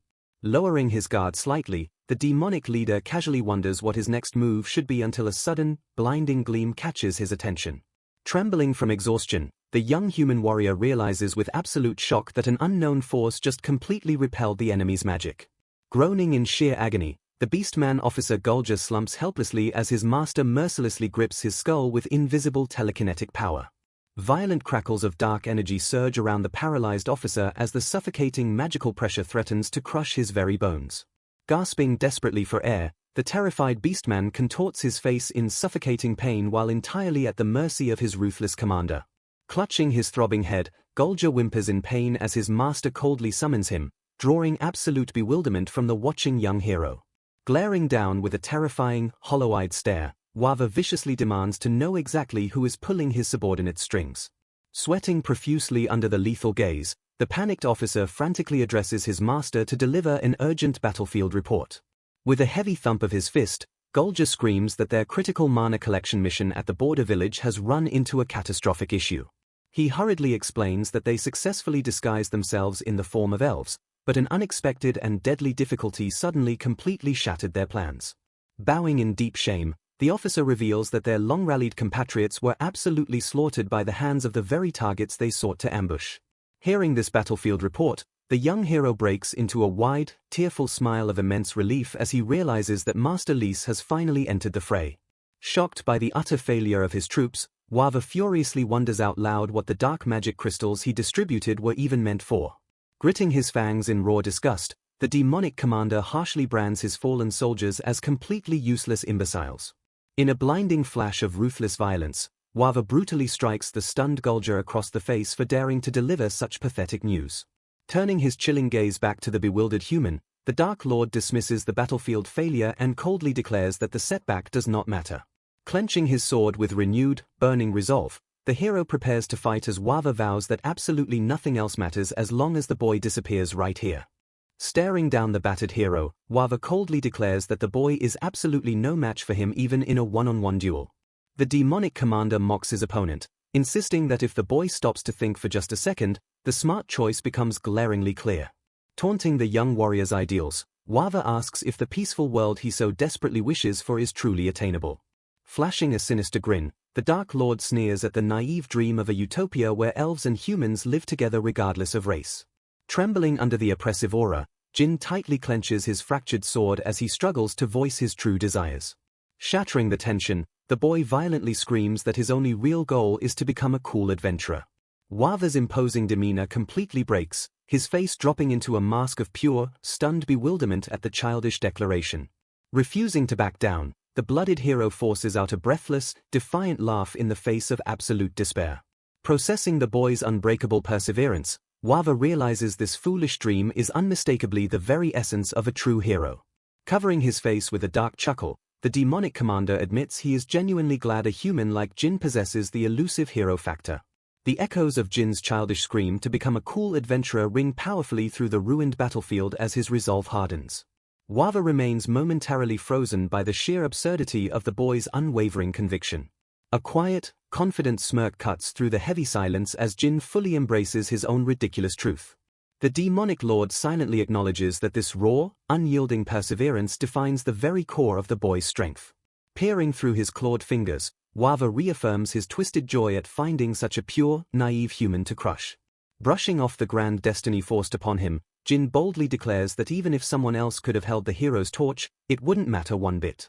Stepping firmly forward, he accepts that his role might just be the whims of the world, but he has fought this far purely as himself for his own goals. Igniting with righteous fury, Jin screams that his own wants, needs, and the people who helped him are the real reasons he stands against the darkness. Channeling a fiery surge of aura, the hero roars that he could never trust a monster who violently hurts their own allies over absolutely nothing. His eye twitching with lethal annoyance, Wava coldly concludes that their brief negotiations have officially fallen apart. Adopting a formal, chilling tone, the Dark Lord declares that the provision guaranteeing the safety of the hero Jinflitz is henceforth null and void. Raising his hand to the sky with terrifying casualness, Wava prepares to unleash his wrath while Jin watches in sudden dread. Gasping as the pieces click together, Jin realizes the massive rumble from earlier was likely the result of unexpectedly powerful magic. Hearing the sickening buzz of dark energy, the panicked boy frantically warns Wava that his own demonic allies are directly in the line of fire. Ignoring the plea entirely, Wava simply flashes a sickening, sadistic grin as his lethal spell reaches critical mass. Relishing the impending slaughter, the demonic commander orders the foolish boy to prepare to lament his naive ideals. With a sharp snap of his fingers, Wava mercilessly triggers the apocalyptic spell Nox Decilium to bring ruin as darkness falls. Multiple massive, swirling black vortexes violently tear through the atmosphere with a series of deafening explosions. A suffocating void expands across the sky, casting a terrifying shadow directly over the distant battlefield where Ryab and Anastasia stand. Staring up at the catastrophic magical anomaly ripping the heavens apart, the terrified human allies gasp in absolute, paralyzing disbelief. The apocalyptic spell Nox Decilium completely obliterates the sky as wails of ruin echo through the falling darkness. Staring into the abyss, the young hero frantically screams that absolutely everyone is in mortal danger. Watching the boy desperately sprint toward his allies, Wava coldly whispers that it is already far too late. An ear-splitting crack tears through the earth near the trapped humans, leaving them screaming that this must be a sick joke. Sweating profusely, Ryab curses his empty mana reserves after pouring everything into his ultimate move. With the black vortexes descending, Anastasia bravely steps to the front and commands everyone to get behind her immediately.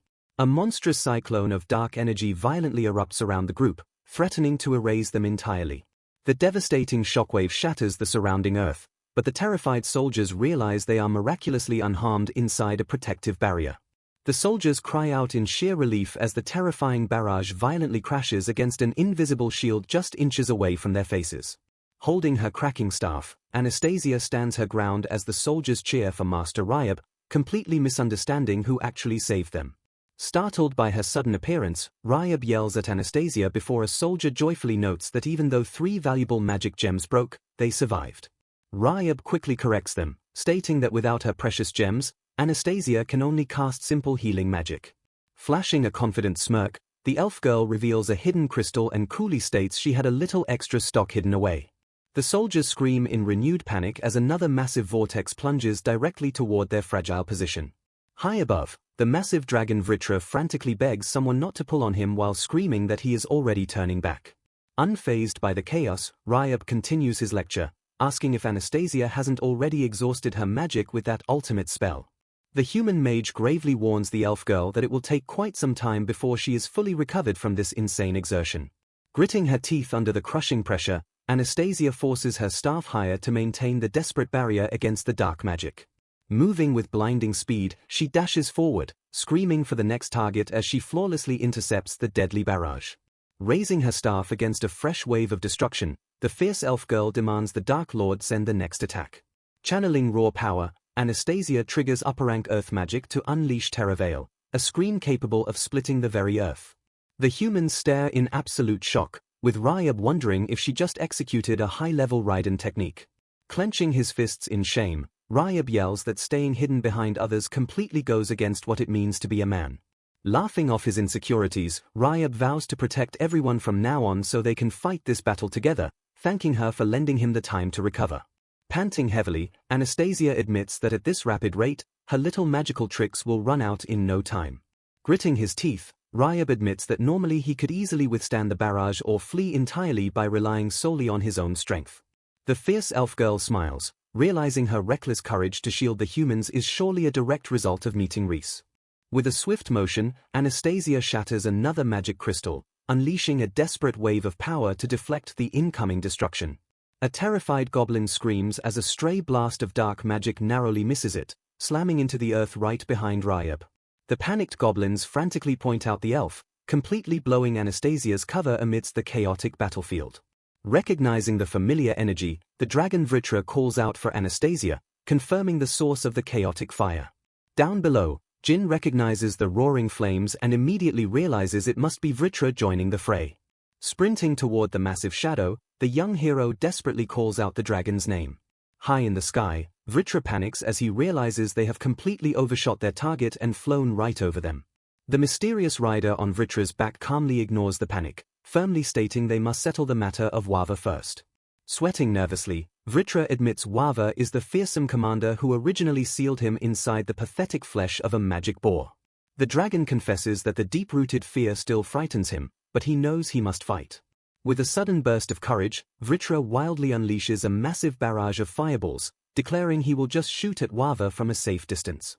Caught directly in the chaotic crossfire, Ryab screams in absolute terror as massive fireballs explode violently around him. Scooping up the exhausted Anastasia to dodge the friendly fire, Ryab furiously yells at the dragon to get a little closer before spitting fireballs all willy-nilly. Choking on the overwhelming pressure, the terrified boy gasps as Wava sinisterly asks if he truly wishes for it. The Dark Lord leans in with a terrifying aura, asking if he should fully reveal his true, monstrous form. Glaring upward at the churning sky, Wava notes with chilling calmness that the dragon Vritra is foolishly baring his fangs at him. His eyes narrowing with lethal intent, The demonic commander declares that challenging his supremacy was a hopelessly foolish idea. A colossal vortex of dark lightning violently churns above the battlefield as Wava prepares to unleash absolute destruction. Staring in sheer disbelief, the human forces gasp as they realize the terrifying scale of the dark gate opening above them.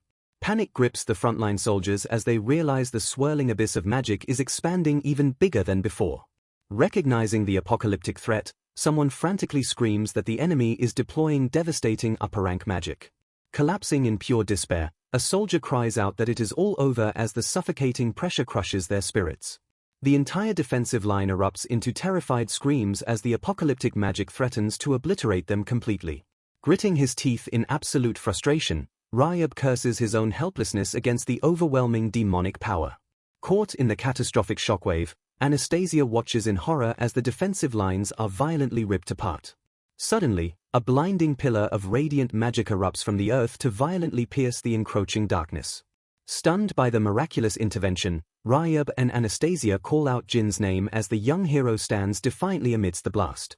Groaning through the agonizing strain, Jin desperately holds his ground while wielding nothing but his simple wooden sword against the apocalypse. Watching the frail weapon crack, Ryab frantically screams that the wooden sword will absolutely not hold against such power. As his life flashes before him, Jin nostalgically wonders if his admiration for cool adventurers began with his mother's fairy tales or his endless chores in Krosnar. Recalling his past, he remembers the sheer awe of watching elves conquer their enemies with absolute, overwhelming power. A familiar voice suddenly echoes through his mind, commanding Jin to listen closely in his darkest hour. The memory reveals his mentor urging Jin to pour every last drop of his mana into the wooden blade to overcome his greatest battle. Gripping his wooden sword, Jin remembers Master Reese assuring him that the blade would surely serve him well. Screaming with fiery determination, Jin tells his absent master that this is finally the greatest battle he has ever faced. Pouring every ounce of his soul into the cracking wood, Jin unleashes heroic magic to cast a desperate mana infusion. Wava stares in absolute bewilderment as the blinding light erupts, realizing his apocalyptic magic is actually being swallowed. The wooden blade groans under the immense pressure, leaving Jin terrified that his weapon cannot take any more of the strain. Refusing to surrender to the darkness, the young hero roars and violently pushes his magic to maximum output. A blinding shockwave violently erupts across the battlefield as the overloaded wooden sword finally shatters into countless glowing fragments. Staring into the radiant explosion, the demonic commander freezes in utter shock at the impossible sight unfolding before him. Wava trembles as the glowing fragments suddenly coalesce into a dazzling, ethereal imitation of the legendary sacred sword. The battered human soldiers gaze up at the miraculous light, weeping tears of hope as they realize the true hero has finally arrived. Gripping the radiant hilt, Jin confidently declares that he can crush the darkness with the power of this miraculous sword. Panicking uncontrollably, Wava screams that creating an impression of the sacred sword is a ridiculously impossible feat for any mortal being. The demonic lord's mind races as he realizes the boy's unbreakable spirit has always mirrored the divine strength of a true champion. Locking eyes with his enemy, Jin vows to fight head-to-head right here and now, completely ignoring the agonizing strain tearing apart his body.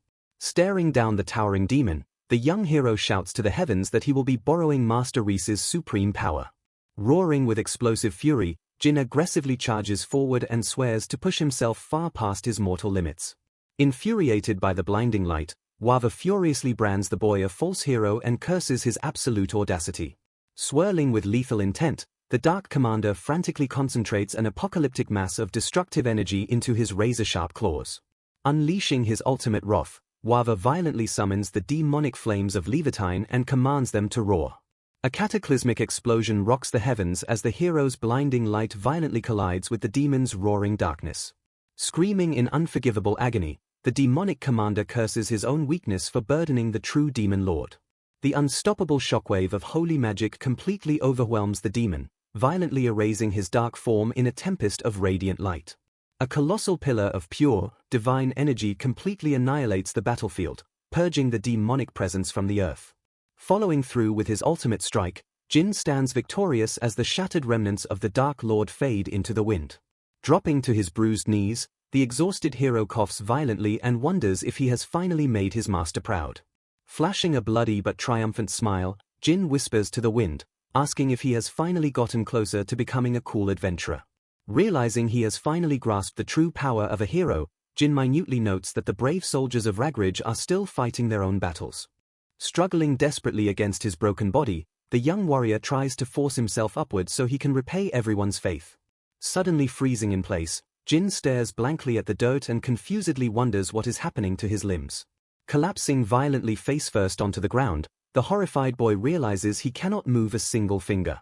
A sinister, chilling shadow begins to creep silently across the ruined earth directly behind the paralyzed hero.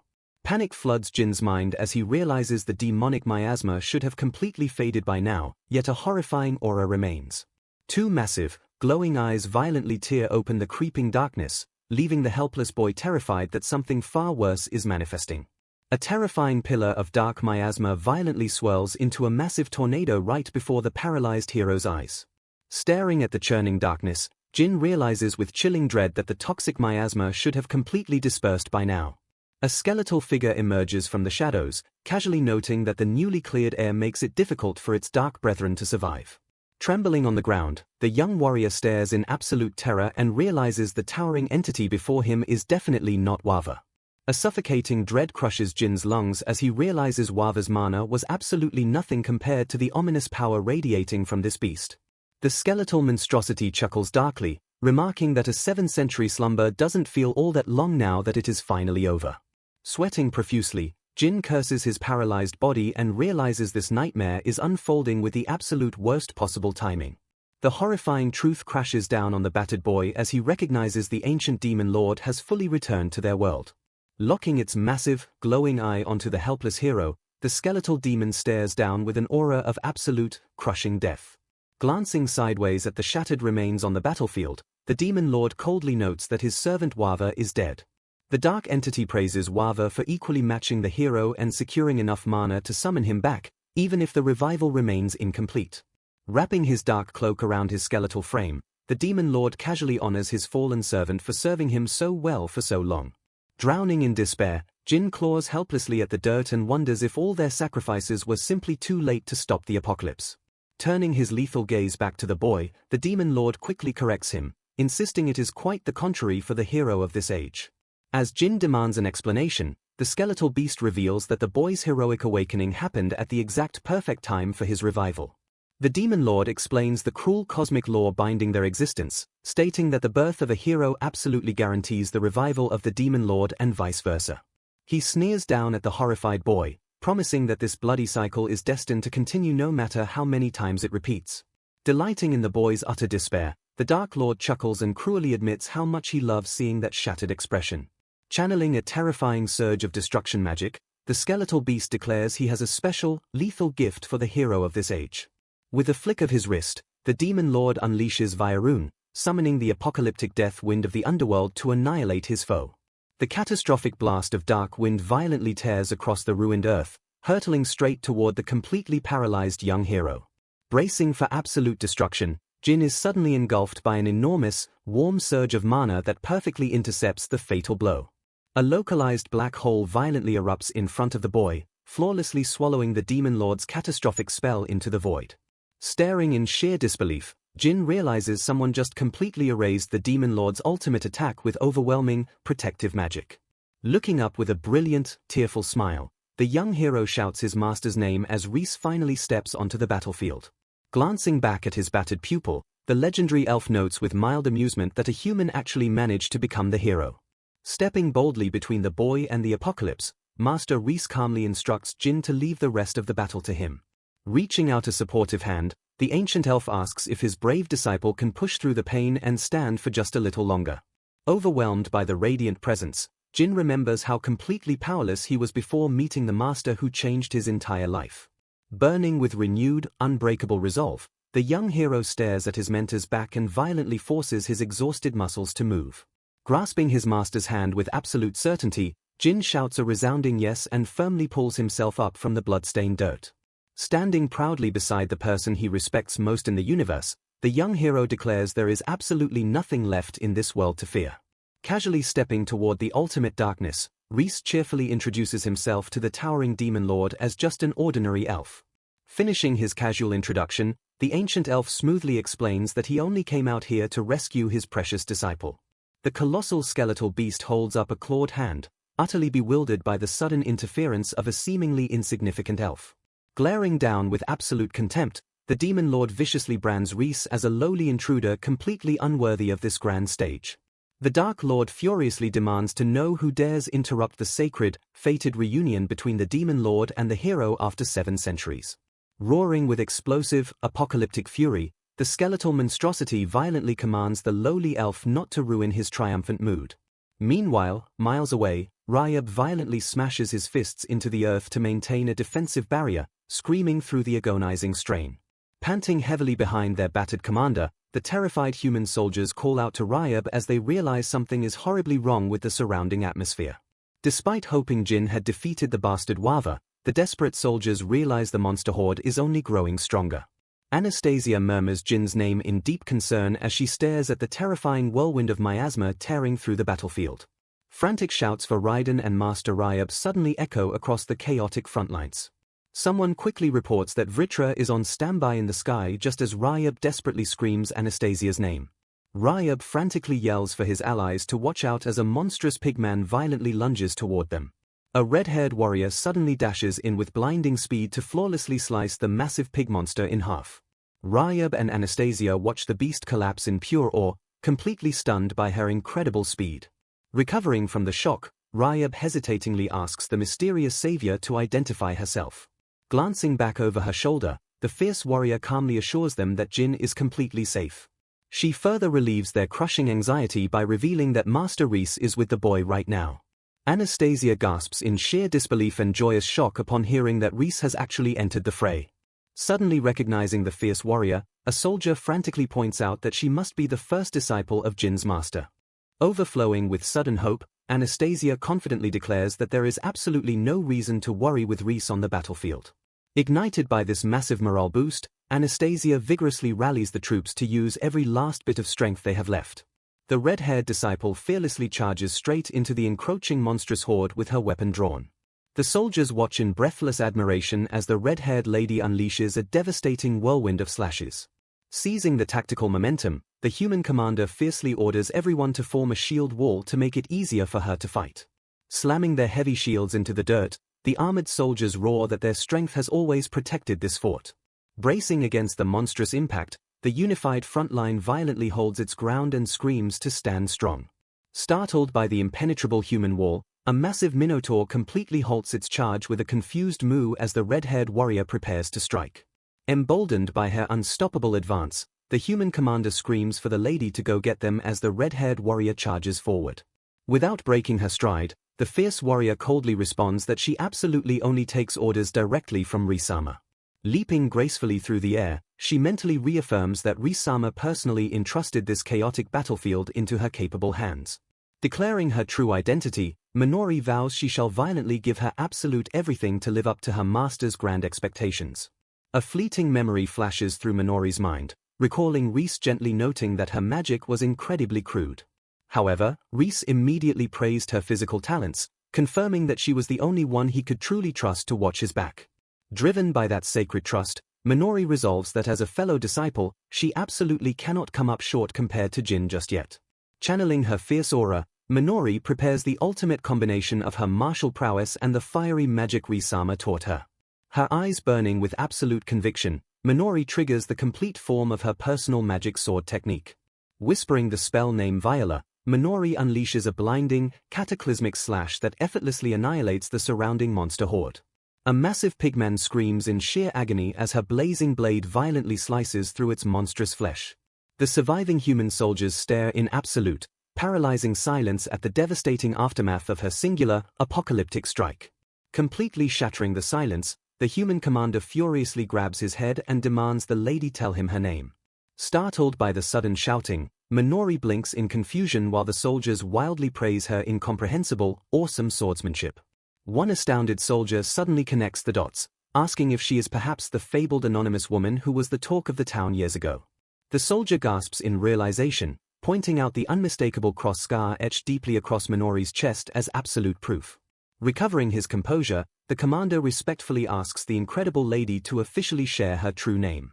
Standing proudly with her weapon drawn, She smiles warmly and clearly declares that her name is Minori. Closing her eyes, Minori softly explains that it is her one and only irreplaceable name in this world, gifted by her treasured master. The commander respectfully accepts her declaration, firmly addressing her as Lady Minori. Flashing a brilliant, joyful smile, Minori wholeheartedly agrees that it is an incredibly nice name. Raising his weapon high, the human commander triumphantly roars for his men to follow Lady Minori straight into the fray. The narrator calmly notes that the fierce little girl was once pitifully called anonymous by the world. However, as she fearlessly leads the charge, the narrator promises that absolutely nobody will ever call her that again. As the dark whirlwind churns, Reese recognizes the spell as annihilation magic, the most taxing and exclusive power of the Demon Lord. Unlike standard destruction magic that merely breaks things apart, this terrifying spell completely erases matter from within. Jin and Reese watch in awe as the terrifying black vortex silently devours the very earth before them. Reese admits with a nervous sweat that this is his very first time facing such an intimidating aura from a single creature. Analyzing the impossible threat, the ancient elf realizes he must rely entirely on his centuries of accumulated combat data. Flashing a thrilled grin, Reese completely ignores Jin's worried calls and eagerly vows to learn from this unprecedented encounter. Snapping back to reality, Reese apologizes to his confused student for losing himself in the heat of the moment. Springing into action, the master immediately casts the ultimate rank spell Ikori to rapidly restore Jin's depleted stamina. He seamlessly follows up with Elgatai to restore mana and last Alicia to completely nullify any lingering status conditions. As Jin stammers over where to even begin explaining the chaos, Reese gently assures the boy that he already grasps the situation. Flashing a proud smile, the Elven Master praises Jin for breaking his shell and perfectly exceeding all expectations. Reese playfully scolds Jin for leaving out the incredible part where his training sword transformed into a shadow of the legendary sacred sword. The Master realizes with awe that his disciple successfully executed ancient sword-forming magic in the heat of battle. While the pseudo-blade wasn't the real thing, Reese notes that channeling the power of historic heroes completely evened the odds. Watching the humble boy, Reese silently reflects that Jin still has no idea just how incredibly special he truly is. Suddenly, the massive black hole expands violently behind them as the Demon Lord's destructive magic continues to churn. The terrifying vortex rips the very earth apart, threatening to consume everything in its apocalyptic path. Jin and Reese quickly turn their heads as the horrifying reality of the Demon Lord's immense power crashes down around them. Staring at the massive crater, Reese grimly observes that the spell completely annihilated everything in its radius just as its name implies. As Reese deduces the unique nature of this magic, the Demon Lord angrily demands they stop messing around and ignoring him. The skeletal monstrosity glares down from the sky, spitting venomous insults at the puny elf who dared to intervene. Baffled by Reese's survival in the toxic miasma, the Dark Lord demands to know how a weak elf penetrated the center of his consciousness. Staring at the unbothered master, the skeletal beast actually begins to question if this intruder is truly just a simple elf. Stepping forward to shield his student, Reese flashes a confident smile and playfully wonders aloud what he truly is. Emboldened by his master's presence, Jin enthusiastically taunts the Demon Lord to step up and find out for himself. Channeling his restored mana, the young hero confidently executes sword creation magic to summon the pseudo-holy sword Gramps. With his radiant blade ignited, Jin fearlessly charges straight toward the towering Demon Lord with explosive speed. The Dark Commander furiously retaliates by launching a violent barrage of black lightning to completely eradicate the charging boy. Jin seamlessly activates a heroic magic enchantment to amplify his blade, catching the demonic beast completely off guard. Slashing through the darkness, the young hero unleashes the devastating Levitine Chronicle directly at his towering foe. Watching the spectacular clash from behind, Reese admires the incredibly elegant dance between the vortex of miasma and holy power. The ancient master excitedly notes that witnessing such an extravagant magical clash is a once-in-a-lifetime spectacle even for an elf. The Demon Lord reels from the explosive impact, completely overwhelmed by the young human's terrifying relentlessness. Refusing to be pushed back, the skeletal monstrosity roars in defiance and asks if they truly believed two mortals could defeat him. Standing side by side with his brave disciple, Reese confidently summons his own defensive magic to deflect the incoming dark spheres. Pouring his absolute everything into the blade, Jin screams with unwavering fury as he violently pushes his holy sword deeper into the darkness. Watching the boy's honest blade carve through the miasma, Reese proudly reflects on Jin's pure longing to become an adventurer who protects everyone. Remembering his own empty past life, Reese marvels at how Jin kept believing in himself no matter how cruelly the world treated him. The Elven Master humbly admits that Jin's relentless belief pushed the boy to reach heights in 20 years that took Reese over a century to attain. Staring warmly at his incredible disciple, Reese softly whispers that Jin has truly grown remarkably strong. Grunting in pain, the skeletal demon lord reels as Reese observes that Jin's power is a reflection of his own relentless effort rather than just fate. The ancient monstrosity snarls with rage, refusing to let a mere boy and a meddling elf disturb his dark reign. Locking his lethal gaze on his opponents, the demon lord declares that their interference is something he shall never allow. Channeling a terrifying surge of energy, the beast commands his unique magic of annihilation and realization to manifest. With a soul-chilling roar, the skeletal lord triggers his ultimate technique and screams the word Desice. He vows to violently reap their souls from their bodies until they disappear from his sight forever. A catastrophic ring of dark energy erupts across the battlefield, threatening to erase the young hero in a single, silent blast. Watching the apocalyptic strike descend, Reese frantically screams Jin's name as the hero is engulfed by the darkness. Pivoting his cold, empty stare, the demon lord tells the Elven Master that he is the next one destined for oblivion. The Dark Lord mocks Reese's bond with his student, promising that he will soon be greeting the ruler of hell alongside his fallen disciple. Looking down with an unshakable calmness, Reese sighs and whispers that the demon's arrogance is truly a shame. Facing the monster directly, the master reveals a shocking truth by stating he won't be the one to actually defeat him. Blinding threads of holy light suddenly weave through the air, causing the demon lord to gasp in total confusion. Reese reveals his master plan, explaining that he utilized ultimate rank mana transfer magic to empower his student. The master confirms that Jin now wields his own legendary mana reserves on top of the boy's heroic potential. Entrusting the fate of the world to his pupil, Reese bids the demon farewell and leaves the final strike to Jin. Standing amidst the radiant storm, the hero Jinflitz prepares to unleash a power beyond demonic comprehension. Jin ignites his soul and channels his ultimate technique, violently detonating a wave of pure heroic magic. The demon lord trembles as the holy aura begins to exceed his own magic, leaving him frantic to understand the source of such power. Screaming in absolute, primitive terror, the skeletal beast demands to know what kind of entity Jin has truly become. A colossal, divine pillar of light violently erupts from the earth to consume the demon lord in a blinding purge. The apocalyptic shockwave completely shatters the demonic reality, cleansing the battlefield of all miasma and corruption. As the light fades into the clouds, the Elven Master stands alone and watches the sky where his disciple finally fulfilled his destiny. The demon lord screams in absolute agony as the divine light pierces his skeletal frame. Jin pants amidst the smoldering debris, desperately wondering if the ultimate evil is finally defeated. Reese flashes a proud grin and confirms their monumental victory to his exhilarated student. Trembling from the aftershocks, the young hero wipes sweat from his brow in the sudden silence. Jin resolves to rejoin the remaining soldiers to finish the battle against the demon lord's army. Master Reese issues a final warning for the boy to keep himself safe in the ongoing fray. The ancient elf stays behind, claiming he has more critical business to conclude on this battlefield. Watching his disciple depart, Reese turns back toward the smoldering remains of his foe. Channeling Necrosome's spirit magic, the master prepares to interact with the lingering demonic essence. Reese observes the glowing remnants and quietly notes that the final moment has arrived. The demon lord's spirit reflects on his failed conquest, noting this cycle ended far too quickly. The skeletal entity glares at the master, realizing the human hero wasn't the only threat.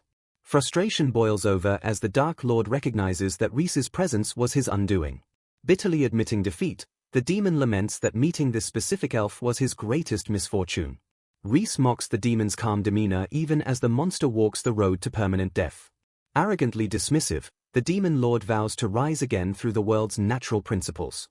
The Dark Lord blames his early awakening by Wava for the failure of this invasion cycle.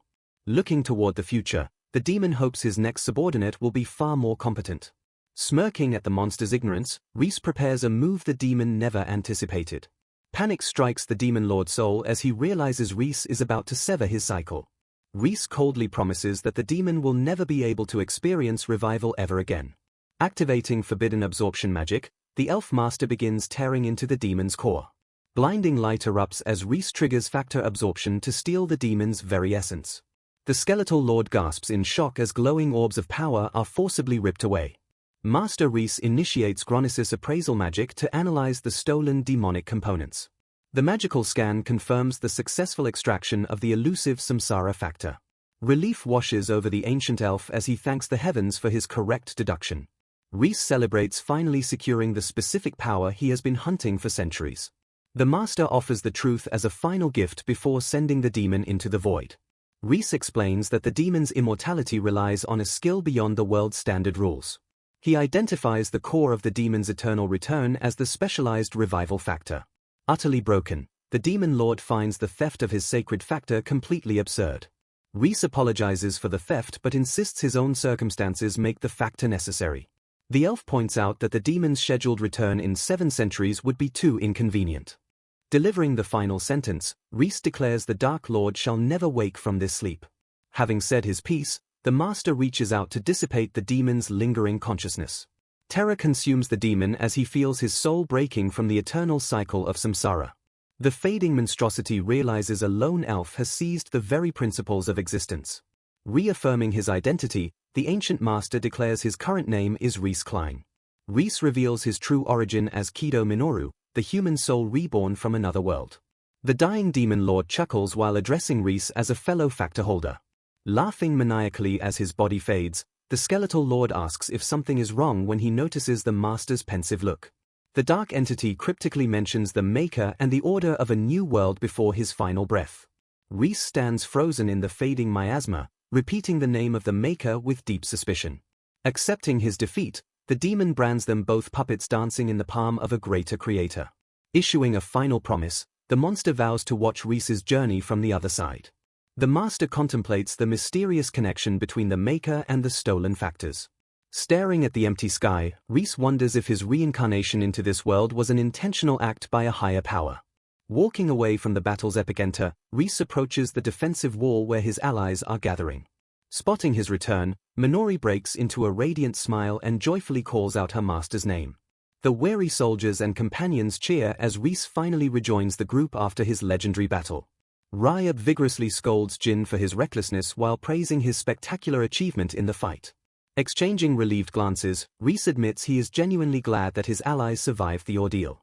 Anastasia fretfully offers her healing services, only to realize that Reese has already erased every scratch from Jin's body. Turning to greet her master, the mischievous Ryab casually acknowledges Reese's presence with a wave. Minori demands to know how the elf girl got here, only for Ryab to admit she simply joined the party to kill some time. Despite Ryab's cheeky teasing, Reese finds his disciples' dynamic to be incredibly entertaining. The human soldiers stand in shock as they realize the legendary elven masters are not just familiar with each other. Ryab flashes peace signs with a smug grin, clearly enjoying the attention and chaos she has caused. Laughing at Ryab's broken sense of time, Reese decides that seeing his disciples' expressive face made the last 2 years worth it. Moving through the crowd, Minori addresses Reese with profound respect and a hint of something deeper in her eyes. Recalling his ancient bond with the merchant Grillet, Reese realizes he has successfully honored his long-standing promise. Contrasting his current success with his useless past life, the master celebrates fulfilling a dear friend's final wishes. Reese gazes at Minori and decides her human lifespan isn't a problem now that he possesses the samsara factor. Firmly grasping Minori's hand, Reese vows to use his new power to live alongside her for centuries to come. News of the Demon Lord's permanent defeat spreads like wildfire across the kingdom as the name Ragnarok becomes legend. Fast-forwarding through the piece, Jin Flitz reaches the age of 20 just 3 years after his fateful meeting with the elves. Standing tall in his ceremonial armor, Jin officially becomes the hero the world so desperately needed. Leaving the celebration behind, Reese and Minori walk toward the horizon to begin their next grand adventure. The pages turn rapidly until a caption reveals that 52 years have vanished into the history books. Standing at a doorway, Reese looks into the distance with a steady, unchanged gaze that has watched the world evolve.